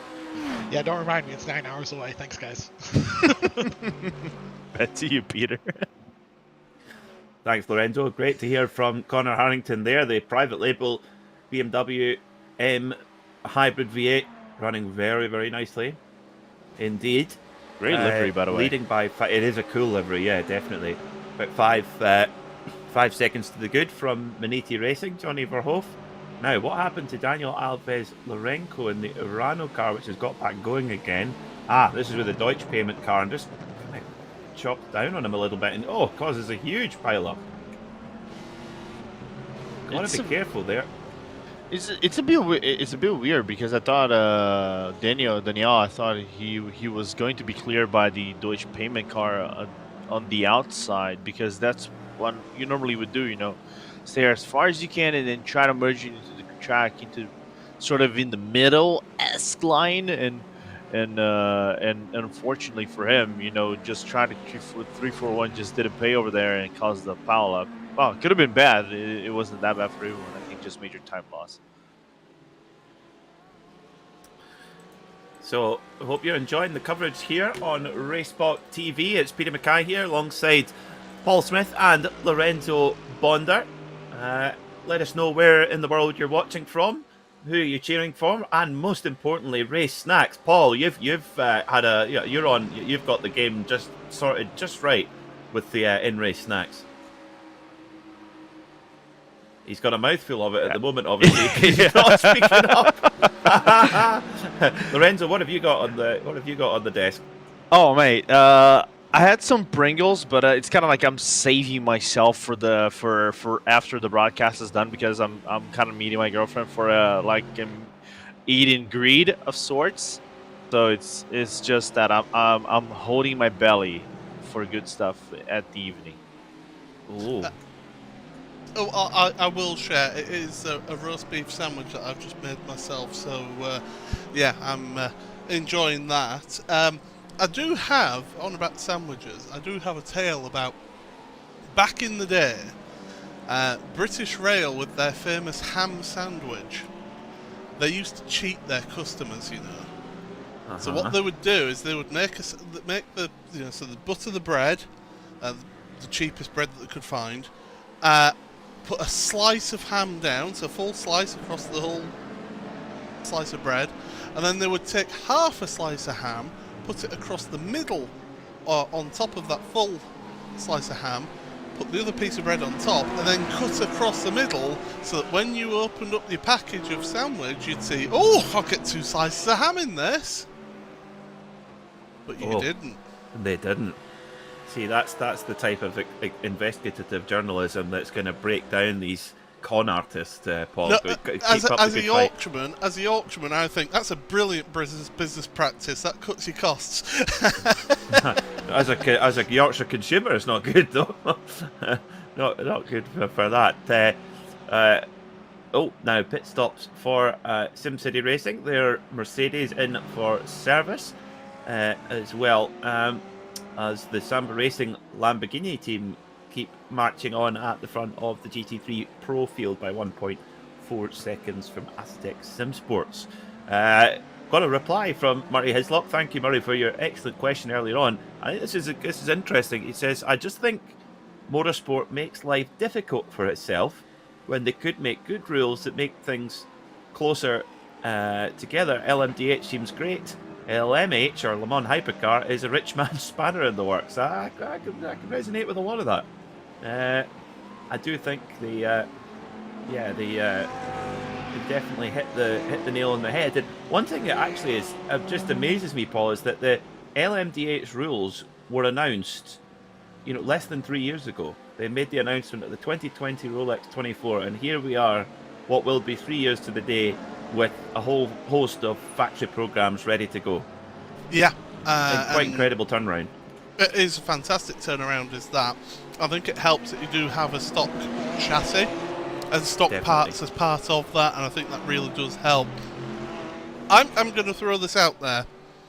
I think the World Rally Championship, for an example, has been ruined multiple times when the series organisers have turned around and gone, oh, manufacturers, you're all saying that you want an open rule book so you can just throw millions upon millions of pounds at rally cars that you're going to throw at a forest. Yeah, go ahead, we want more manufacturers. And then, inevitably, you get hardly any manufacturers because they're all going, oh, this is a bit expensive. And I think that endurance racing does fall into that trap to some degree at times. I just think of the sort of LMP1,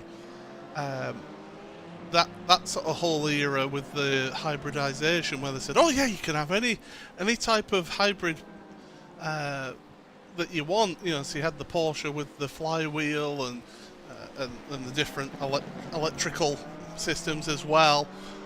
And lo and behold, the teams kept on pulling out because, well, it's costing us a lot of money, is this? Yeah, it's an interesting one because I guess it depends on where the budgets are apportioned, and they're always going to be different from manufacturer to manufacturer because, Toyota, they have their racing. Well, originally Toyota had their racing program, their Le Mans program was very much around R&D. It comes out of the R&D budget. However, they definitely are pushing their Gazoo racing product on the road, but a lot of it is R&D to do with the hybrid system. The Porsche, their development, a lot of that tech is now on the Porsche Taycan road car. So there is but a lot of companies, racing comes out of marketing budget. So yeah, exactly, and that's when it has to compete against other things. It's I do think that if you can reduce the cost, it makes a big difference. It really, really, really does. It doesn't need to be more expensive than it already is. I mean, at the end of the day, motorsport is expensive. You don't need to make it any more expensive. And I do worry, chaps, that GT3, with it going to Le Mans, GT3 has been such a successful category in so many measures. When it's the sole GT class at Le Mans, I could see that growing arms and legs very quickly. I mean, if I remember you might know this more than I do, Peter, because you cover this more than I do in real life. The maintenance costs, or the cost to get a team around, for example, let's just say in a 24-hour series or even at the GT level like IGTC, has kind of increased it considerably, I think, in the last 3-4 years, especially with these new cars coming out, and despite being more trying to go for the cost effectiveness, but I think the fees and things like that and maintenance around the tracks are making more expensive. And now you see cars, for example, Daytona is gonna unveil the new Huracan, the new Ferrari. I think there will be a new Mercedes that is coming out as well, and maybe so it's kind of like there is innovations, but I think these innovations are making, of course, like you said, the cost going considerably higher. But still, I don't know if it is something to be concerned in the short amount, like 3-4 years, whenever we have this whole integration. But maybe if this continues like 5, 6, 7 years, then I might agree 100% with that.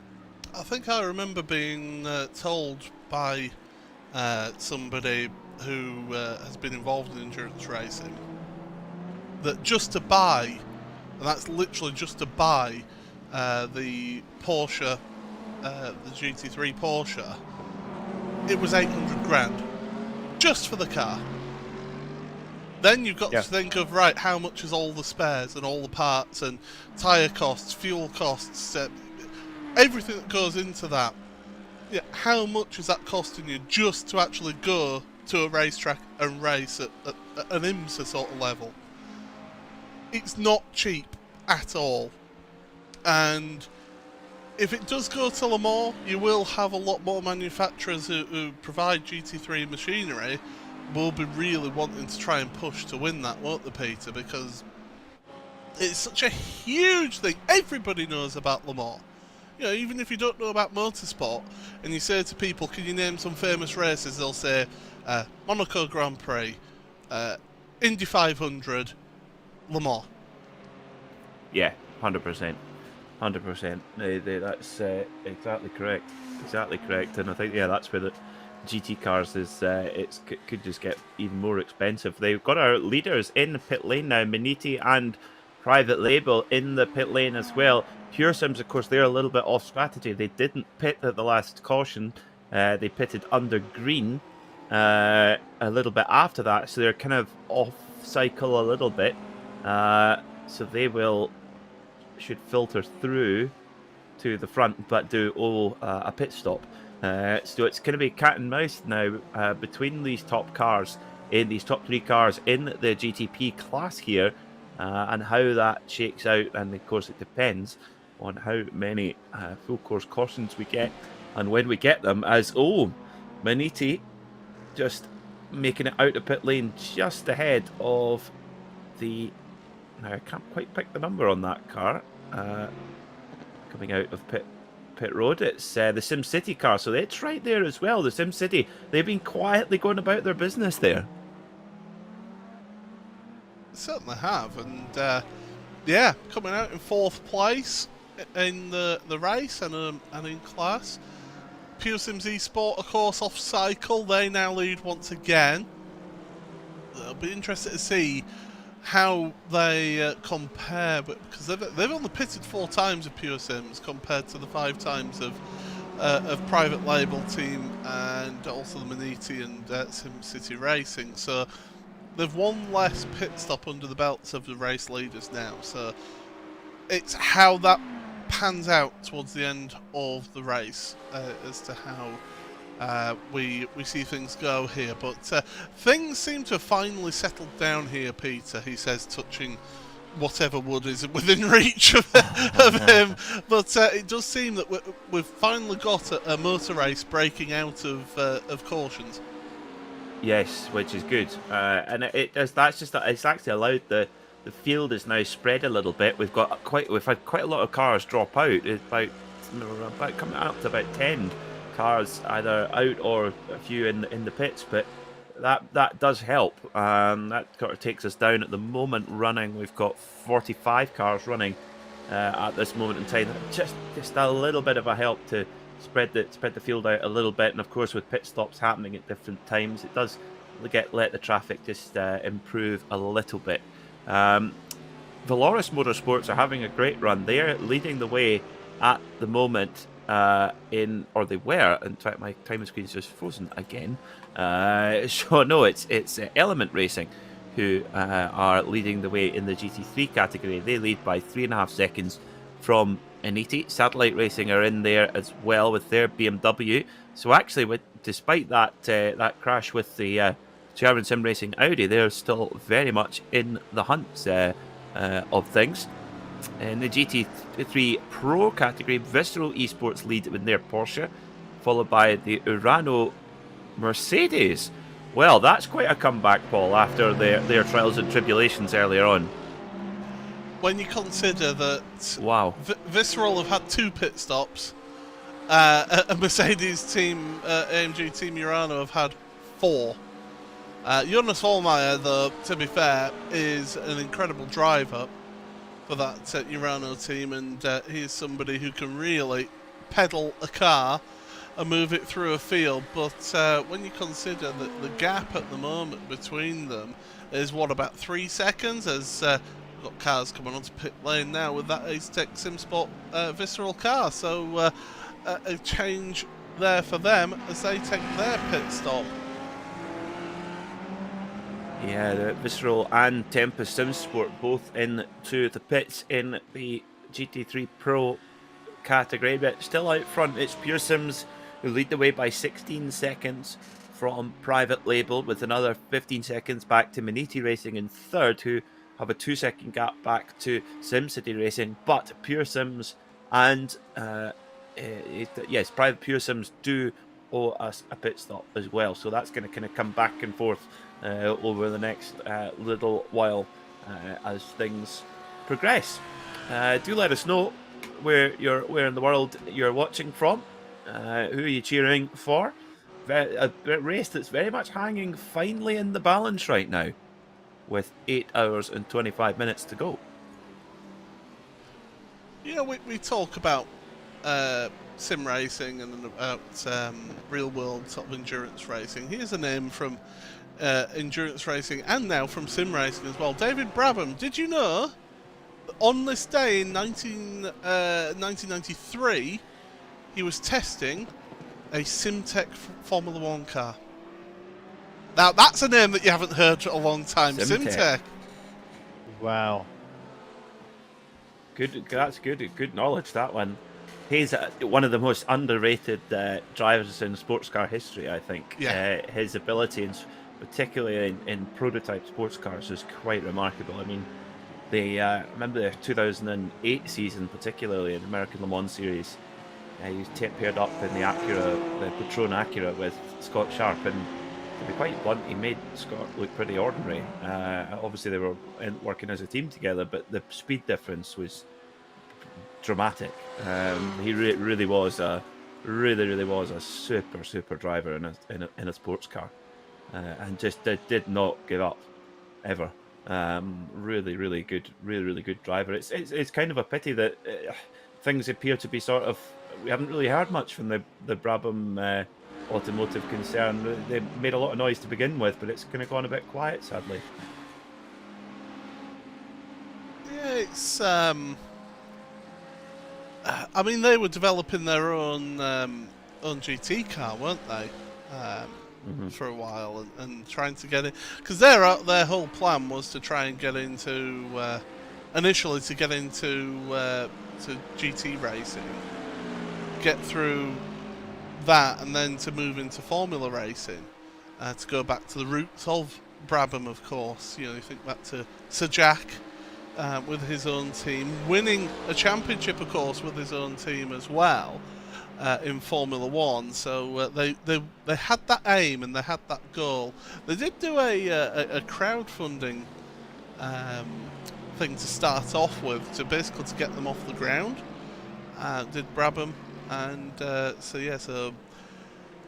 it would be nice to oh my goodness, well that's not a way to drive your car. And Austin Young, who has had issues in that Alpine Stars Geodesic racing car, yeah, there's debris in the road as well. But yeah, we'll have to wait and see if Race Control do pull out a safety car. Well, he's pulling it over to the side. I mean, that's sensible to get it out the way. But yeah, he'll be waiting to get Race Control to give him permission to take a tour. Could this be a time for people to get onto pit road before there's a potential safety car? Yeah, there's quite a few have taken it up. We could just see the timing screen lighting up just as soon as that happened. Several drivers coming into pit lane at the moment. We've got the Element Sim Racing team in there, Mercedes, Urano. It's perfect timing for Mercedes Urano, I would say, if we are going to get a yellow. Prestanda Nomad, car number 256, they've come in to get some service safety too. Car. Okay. I hope they put enough fuel in that Porsche 911 pace car. I wonder if we could nominate an MVP, we're gonna name Barney as the true race MVP for taking so many pace cars in one race. So that's our fifth full course caution with 3 hours and 40 minutes complete. That's quite a ratio, and I do think this one might take a bit longer to sort out in terms of the order. Let's see what happened then to Alpine Stars Geodesic. GT traffic up ahead, missed the pit wall, trying to go through, thread it through the gap, and Did he hit the grass there? Yeah. Ah, okay. On that little left kink by the pit exit, I think he's just put a wheel over the curbing onto the grass, and that's just sent the car around. There's no way you're going to save that once you do that. Yeah. And not only that, again, coming back to personal testing, the car does get a little bit slippery whenever you're coming out of the that small kink. So you do know that it can get very, very problematic, as you're gonna look like now on the replay. Yeah, too much grass. I can understand why, though, because that car that it was lapping did appear to be looking like it was starting coming across his line, and he's thought, oh, I need to give it space, and just got on the wrong side of the curb, and hello Armco, my old friend. Yeah, it is much closer than it looks. This full course caution should allow Manzano and Delta Sport to get back onto the lead lap. If things work out their favour, if it shuffles out the right way, they could get back onto the lead lap and make it 7 GTPs on the lead lap as opposed to 5. For pure sims, this is good because I would say, because they can come in and get a pit stop, and then they're kind of back on a similar strategy to everybody else and right in the hunt as well. So under caution here at Daytona International Speedway, 8 hours and 22 minutes to go. You're watching the Gomez Sim Industries Endurance Series presented by IVRA. Make sure and go on to GomezSimIndustries.com, the makers of high-end esport equipment and controls. Go on there, check out their full lineup of sim racing steering wheels as well. You can make sure your rig is up to date and has the best of equipment. Go on to GomezSimIndustries.com. So we oh, now this is you'll like this, Paul. Murray Hislop, he says the British rail sandwich guy now works for Red Bull. Oh, so is that how they got around the catering budget then? He's kidding. He's kidding. Sorry. Wow. Yeah, very good. You got me. Very good. Very good. Oh. 15 love. Oh.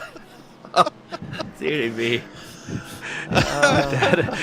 Can we get an ambulance over here? I just saw someone get slaughtered. Savage. Oh dear. I'm not gullible. Do you want some aloe vera for that burn there, Pete? Oh, how long have I got? An hour and 10 minutes to go. Oh dear. I'm sorry, listeners. I'm sorry, viewers. I'm not sorry. I'm definitely not sorry. I'm just a writer of chaos. It's good that now pit stops. Thank you. Yes. Let's get back on the subject. We should get quite a pit party going on in a minute, I would think. Taking the chance to get fueled up as the wave buys are going on. If you're wondering what that pesky Mercedes is doing, that's just getting his wave by and decided not to drive through the pace car. Sometimes we do see that. And then through to get back round to the other end of the train.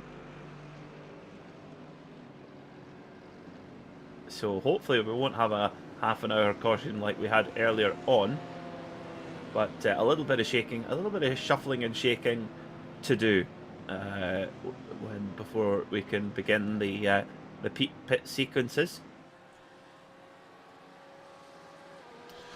Well, here's the thing, it's race control, they'll probably have the pit lane closed. So that means that anybody who wants a pit stop will have to wait until race control gives them that opportunity too. Unless, of course, they need to take an emergency pit stop, in which they'll do that and head on down to pit road, get a splash of fuel in, but then, of course, they end up with an end-of-line penalty at the end of all of that. So, yeah, we're seeing all those wave rounds happen, and once we get that queue of cars, although there is the 79 has headed onto pit road, I notice. So that is the Maniti Racing IVRA car onto pit road. We're in 4th place. Were they potentially short on fuel? Looking at the lap count, I think I was on the lap 7 of their stint, so the pit lane must be open. Must be. Then, but yeah, certainly they'll have to wait until the queue of traffic does go past pit exit before they can actually leave pit exit, though. Yes, quite so. Yeah, but that will put them certainly shuffle down to the back of the pack after that. But they will have a full tank of fuel, whereas it doesn't look like Pure Sims are going to take the opportunity, or are they?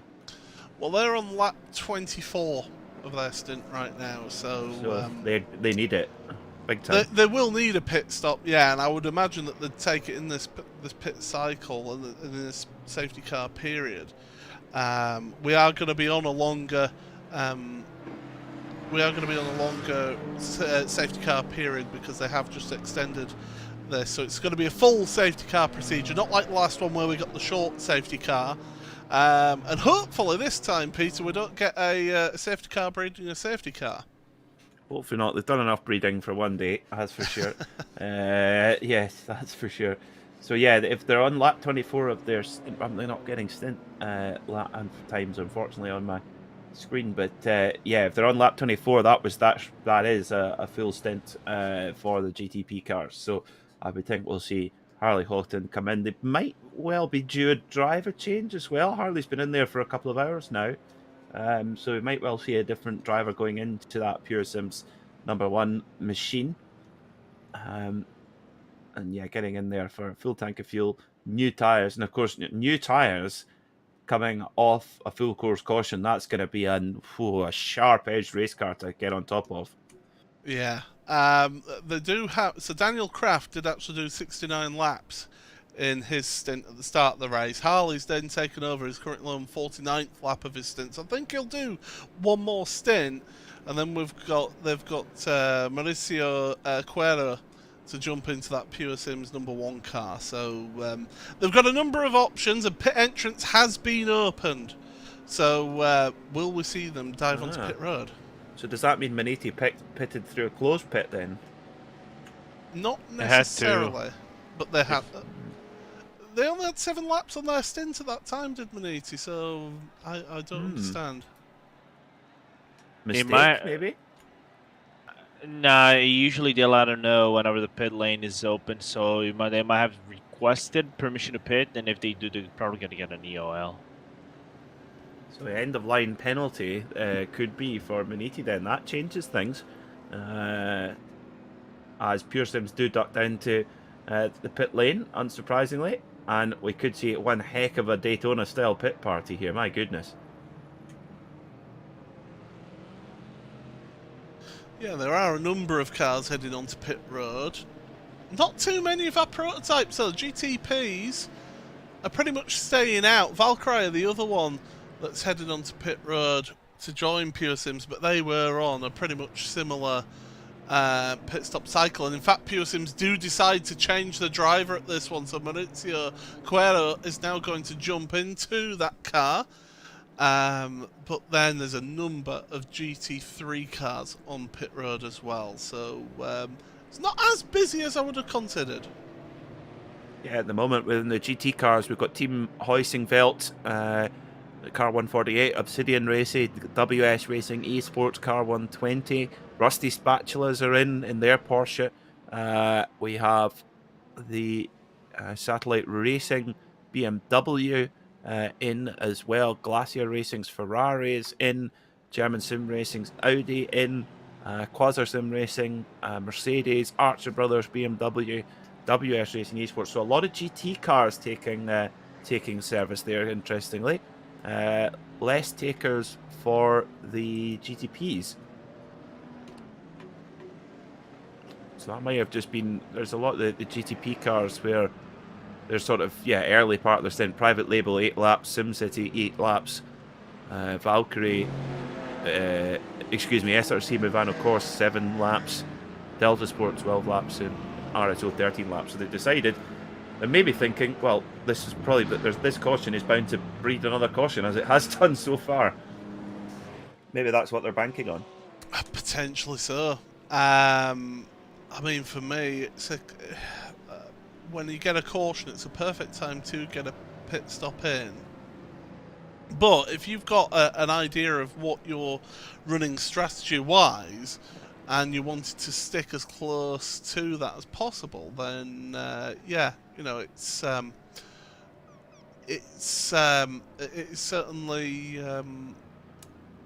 certainly worthwhile sticking to your strategy if you've got a plan out in place. And all that does then is it means that with these caution periods, you're saving fuel at that time, and that means that you're getting to just get shorter pit stops then when you do have your pit stops. But it all balances out really as to how your strategy plays, and this is why we have all this timing technology and pit stop times and stints that give us all this information as possibly we can to see who's doing what, when, and where, and why.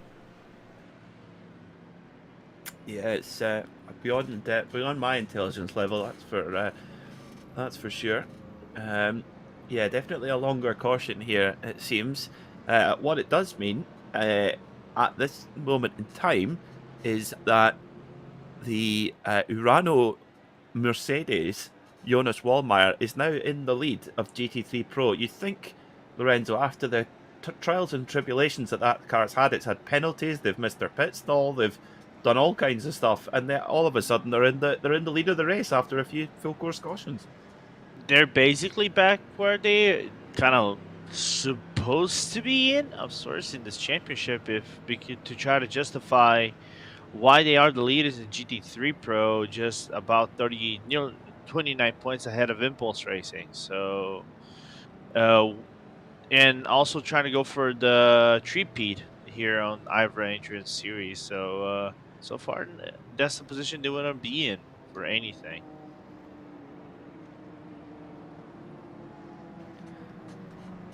So just coming towards 1/3 distance now here in this third round of the Gomez Sim Industries Endurance Series presented by IVRA, and points given out at half race distance as well. So that's something the teams are really gonna have to start to think about now, where they are with their pit stop strategy, so they're not caught on the wrong side of that.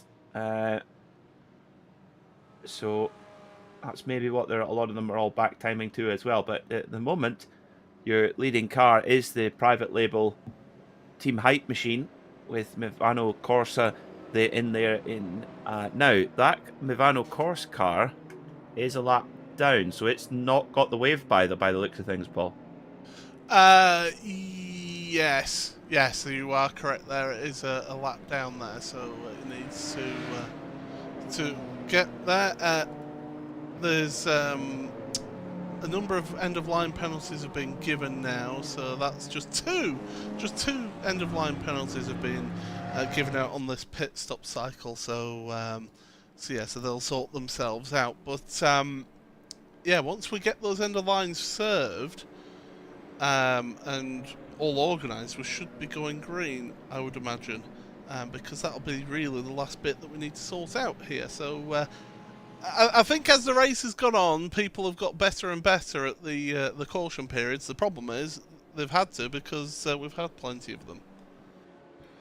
We certainly have. Yeah, certainly have. Lorenzo, why don't you take us through the penalties? I saw quite a few penalties ready to be served. What have we got? So from what I saw, there are a few penalties going for lots of the teams inside GT3. GT3, I would say, or GT3M.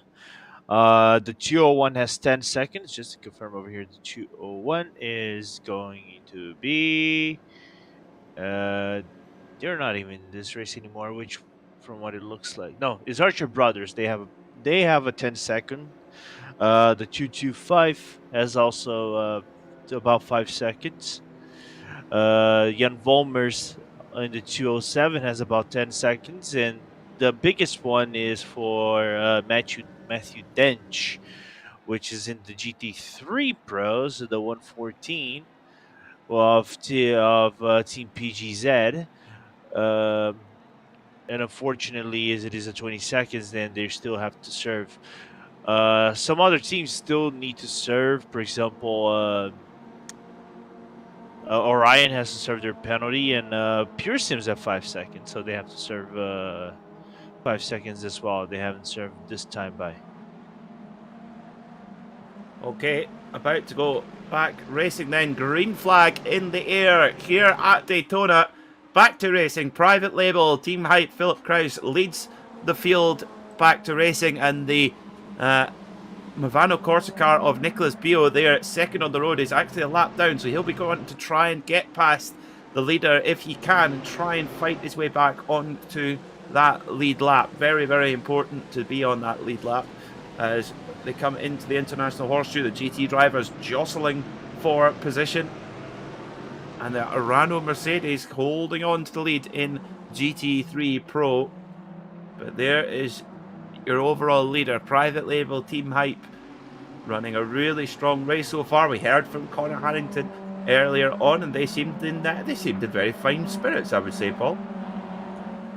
Certainly did, and well, you know, never say never. It's a long race, is this? So we've still got 8 hours and 5 minutes remaining in this one, so plenty of time for things to happen.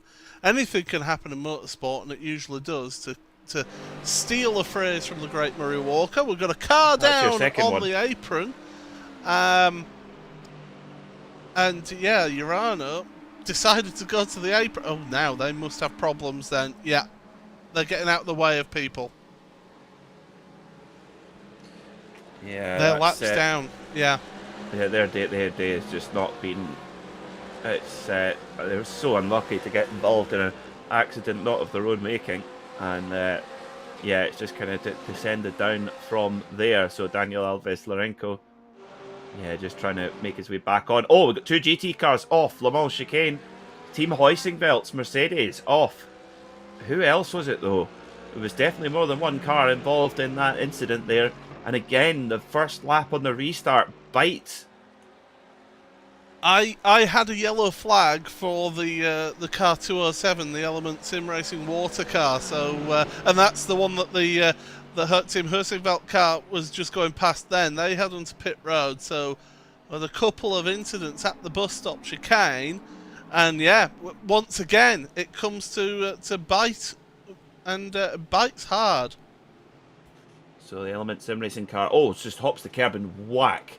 Oh, that's a big hit there as well. And a lot of cars having to take avoiding action.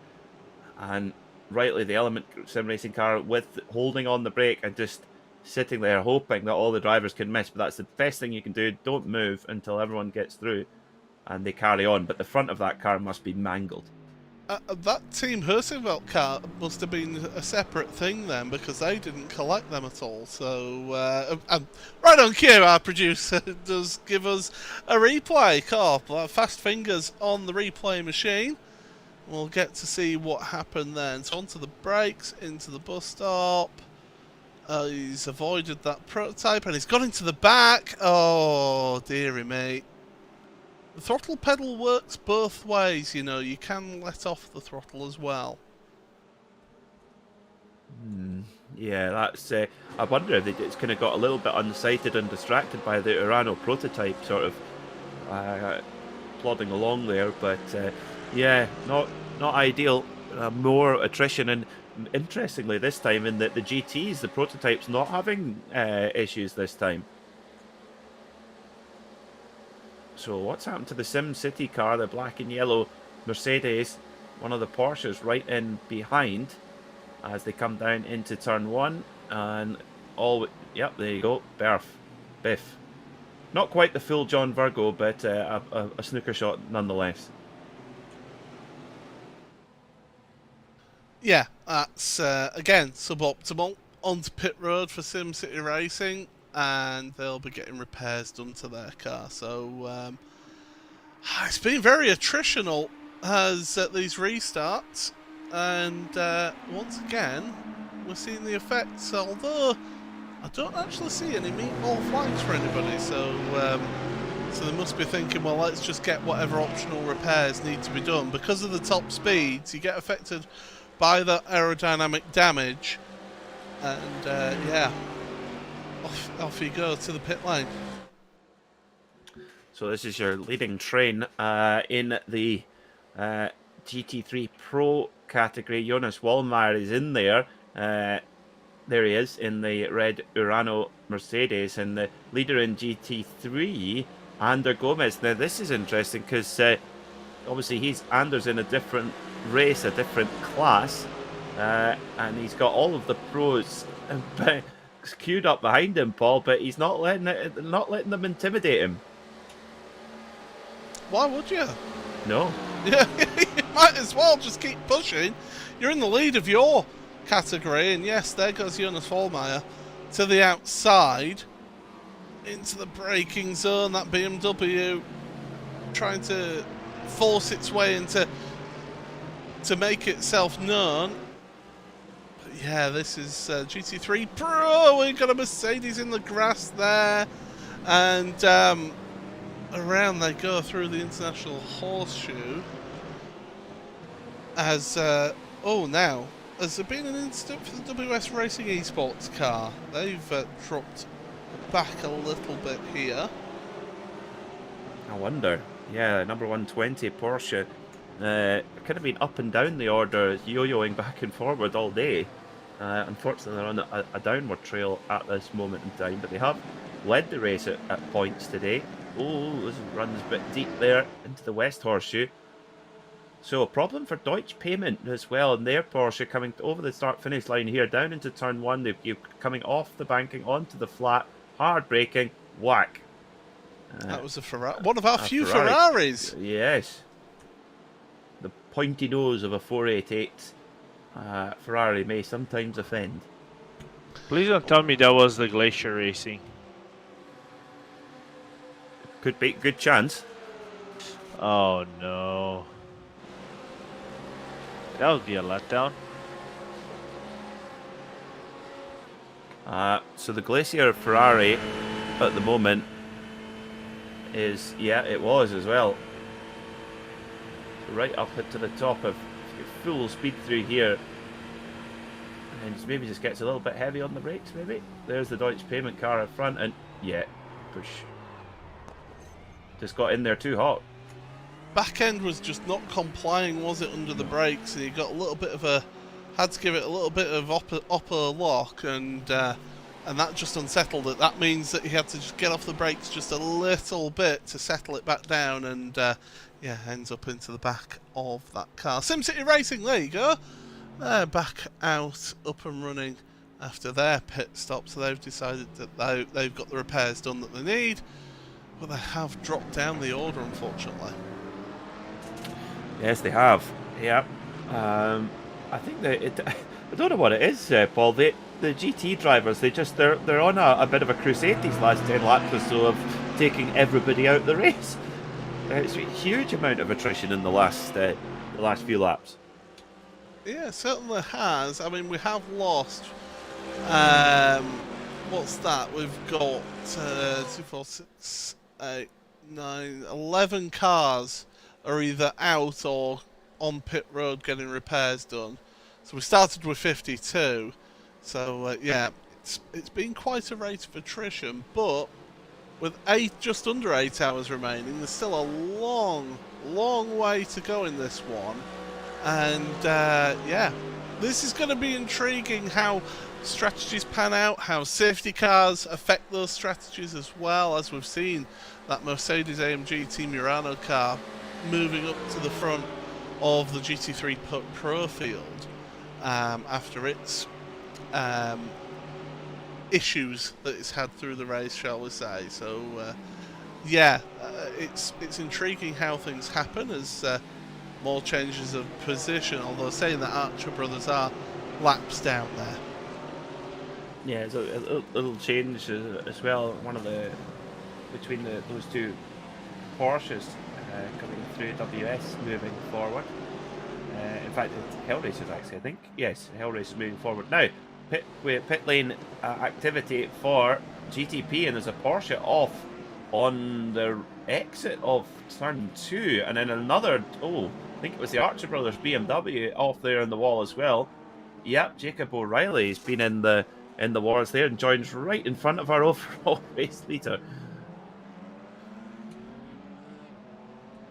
That Archer Brothers car has really been through the wars today, hasn't it? And yeah, the PGZ car was off in the grass as well, so something had happened to them to cause them to go off into the grass in the infield. I mean, where are PGZ at the moment in this race? They're the 22nd overall, 13th of your GT3 cars.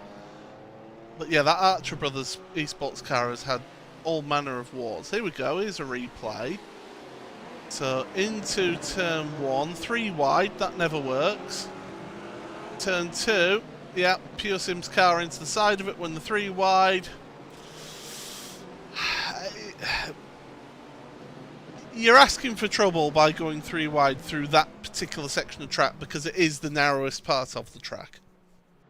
Yeah, it's narrow and it just goes back forth all the time as well. It's yeah, very easy to get kind of caught up in an instant there. So this is riding on board with Glacier Racing. I think they're going to act as our camera car here. And yeah, you can see that. Yeah, there's no room at all. And then Glacier got into the back of the. Oh, so the front of that Ferrari's been busy. It's going to have a lot of people's paint on it. Now, Delta Sport, I've just seen Delta Sport on pit road have got a lot of smoke coming out of their car, and they're parked up, so they've had issues out there. Does anybody want to finish this race? It's absolutely incredible. And the fact that we've managed to have all these incidents. We've got a caution. Oh, no. Oh, German Sim Racing have gone off as well. They've got a yellow flag. I didn't say it. I was like, well, at least we've been able to have these incidents without a full course. Oh, there it is. Big yellow block in the corner of the screen. So let's see what happened to Delta Sport. This is the cause of the caution. Maniti. Oh, there's a little bit. Oh, Maniti plowed into the tyres. Oh, on the roof. That's a murder. Oh, no. It'd be interesting to get another look at that because that was a massive shunt. Where's Taggart when you need him? There's been a mud. Yeah. There was a big murder there. With extra emphasis on the... No, somehow we're starting to see that we need Taki Inoue's tweets into this race in a little bit. Taki Inoue is a legend, and don't you dare say otherwise. Oh yeah, no. I'm praising Taki. I'm not saying bad things about him. Oh, it's just that we need his launch. Oh, so Maniti goes on the inside line, and that's on Delta Sport. Yeah. Well, the Delta Sport is trying to get past the GT3 traffic, which was already a two-wide situation, and they've gone to Maniti have gone to the inside because the door was open. Absolutely, it was open. Maniti went to that gap, and unfortunately, that gap then narrowed and closed. Interesting to see it from Delta Sport's point of view. Yeah. So this is Satellite Racing BMW. We're about to see the Delta Sport car. Porsche not inside there. Jesus. Satellite Racing carries on. Looks in his mirror. Oh dear, there's a prototype on its roof. Oh dear. I really want to see from Delta Sports angle because like from Maniti, what it looks like you're already moving your line under braking, so it's kind of like even if you want to try to stay on the inside so you can actually navigate through the GT3 traffic, you already know that there's a car going to the heavy braking, and as soon as it goes into the inside, so you kind of like moving into the line. So here we go. Okay, yeah, this was reactionary. Yeah, he's got sight on that GT3 car. He's coming hot, under the brakes, too hot, which you, yeah. you do in these prototypes, though, because of the sheer amount of downforce that these cars produce. You can get on the brakes really hard, fast, and slow it down. Whereas those GT cars are bigger, they're heavier, they're longer braking zones, and all of a sudden he's gone, oh, I need to get it into that gap because I'm going to make contact with that GT car. Yeah. And unfortunately, there's a Maniti on the inside. Yeah, I retract my statement because from Manini's angle, you don't see the satellite car braking and then merging into the inside lane. So. But they were taking their line. That's the thing. It's Racing incident, maybe. It could potentially be. Here's what happened to German sim racing, by the way. I said that they'd crashed under safety car. I saw it flash up on my track map. So I think They've the crashed caution. behind the safety car. I think the caution. Oh, no, it's before the caution got called. Oh, took a Maniti Porsche with them for good measure. But... So that's two Maniti cars. Oh dear. The prototype and a GT3 car. Oh my word. It has been unmitigated carnage since the last caution. Maybe what, 20 minutes? Something like that? And our 6th full course caution is underway at the moment. Well. Let's have a look at that. This is the onboard from Maniti Porsche. Whoosh, there goes through one of the prototypes, but we're about to get a rude. Oh dear. What do you do? Nothing. It's just bad There's luck. nothing you can do. Yeah. Nothing. I'm just starting to wonder if they're trying to break the ISOWC record for most yellow flags when they Maybe. broke the record in Long Beach. I'll be fair, I have commentated on a race where I had a total of 14 safety cars. Wow. That's quite I impressive. think it still loses to Long Beach. I think if you have an incident here, it's obviously really disappointing. However, if it does trigger a full course caution, this is the time. If you've got repairs that need to be done, this is the time to do them, because you know if this goes on for 20-25 minutes, like some of the cautions have, then you've got an opportunity to. Yes, you're going to lose time, of course you are, but then you can get the repairs done when the field are doing 50 miles an hour rather than 150 miles an hour. So this is definitely a time to get that done if you can. It's going to be a longer safety car period as well. It's not going to be a short safety car period. They've extended the length of the safety car have race control, so we are going to get the full safety car procedure rather than the shorter one that we have seen on occasion. But 6 safety cars now is what we've had, and Philip Kraus for private label Team Hype, they'll be thinking, what can we do? We've been in the lead now for a little while. We were starting to look at trying to make a breakaway, and then safety car again. Yeah, well, looking at the Team RSO, they are going to hope that the pits open soon, because they've done 23 laps, which is they're right in that they only have a couple of laps of fuel left, so they will need a stop.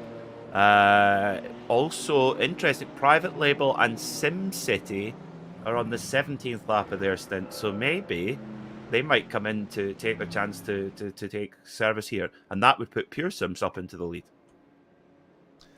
And Pure Sims, of course, they only pitted. They're only about halfway through the stint, so they can stay out if they like, do the fuel saving here, and yeah, just see how it all pans out. So I mean, if anybody watching right now has got any questions to ask us, by all means, do ask us on the chat on YouTube, or if you want to get in touch, the hashtag is IVRA. So do check that out as well if you are going to tweet us out. It's good to see, and yeah, do get your questions in while you can. But pit lane is open this time around. Just one thing, it has to be PG questions, not this is a PG broadcast, people. I'll kick off. Yeah, what's your date plans tonight, Lorenzo? You? Oh, my Nothing. date. So I'm going with my girlfriend to a food party that she's actually already at the place. So I already told her, like, with a friend of hers. So I already told her, like, you have to show me pictures. Pictures or it didn't happen. A food party, isn't that just a party? You could say so. It's because it ends at the. Generally, if you go to a party, there's some sort of buffet or some pretty sort rubbish of food party if there's arrangement no food. there. It's just, it You know, isn't. Oh, vol au vents, cheesecake. Oh, brilliant, fantastic. No. Garlic No. bread. No, all right. Let me defend myself. It isn't. I say it's kind of like a food party, but it doesn't end Private label on late. pit road. Yeah, I'm not even surprised. As long as they don't blunder into the pit lane for Arjuna's pleasure, they're pretty much okay. But for me, I think it ends at 8 p.m. So is it considered a party though? It is more like a food festival. A food festival for me would be if you go to like a like in the north of England here, you'd have like market towns or something, have like multiple stalls in like a courtyard or whatever, and have like a festival that way. Okay. Okay. At a venue rather than it being just a. But that's just here with myself here in the north of England. You know, it's not to say what other people in other countries do. Then yeah. Like they probably do in Scotland. What's your take on the Scotland end, Peter? I would kind of say, yeah, it's going to be a pretty rubbish party if there's no food. That would be my. Now we did just see someone get a wave by there, which it was a GTP car. I don't know which one it was. SRC It was a Movano 17. Yeah. 17. So Yeah, or Team RSO. Team RSO. So they get 1 lap back. They're now just 1 lap down. Movano, they are SRC Movano. They are back on the lead lap. So game on. So we now have 6 cars on the lead lap as well. So the GTPs, we're actually gaining cars back in the fight, whereas GT3, well, they seem intent on destroying each other. But yes, any party, very important that there's food. Hey, come on, let's just remember, there ain't no party like an S-Club party. No, So- I bet you they had a lot of food there. Yeah. I think I've now confused Lorenzo. No, I you think it was definitely before your confused time, me. Lorenzo. You definitely confused me. Oh dear. What do you think I did? Right? It has been a good week. Oh, it's taken us 6 full course cautions to start talking about S Club 7. And this is why RaceSpot generally don't put me and Peter Mackay together. Hey, we're an iconic duo. Yeah. One thing that I haven't seen from you, Peter, though, this is my only complaint. You still haven't put up one single pun. You haven't came up with one single pun so far in this broadcast. This has not been a Peter Mackay broadcast so far. Well, No. I mean, I'm sorry, but his name isn't Chaz Draycott, so he doesn't need No. puns in every broadcast. No. But here's the thing. Peter kind of do some decent. Oh, I know he puns. can. I work But with he's him not most Chaz. Monday nights, so. I'm trying to stop myself. I'm trying to wean myself off them. 2023, the year of the lack of puns. Yes. In your exactly. dreams, Paul. In your dreams.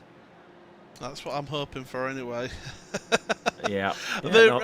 By the way, they're doing the class split right now, so we are getting a bit further on in the safety car procedure, so we shouldn't be too long actually.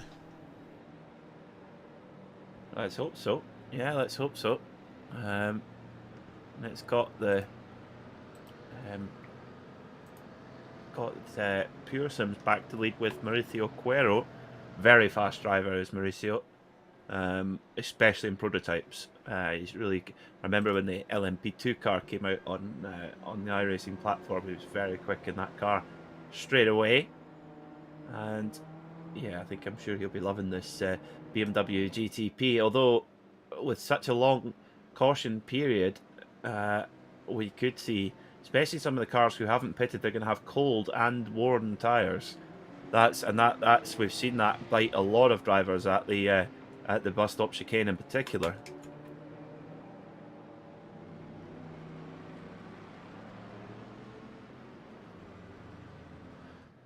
So your order in GT, Mercedes Team Urano, they are your leading car at this stage. Visceral Esports Porsche are in second.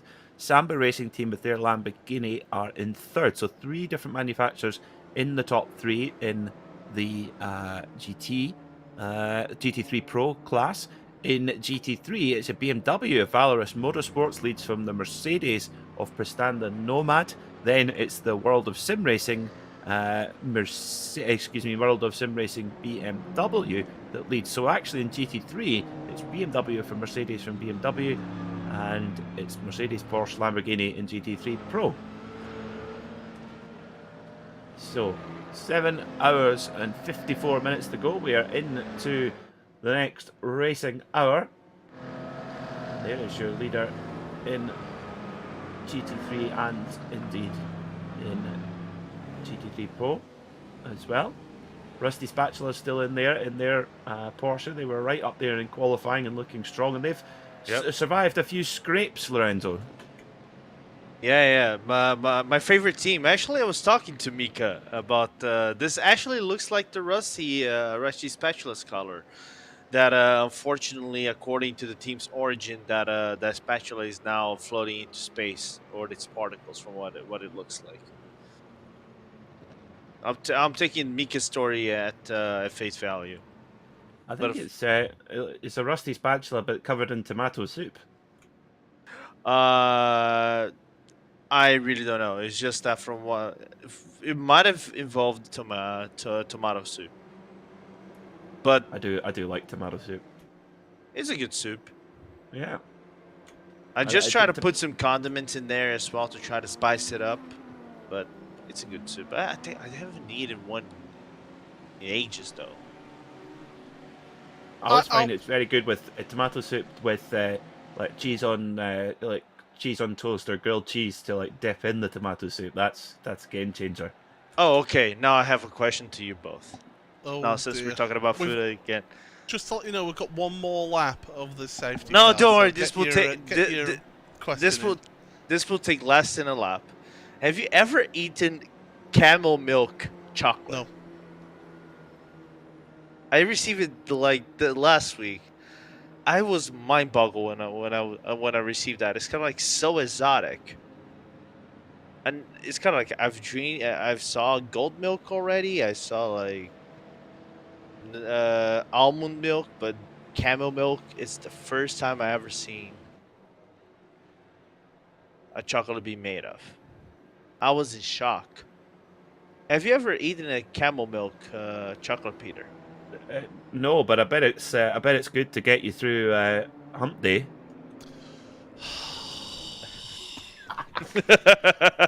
Lorenzo, what did you do? Seriously. Thank goodness we've only got 28 minutes left, Peter. I just couldn't help it. I'm sorry. Now we have an official Peter Mackay broadcast. There you go. I was so close. 24 hours from Tulsa. Yeah. Now my timing screen is now refreshed, and in fact our top 3 is actually in GT3 Pro is 3 Porsches: Tempest Sim Sport, Obsidian Racing and Delta Sport. And then in the GT3 category it's the Mercedes from BMW, from Porsche, Prestanda Nomad from Satellite Racing, from Rusty Spatula. So apologies for that one. At the front of the field we can see it, Pure Sims Esports. Mauricio Cuero will lead the field back to racing. Valkyrie Excite right there in second position. Private Label in third. But Private Label and SimCity Racing, and indeed actually SRC Movano Course, not only are they Not only are they back on the lead lap, they've pitted and they're right there. They're just in the lead queue. There they are.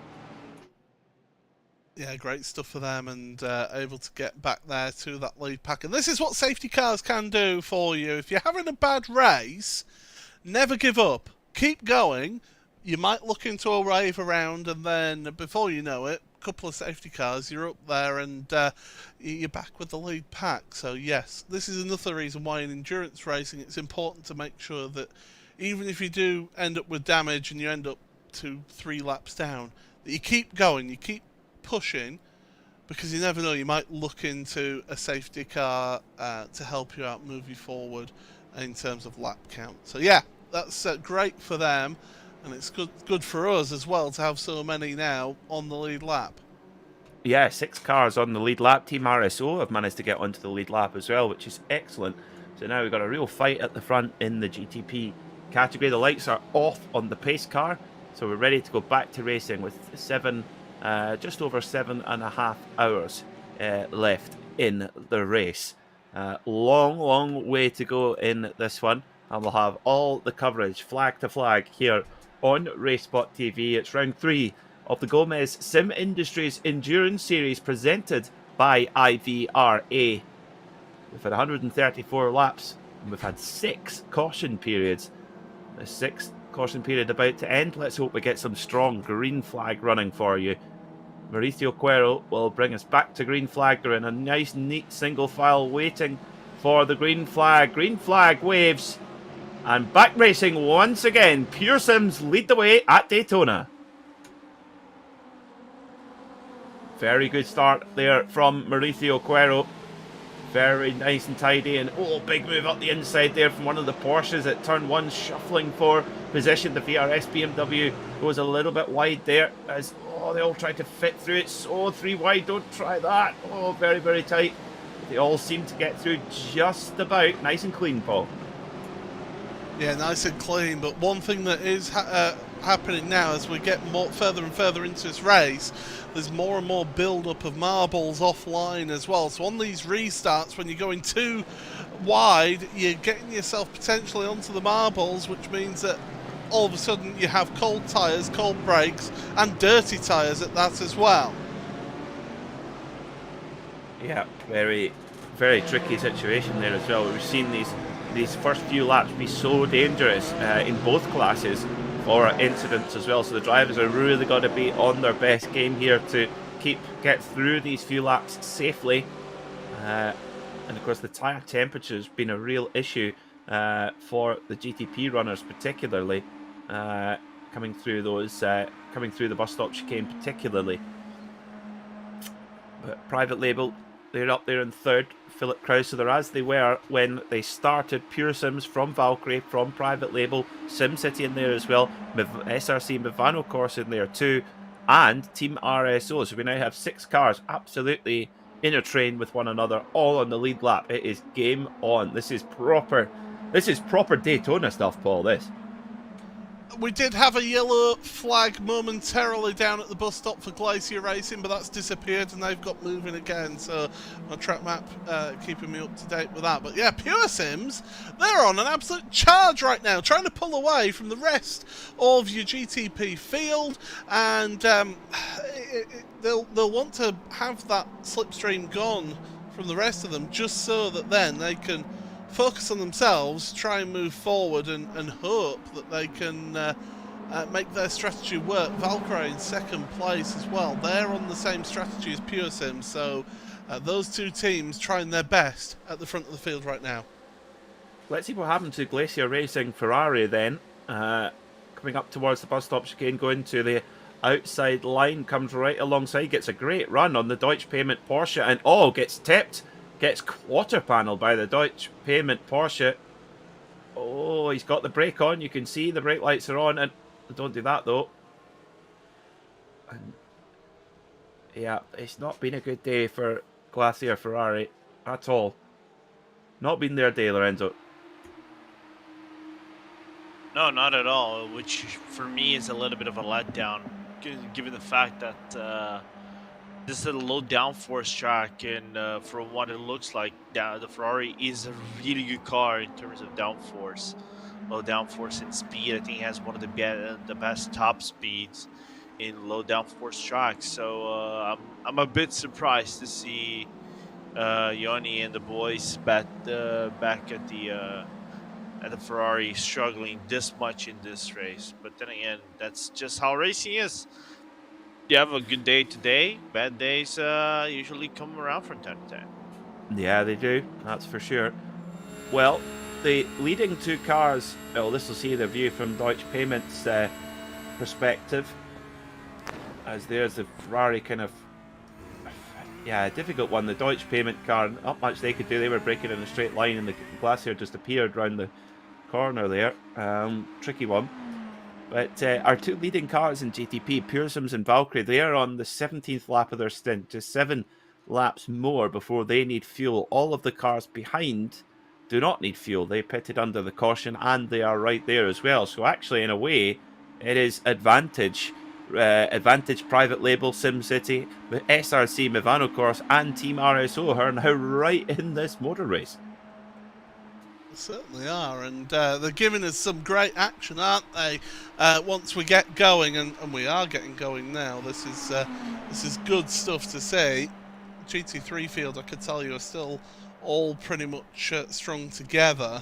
So when these prototypes, when these GTP cars come to make their way through the GT3 field, they're going to have not exactly the same as the start of the race, but they're going to have a similar situation where you've got a ton of GT3 cars all together that are going to be they're having their own race, and then the GTPs trying to work their way through them as we're getting some plenty side-by-side action here. And down to the Western Horseshoe, away we go again. So yeah, it's going to be a case of see who does what in terms of strategy, but this is what I mean with the GT3s. Look at them, they're all in a queue. There's a long queue of them. You can see in the background as well, there's big chunks of cars. That's what these GTPs are going to have to do in about 4 or 5 laps time.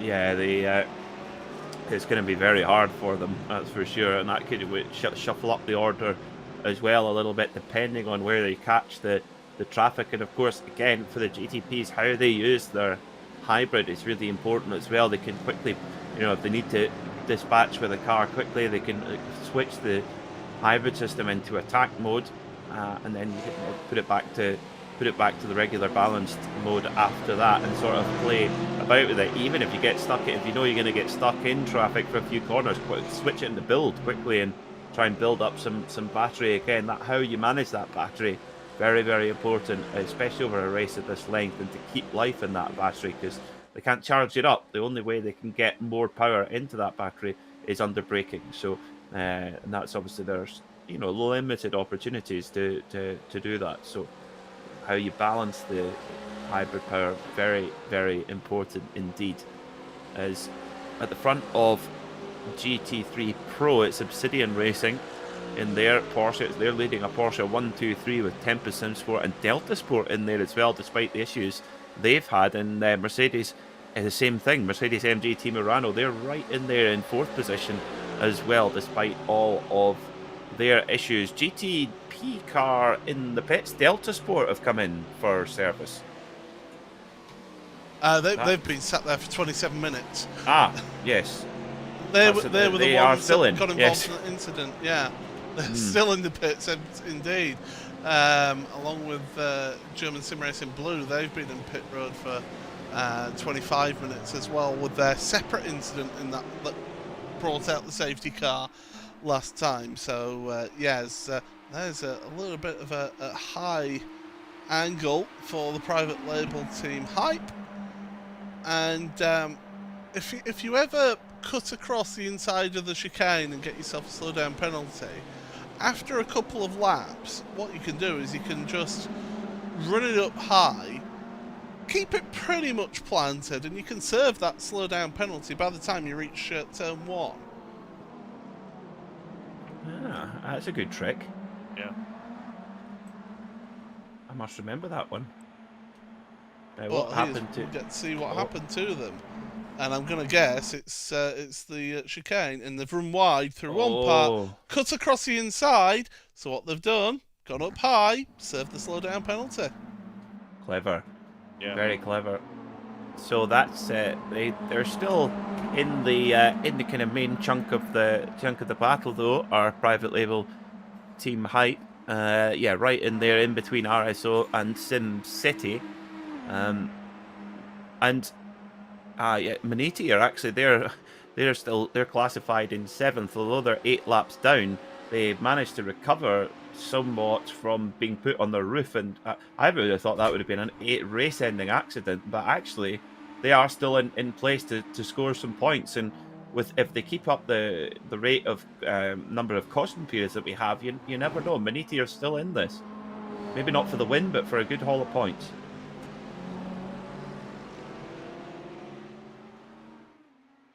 Well, I mean, it's all about it's the name of the game, isn't it?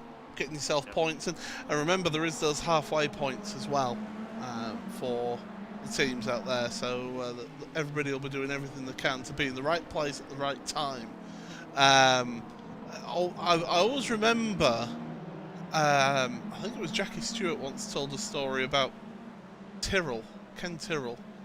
And he would give signals with a countdown to the quarter of the race, the half of the race, the 3/4 of the race, and then the finish, because the teams got paid at that time of Formula 1. They got paid depending on their position at the quarter, the half, 3/4, and then obviously the full race result.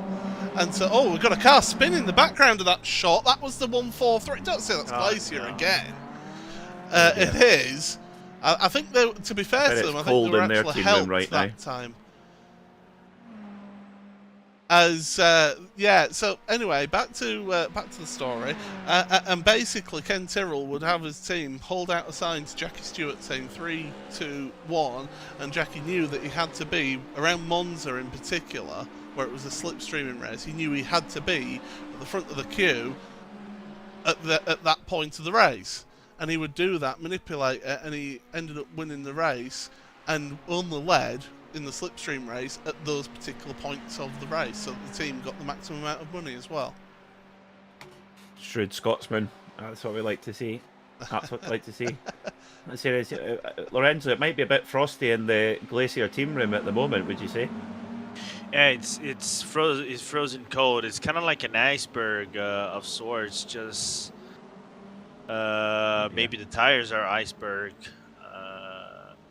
from what it looks like. Just clipped up. Looks like they clipped on the grass though, like a small clip on the grass at the entry of the braking zone, and then the rest is just history. Paul's not taking the bait there, it seems.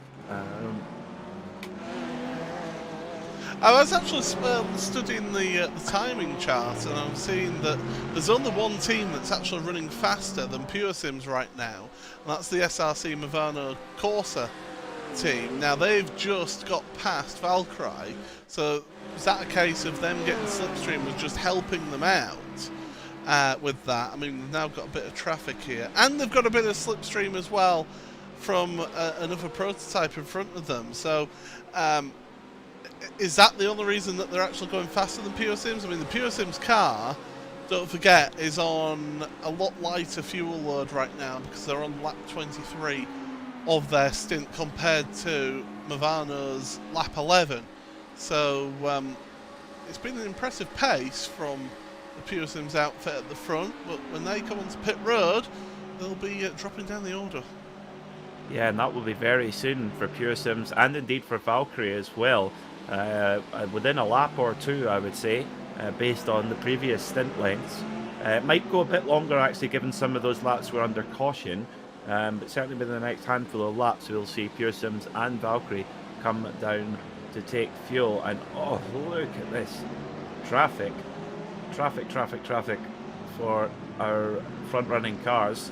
And this is where it gets really difficult, where you're going round the kink and there's not much room at all. The SRC Movano car having to get right up to the grass there, almost ducking a wheel on the grass, so really pushing to the limit.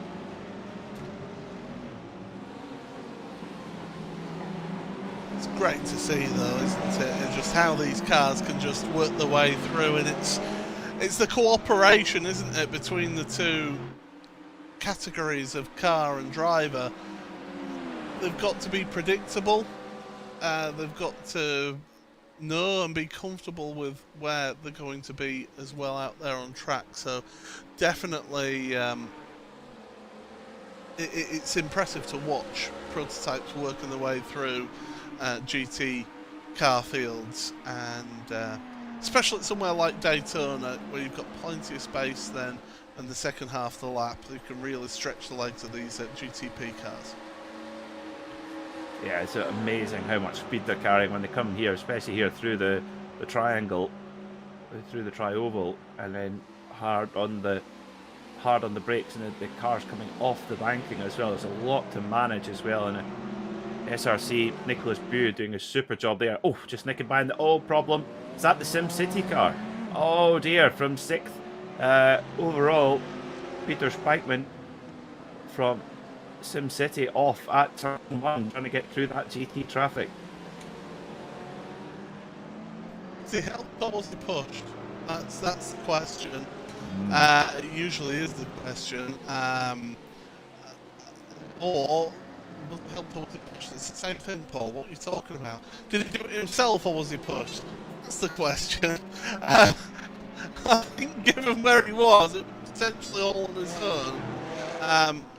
But we'd have to see about that. But yeah, SimCity Race just not going well and dropping down off the back of that group now of cars that were leading. Yeah, it's a shame, but still on the lead lap, still within touch, and by the looks of things, not much damage either, or any damage. By the looks of things, they come up behind some GT cars. They've been interesting deciding just to stay behind in that train. There was just no room to get back into the line safely, and then hit the afterburners here on the high banks, excuse me, and then dispatch with that GT traffic. So let's get a look then and see what's happened to SimCity here. And gets on the grass, puts a wheel on the glass, Lorenzo, yeah, and nearly hits Private Label too. Yeah, and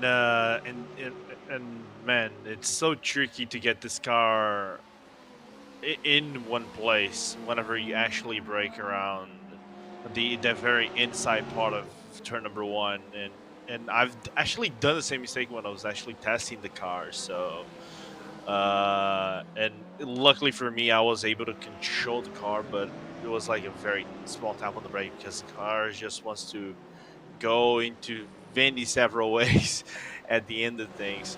But it's unfortunate for them. Luckily for them, they're still in the race. They're still in the lead lap, so it's just like a minor time damage and maybe a little bit of morale, but still keep going. That's what you want to see at this halfway point. Yeah, and all the teams now will be really starting to think about those half-distance points, and so therefore they'll be back timing their pit stops in case we go all the way green to the 6-hour mark, the halfway point. They'll be thinking about that and how they optimise that position. So we should see Pure Sims, our leading car in GTP, coming down from into pit lane very soon. They've done 26 laps. Okay, some of those have been under caution, but it should be any minute now, Paul, for Pure Sims.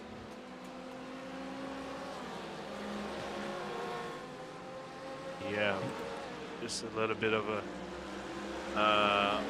down, but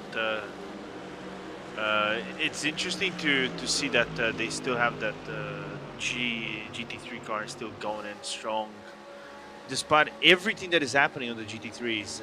And I was just taking a quick look.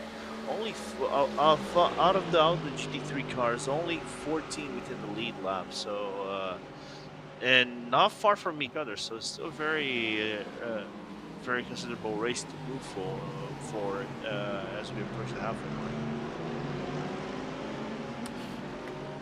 Well, let's see how it all shakes out. You're watching the round 3 of the Gomez Sim Industries Endurance Series presented by IVRA live here on RaceSpotTV. It's Peter Mackay here alongside Lorenzo Bonda and Paul Smith in the RaceSpotTV commentary booth. I'll be ducking out in just a few moments, handing over into very capable hands of Paul and Lorenzo before our next commentary team come in another hour after that as well. We hope you're enjoying the coverage here as well, and don't forget to go on to GomezSimIndustry.com to check out their range of wheels for your sim rig.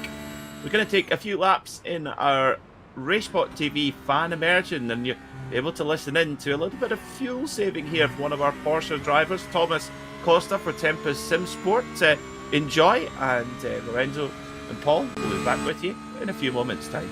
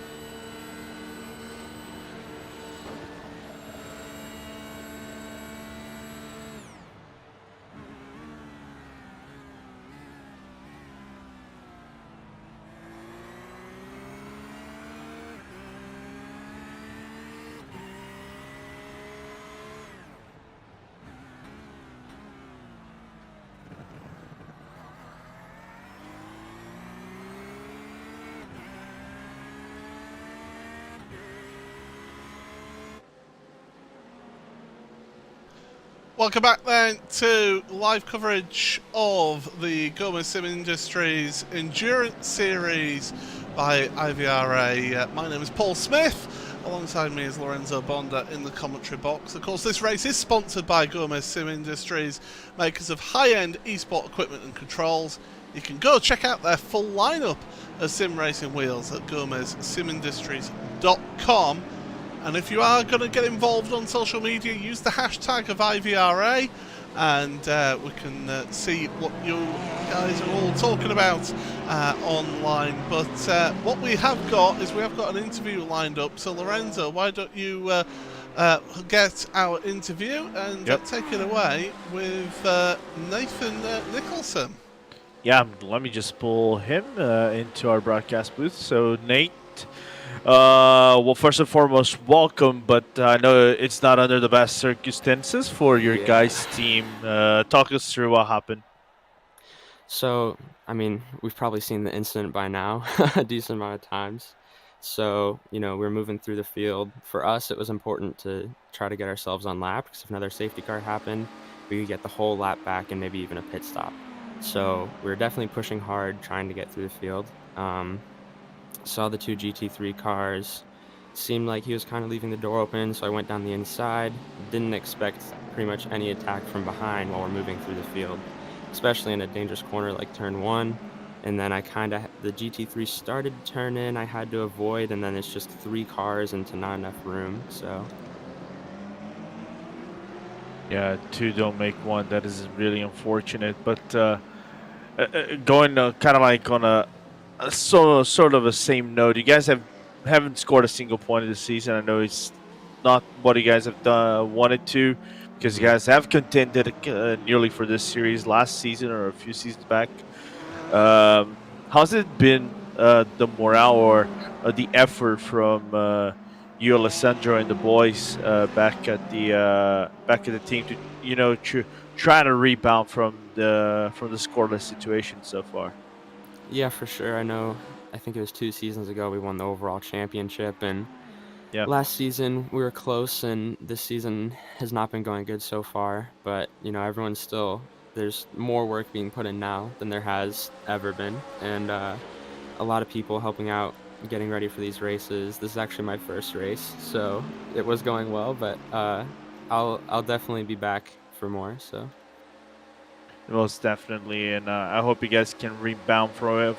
I think you might be taking the car if you guys manage to keep it on track for a few more laps. Yeah, we're gonna try to get as many points as we can. Of course, like you mentioned, we're still scoreless, so getting points, no matter how many they are, is gonna be important for us today. So. All right, Nate, I'll leave you be then, my guy, and good luck in this race, and I hope you guys can rebound the second half. All right.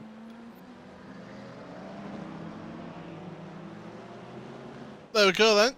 That was Nathan Nicholson then, joining us for an interview, and well, we have 7 hours, 7 minutes remaining in this round number 3 of the GSI Endurance Series by IVRA. And well, it's been a race of attrition, I think is the right word to use here for this one. It's been a hard race for those drivers out there, but it's also a race of strategy. And when there have been the times for cautions and pit strategy can really come to play. Some are playing it one way, some are playing it the other. In GTP, the top 4, well, they're all on the similar sort of strategy of 22, 21 laps ago they made their pit stop, and yet Pure Sims and Valkyrie, those 2 teams, only made their pit stops 4 laps ago, so they're on that counter strategy in GTP, and it'll be interesting to see how that all pans out. But it is SRC, Movano, Corsa who are leading this race at the moment over Team RSO, who have had quite a bit of a comeback, it must be said, in this race to get up into 2nd place overall, with the private label Team Hype Car 3rd place in GTP. In your GT3 Pro we have got Obsidian Racing currently leading that one, ahead of Delta Sports with their 199 car. Impulse Racing, 3rd place in the Pro category. Then in your GT3, well, looking a little bit further down, Satellite Racing currently leading that one in their 264 car, having a better day than their GTP compatriots. Rusty Spatulas, they are in 2nd place, with Maniti Racing 3rd place in GT3 category. But Lorenzo, I mean, we've got another hour on our portion of the broadcast before we head on over to Ewan and to Connery. And well, it's been an intriguing race. It's been a frustrating race at times as well, hasn't it? You could say that. That would be the understatement of the year, you know. At no point, if you have asked us, I think, well, you would be in it as well. Would you expect to see 6 yellow flags before the halfway mark of the race? I would say never. But unfortunately, we got those yellow flags. It changed the. What I like about these yellow flags, despite some of them being rapid succession, it changed the dynamic of how this race is playing out, because, like, they're probably on strategy K or N or something like that, to try to see where they can actually end up with scoring in this race, whether it's halfway points or at the end of the race, because it's just been completely unpredictable. And I think the GTP, more than anything, has been more than unpredictable than ever. It certainly has, and of course, with this being the first race that we've had the LMDH, the BMW, as the GTP class, you've got an element of teams learning as they're going along here. They've only had 2 weeks with the car since well, not even 2 weeks, about a week and a half since the car was launched on iRacing, and so they've not had the most of time to be able to get laps in and to really get to the bottom of what this car does and doesn't do. And it's really affected some of those prototype teams that were looking at a championship potentially. Absolutely. I think you still don't understand what the car does. You haven't been, even though you could have a track, for example, they're, like I said before, they're running on the ESS, which is the European Sprint Series, which is one of the official series that we have in iRacing. They are racing around Daytona, but it goes under a different dynamic. It would be just like over here, the top class, but you're running against LMP2s and GTEs. The weather is a little bit hotter than what they're normally running, so you get a bit of a grasp. But 1 week to try to get a full grasp of what is actually happening around the races, we see, I think, Delta Sport pitting into the pit lane. Yeah. You really don't get a full idea of what the car is still doing, what it does, how it's behaving. You can try to make adjustments, but you're not going to get the same level of knowledge as whenever they go into the Daytona 24 in about a month time, where some of these teams are certainly using this as a preparation. But nevertheless, it's wild, man. It's just wild to see that the new car changed the dynamic of racing so much in so little time. It certainly does, and you're absolutely right there. It's that dynamic. You're spot on with the use of that word, dynamic. It really does change things and gives people opportunities that maybe they wouldn't have had in the LMP2 car. And certainly these drivers now, well, they're certainly getting tested.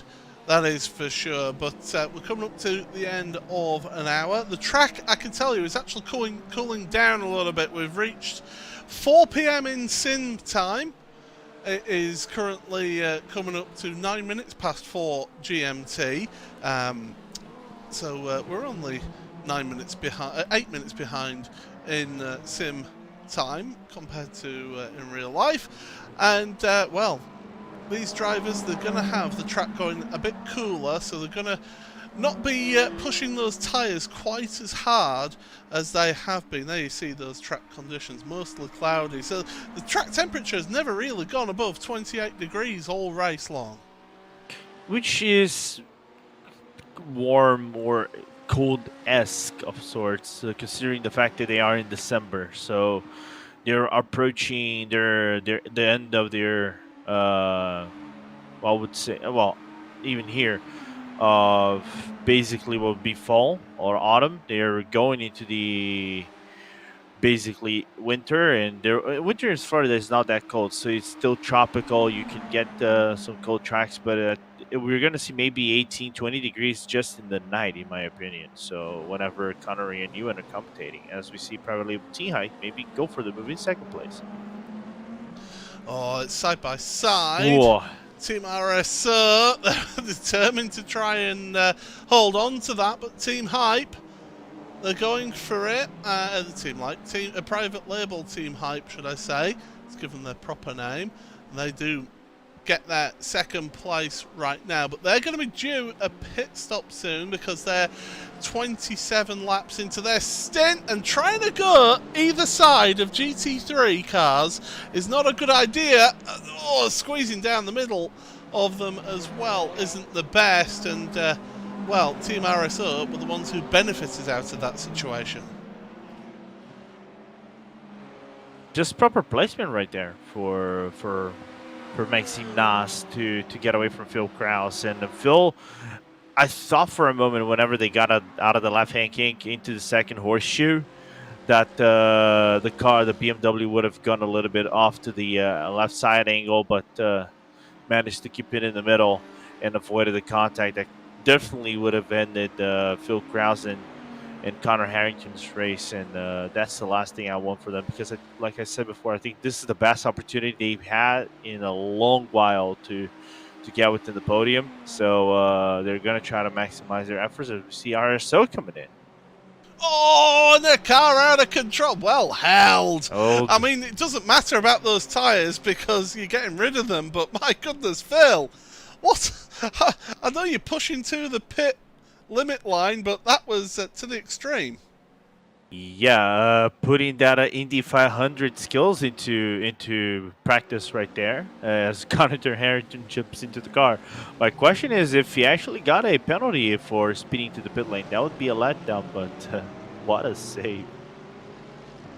Well, we'll keep an eye on the pit stop time to be able to tell you. Don't forget, by the way, everybody, if you do want to keep up to date with this race, RaceSpot.tv/timing. The link is at the top of the YouTube chat, and you can have a look, see who's doing what, where and when, and you can follow along with your favourite team if we're not currently showing that on the screen right now. They did not get a penalty, by the way, so they did get it slowed down. That's good. And word up, but going sideways through the pit lane entry cones, I think, is one way of doing it. But as I say, you're getting rid of those tyres anyway, so it doesn't matter.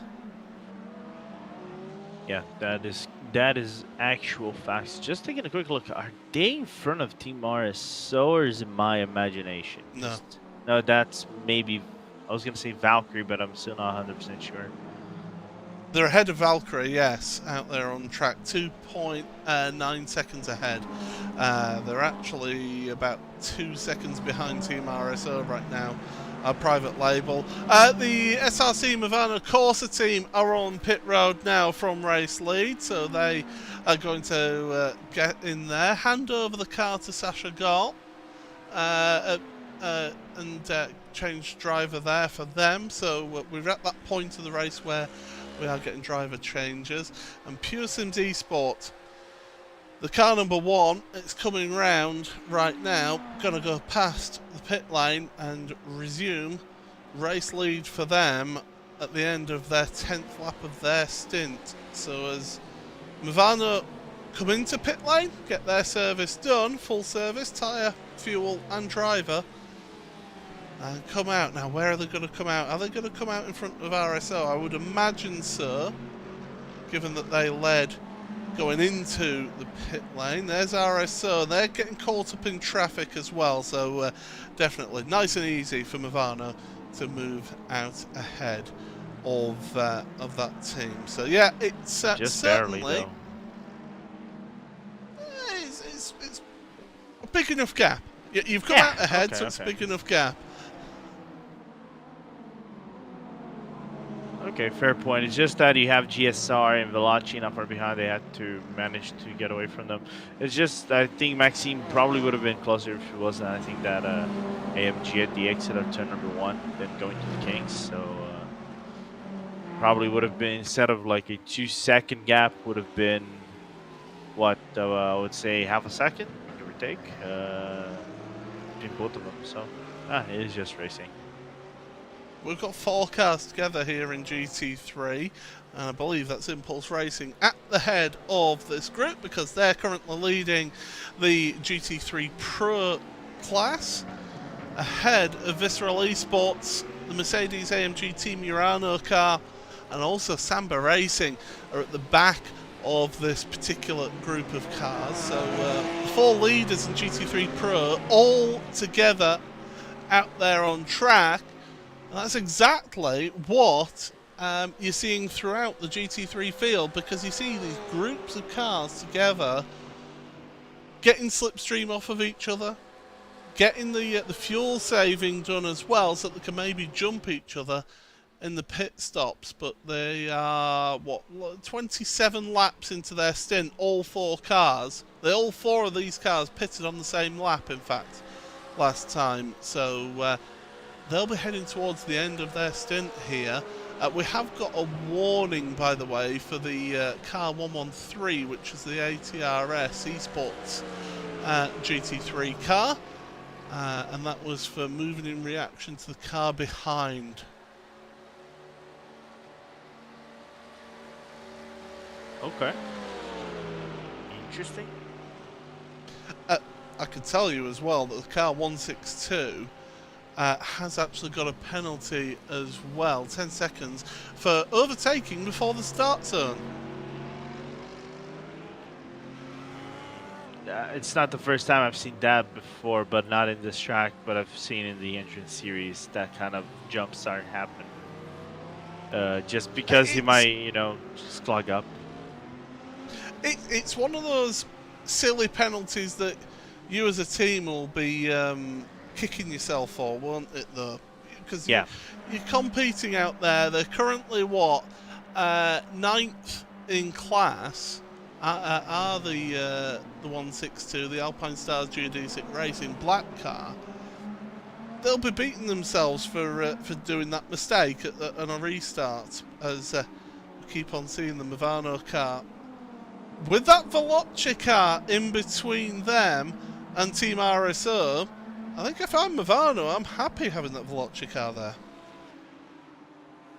there. Some sort of a shield, fast shield. Yeah, so it's okay. The only downside is you have that car kind of like mirroring you in terms of movement. So if you screw up, they're gonna eat you alive. But as you're the GTP, the lead GTP into this 3-car fold, maybe 4-car fold, because I'm seeing Gorla trying to break away, and basically the driver behind is managed to catch up bit by bit, but it's catching up Maxime Nas. So there is a chance, of good stuff over here. Not being able to save fuel, so he kind of boggles up a little bit the strategies between both of them. You might see some aggressiveness going for the halfway points. And that's one important point of this race, of course, is that halfway point. That, of course, points awarded at that point, and that's where you really need to take advantage of that, as we have the Maniti Racing car onto pit road for their pit stop, of course, out of sequence with the rest of the GTP class right now. But Movano, they're working their way through GT3 traffic right now. Second place overall. Team RSO actually are behind them, so Veloci have allowed, or maybe Team RSO forced them through, and that is the Veloci car into the tyre barrier. Oh, careful of the rejoin there, Sven. Sven Nolan now, is there damage to that? Well, there's definitely going to be damage to that car. Is it damage that will cause them to pit? Is it a meatball? I'm just having a look, and I do believe they have got a meatball penalty flag for damage to their car. And yeah, they've taken to that apron, so that means that that they are going to be on pit road. I mean, they were down 8th in class, 25th overall after incident earlier in this race, and well, it just goes from bad to worse for them. Here's the replay then. All on their own, really. Well, there's a GT3 car there, and they've run it out wide. Can't get the car stopped. Around the outside, and I mentioned it earlier on at the, I think it was the last restart. Yep. There's more and more marbles offline. They were offline there, and they just could not get that car stopped or turned. Yeah, it's not an easy car to stop, especially into some of these heavy braking zones. Despite having high performance brakes, look at the replay. Glacier car ahead, maximum evasive action, and you go into the braking zone. You already kind of like overshot the braking zone, so the brakes, the high performance brakes you have, they're not gonna do any favors. So just gonna bring you back into the track. The broken suspension is there, and your race pretty much, unfortunately, unsettled again. So yeah, they are down onto pit road with a meatball flag. Damage forcing them down there to have to pit.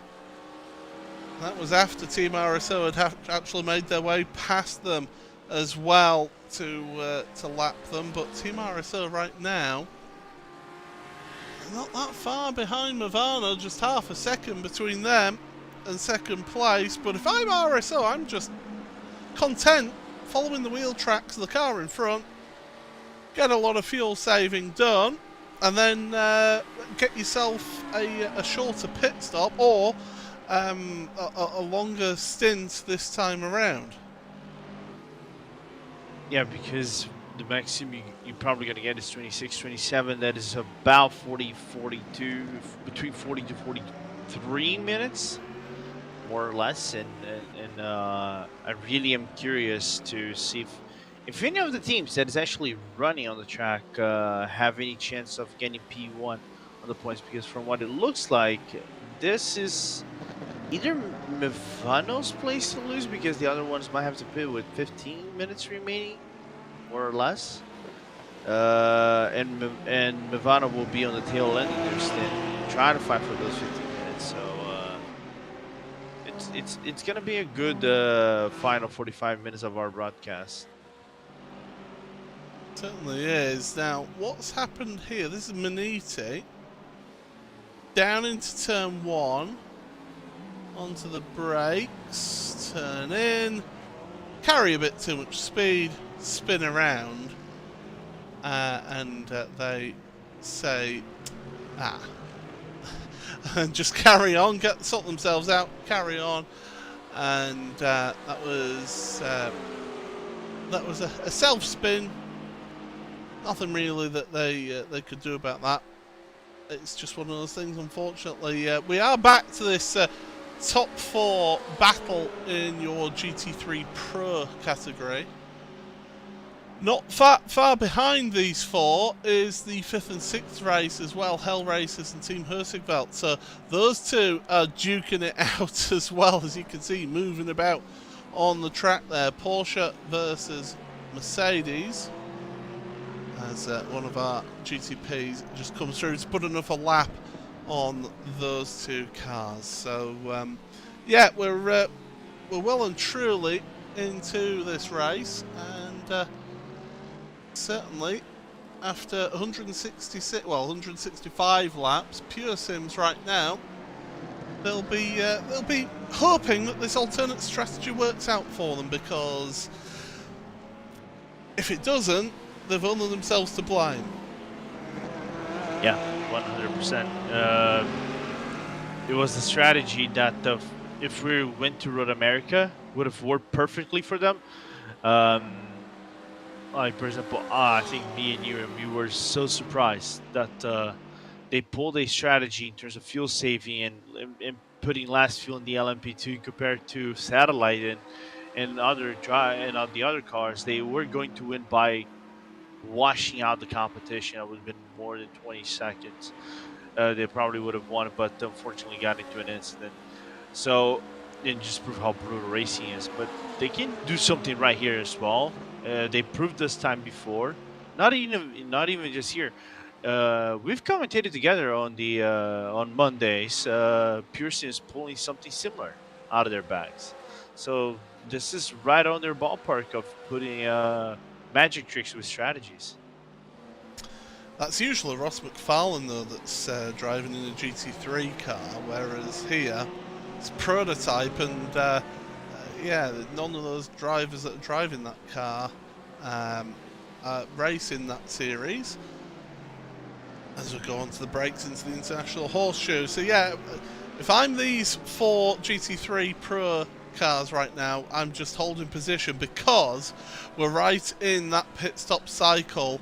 And in fact, we've got a few of our GT3 Pro cars on pit road, as well as a couple, as well as a couple of your GT3 Plus drivers as well. So Maniti Racing from GT3, they're on pit road right now, having been leading at that point, although that was during the pit stop cycle. But right now, you've got Geodesic Racing, you've got Team PGZ, you've got WS Racing Esports, all having their pit stops. Hell Racers as well on pit road, getting their service. So a number of cars getting pit stops right about now. So we should be seeing some of this group heading onto pit road as they come up behind a BMW and just work their way past that car.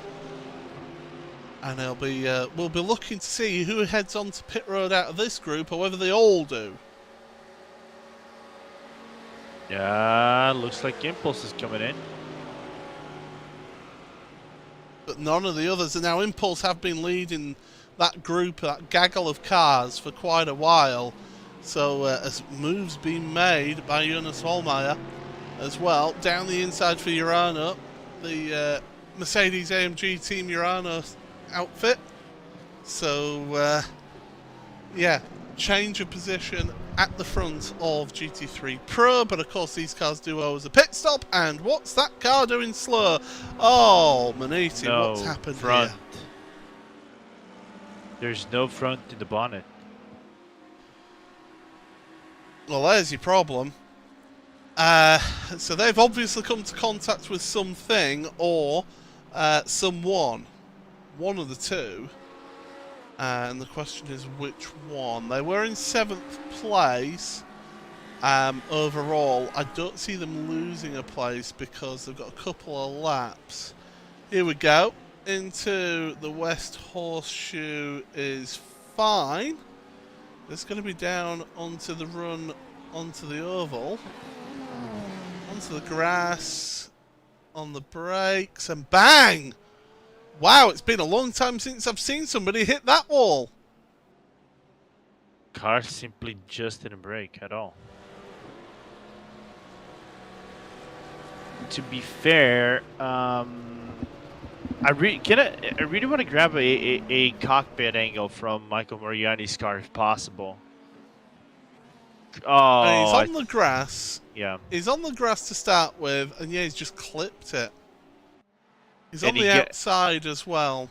Yeah, and he gets on the grass right as you go into the braking zone for the LMP, so it's kind of like you overshot it a little bit. So we're going to look now at the cockpit here. Well, clips the grass, but whenever he gets back into the track, it's just that you don't have any traction or the car is already a little bit loose and you try to control it. So the car is not going to brake as much as you want to, and you hit hard into the wall. You probably break one of the suspensions, not only the suspension, but also the bonnet.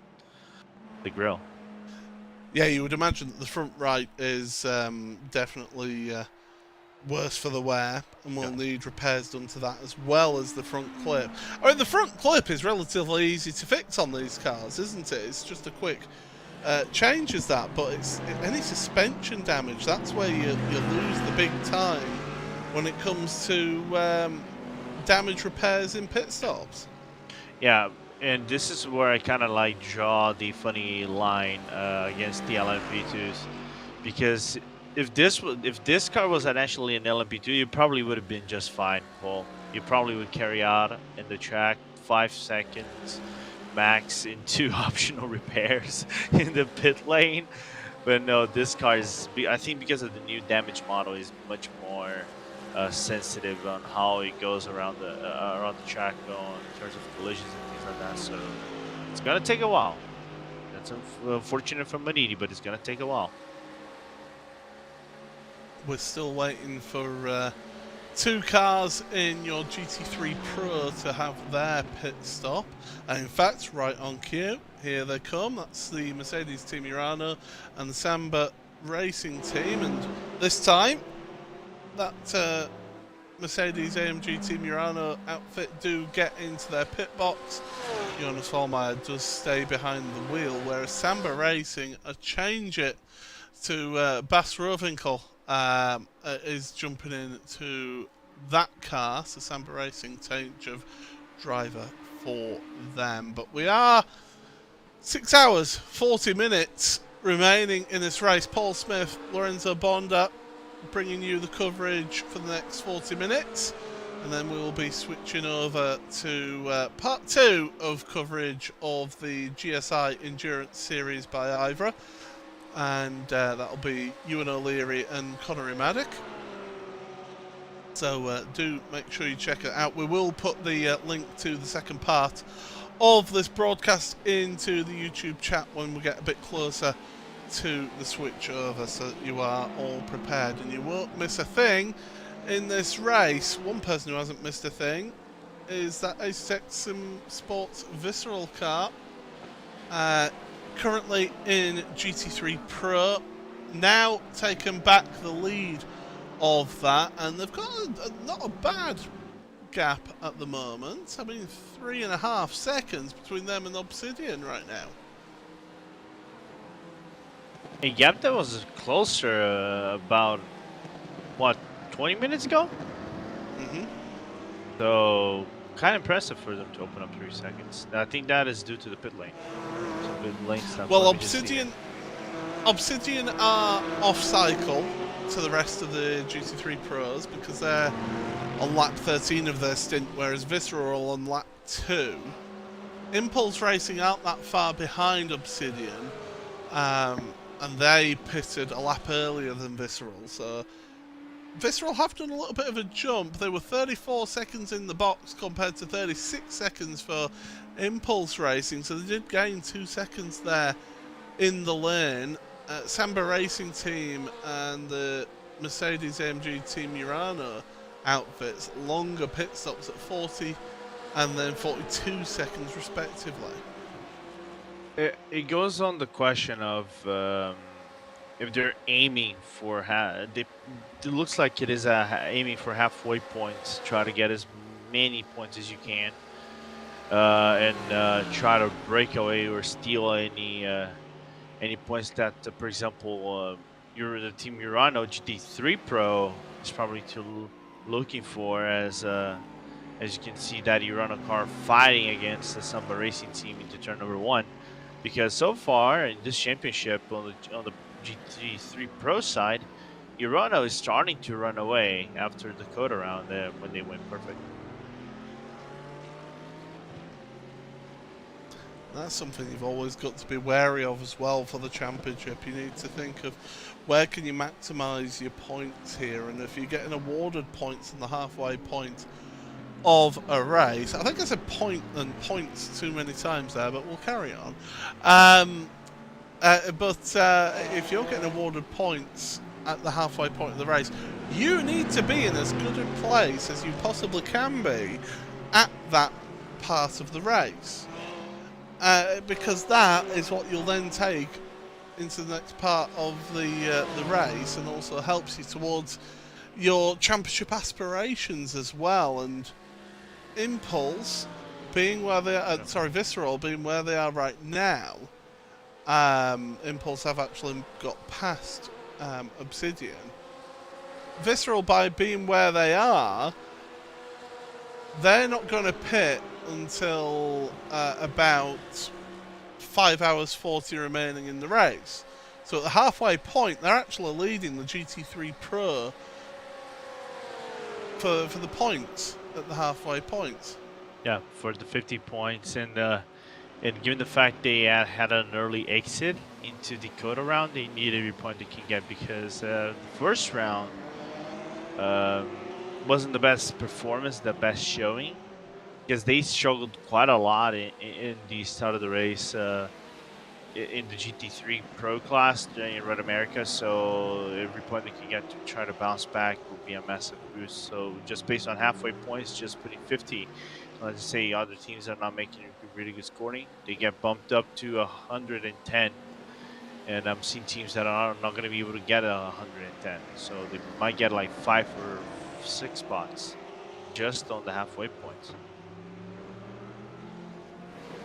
Also worth pointing out that I actually get to see an average 5-lap pace, and Visceral are averaging 1 minute 44.0 compared to Impulse Racing's 1 minute 44.2.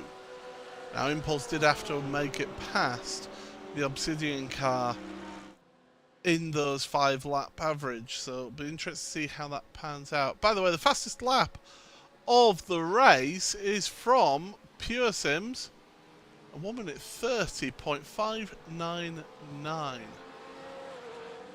It's an unbelievable lap. Now that was done a lot earlier in the race, because the lap times right now are in the 31s and 32s. So 32.4 last time for Pure Sims, 32.6 for Movano Corsa. And if they can do 31s, this is right around, I'm not going to say the same mark as the LMP2s, because they used to do 32s on cold weather. Well, this is kind of cold, but still. It proves that on pace, they're about a second or two quicker than the GT3 car, sorry, not GT3, but the LMP2 cars that are on the P217s. So we'll keep an eye on the pace and see how different drivers are coping with things. Pure Sims are onto pit road, lap 25 of their stint. So right on cue, they're onto pit road for their next pit stop from the lead. So that means that the SRC Movano Corsa are to the head of the field, and they're dragging along with them Team RSO, who once again are quite happy and content with just being sat right behind your now new race leader in this race. And you just want to keep things simple. You don't want to try anything silly here, especially not with traffic, because you are in the quicker car, and this car, it's all about acceleration, it's all about top speed of it, and this car really does have that, so you need to take advantage of its strengths. Yeah, you do feel the hybrid on the low gears, you know, pushing the car with combination with the V8 engine. But believe it or not, you do feel lots of acceleration out of the car coming into as a support, coming out, for example, here on the Le Mans chicane.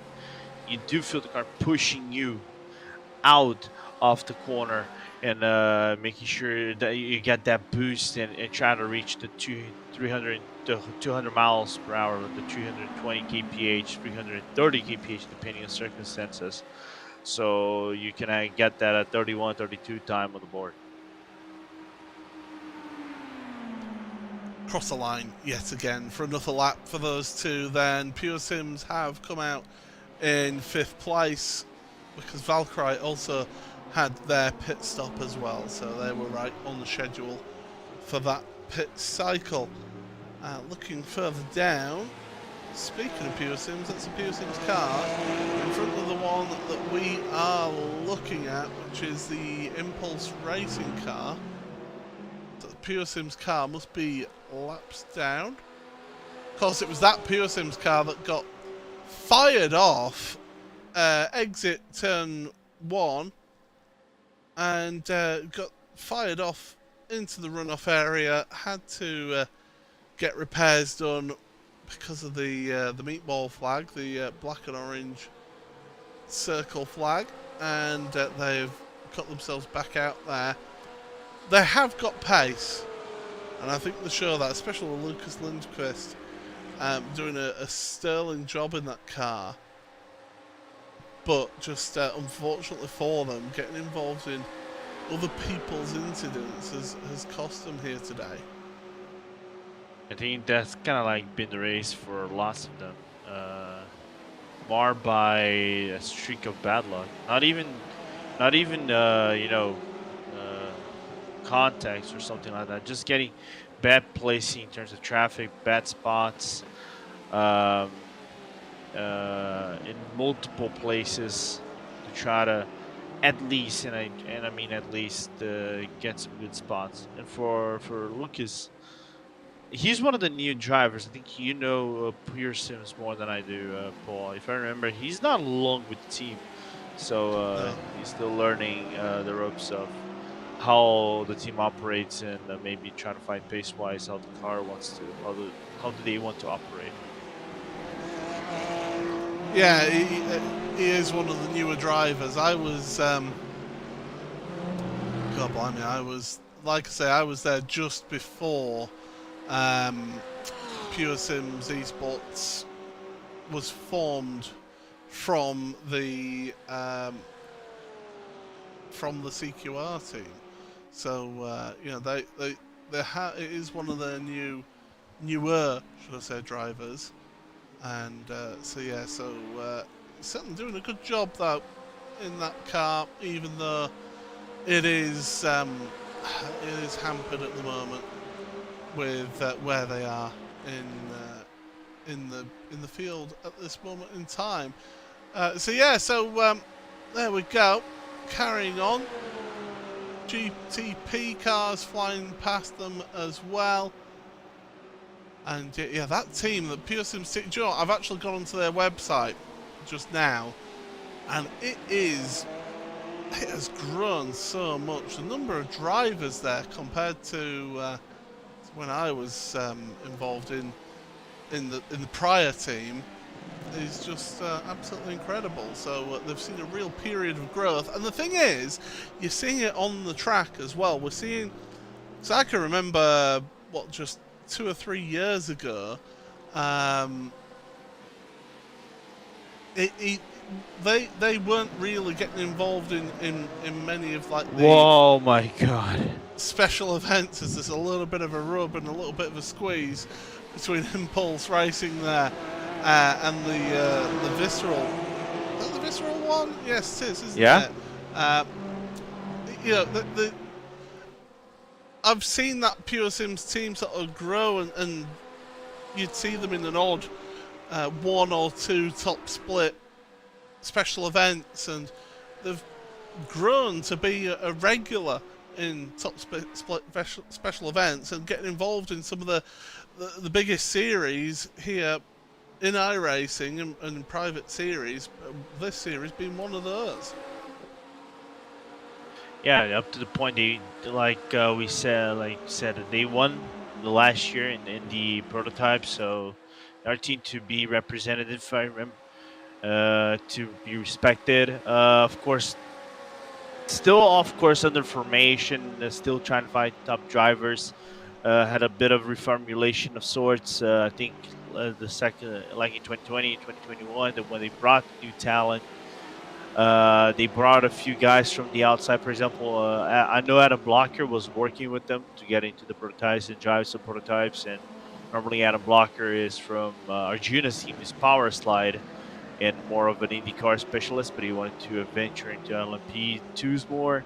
So they're growing an environment, they can actually be stable and grow on it and become a staple for future championships and things like that. So that's cool to see.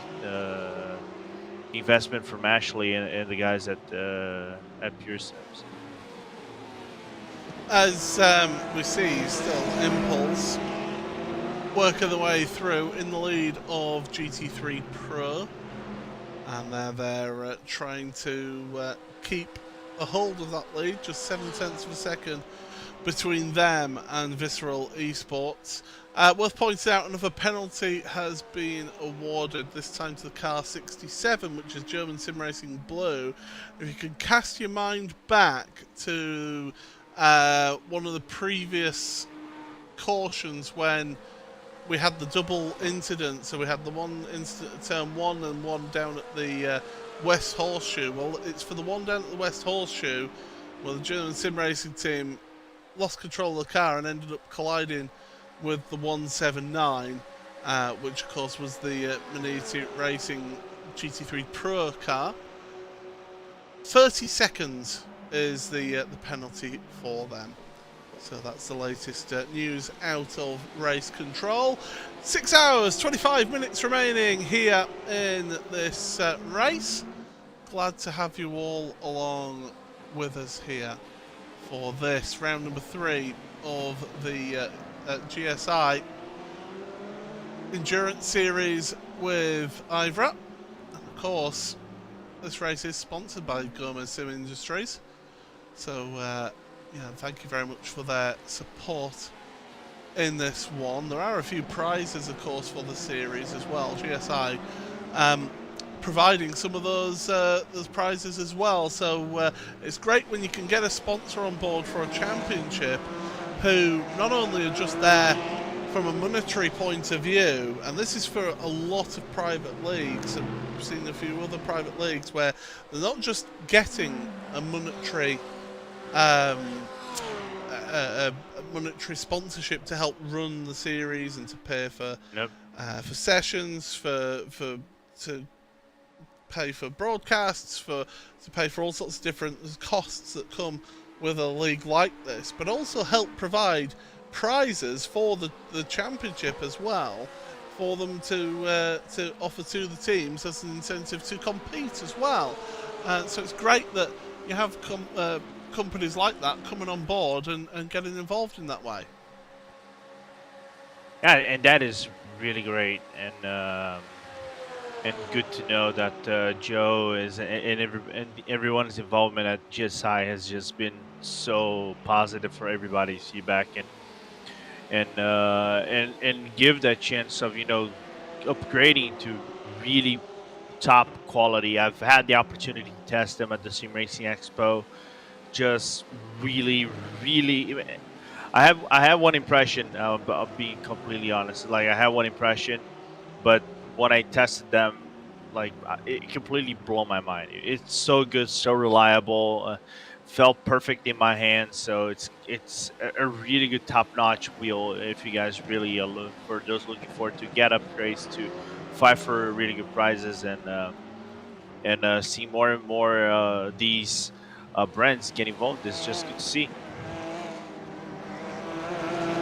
Myself and Lorenzo will be handing over the keys to the commentary booth in about 13 or 12 minutes time, because of course it will be Ewan O'Leary and Conor Maddock who will be joining us for the second half of this race. And well, things, I said to Peter, they'd calm down. They truly have. We've gone a good spell now with no safety car. Hopefully we can keep it this way all the way through to the end of the race now. But this right here that we're seeing on the screen, Visceral versus Obsidian, has been a really intriguing race of these two.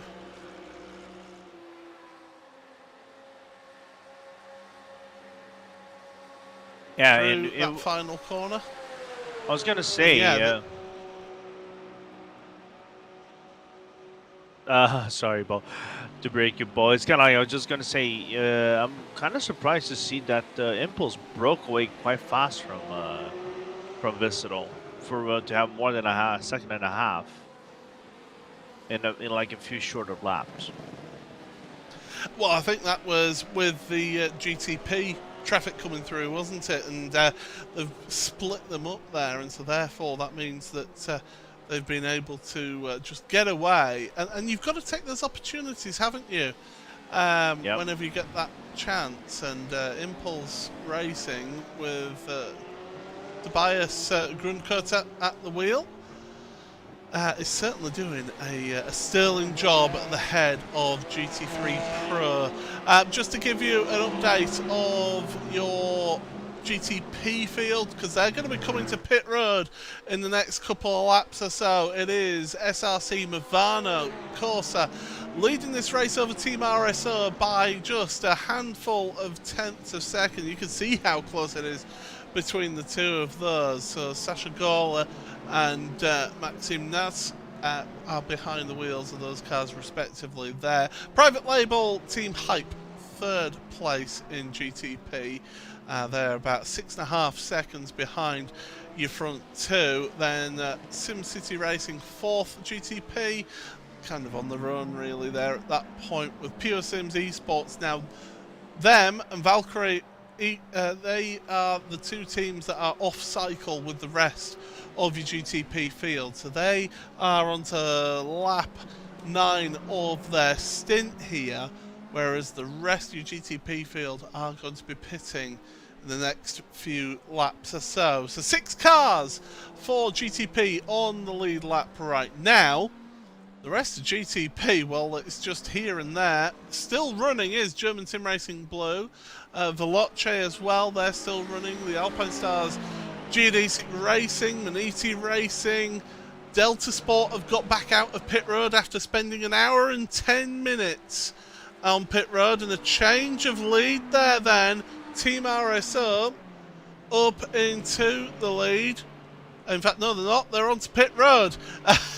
They did get to the lead, but then they head straight for pit road along with the SRC Movano Corsa team. So we've got a number of pit stops happening for GTP now, Lorenzo. Yeah, and I was hoping to see Eric Newman coming into the pit lane, but no, they decided to prove and shut my mouth otherwise and be the only car on the track. I'm just wondering now if these teams that SRC Movano, Team RSO, Private Label Team Hype, they're probably going to do something like half the stint in terms of fuel and try to match up or minimize the time loss difference in comparison to, let's say, Pure Sims, who's now running away with it for the time being. So go across the line once again. Obsidian now up into second place because of pit stop, I do believe, in your GT3 Pro, and it will be. And so therefore they're up into second. It was a pass actually. Although Obsidian, to be fair, they are going to be due a pit stop before Visceral. Now, looking at their laps, they're on lap 25 of their stint or Obsidian. Will they be able to get to the halfway point where they are, or will they have to pit before the halfway point here, Lorenzo, and not get as many points in the bank as they would have hoped to? I think the max you can do with GT3s is about, I think, 32. I think I know it's over 30 to 34 laps. It depends on how aggressive you save. So I don't think they can, but it's going to be falling very, very short. It would take a little bit of a miracle for them to actually be able to do the equivalent of 17 laps and then come to the pit stop with some fuel to spare.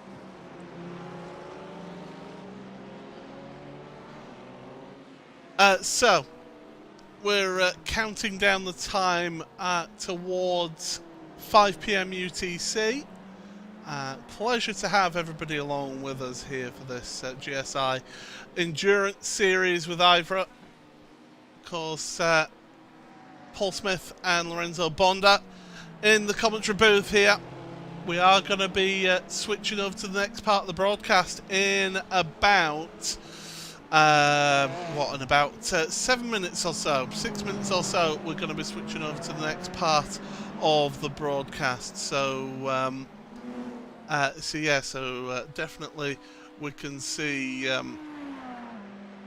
what's happening. The link to the next portion of the broadcast is in the YouTube chat, so you'll be able to pick that up and get yourselves ready for when we switch over. We're not switching over quite yet, but Lorenzo, we've got ourselves about 5.5 minutes before we do switch over. I mean, what has been your takeaway from this first part of the race? Not just qualifying, but also the first nearly 6 hours of the race.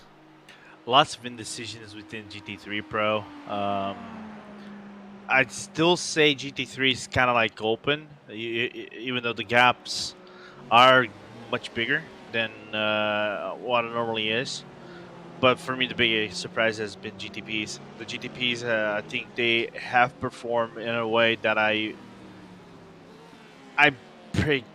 kind of believe they would behave, because I've felt some instabilities around the car. They're kind of difficult for them to drive. Not a lot of time to adapt towards a new car in a new track. This problem, it is what it is. We can't wait to see what the second half will bring. As long as they don't get a lot of yellows, it's going to be good. Well, it has calmed down considerably, it must be said. 6 safety cars, 6 full course cautions we've had in this race so far. So we've had a bit of a mix-up with the strategies of how things are panning out. Let's take a look at how things stand at the moment. It is Pure Sims Esports that currently lead GTP. They have got a 12-second lead, call it, over Team RSO, who are in second place. Third place for the SRC Movano Corsa team. They find themselves there ahead of private label Team Hype, fourth place. Fifth for Sim City Racing. So second through to fifth, they've only pitted in the last 2 or 3 laps. So they are all together on pit cycle. Pure Sims and the 6th placed Valkyrie, they are about 12 laps into their stint, so they're off cycle of those 2 teams in GTP. You can see the rest of the teams there on your timing tower, 16 laps or more. There are a few of the GTPs are still running to make sure they get themselves halfway points here in this race. We'll move on to GT3 Pro, and it is Impulse Racing who currently lead that one. We've been watching their sort of race at the front of GT3 Pro for the last sort of 10-15 minutes or so. Obsidian Racing and Visceral, they're together in second and third place right now, doing a good job. Obsidian though do always a pit stop in about 5 laps or so. Mercedes AMG Team Mirano, who have had all sorts of issues at the start of the race, had to serve a penalty. Well, they had to get a pit stop, missed a pit stall, and then had to serve a penalty. They've amazingly got themselves up into 4th place ahead of Samba Racing Team. Delta Sport are currently 6th place with Hell Racers and Team Hersigveld in 7th and 8th places. 9th for Team PGZ with Phoenix Racing Esport rounding out the top 10 of GT3 Pro. Rest of them you can see on the side there. Tempest Simsport have just come onto pit road for a pit stop for their pit cycle. In your GT3 class, it is currently Prestanda Nomad who lead that one. The 256, Tom Stanley, we've barely talked about them all race, it must be said, but they've got a good 5.5 second lead over Satellite Racing's Ryan Robertson. Then Valorious Motorsport Apollo are in 3rd place in class, with Maniti Racing 4th. Rusty Spatulas, who were one of the early race leaders in GT3, they find themselves in 5th place right now.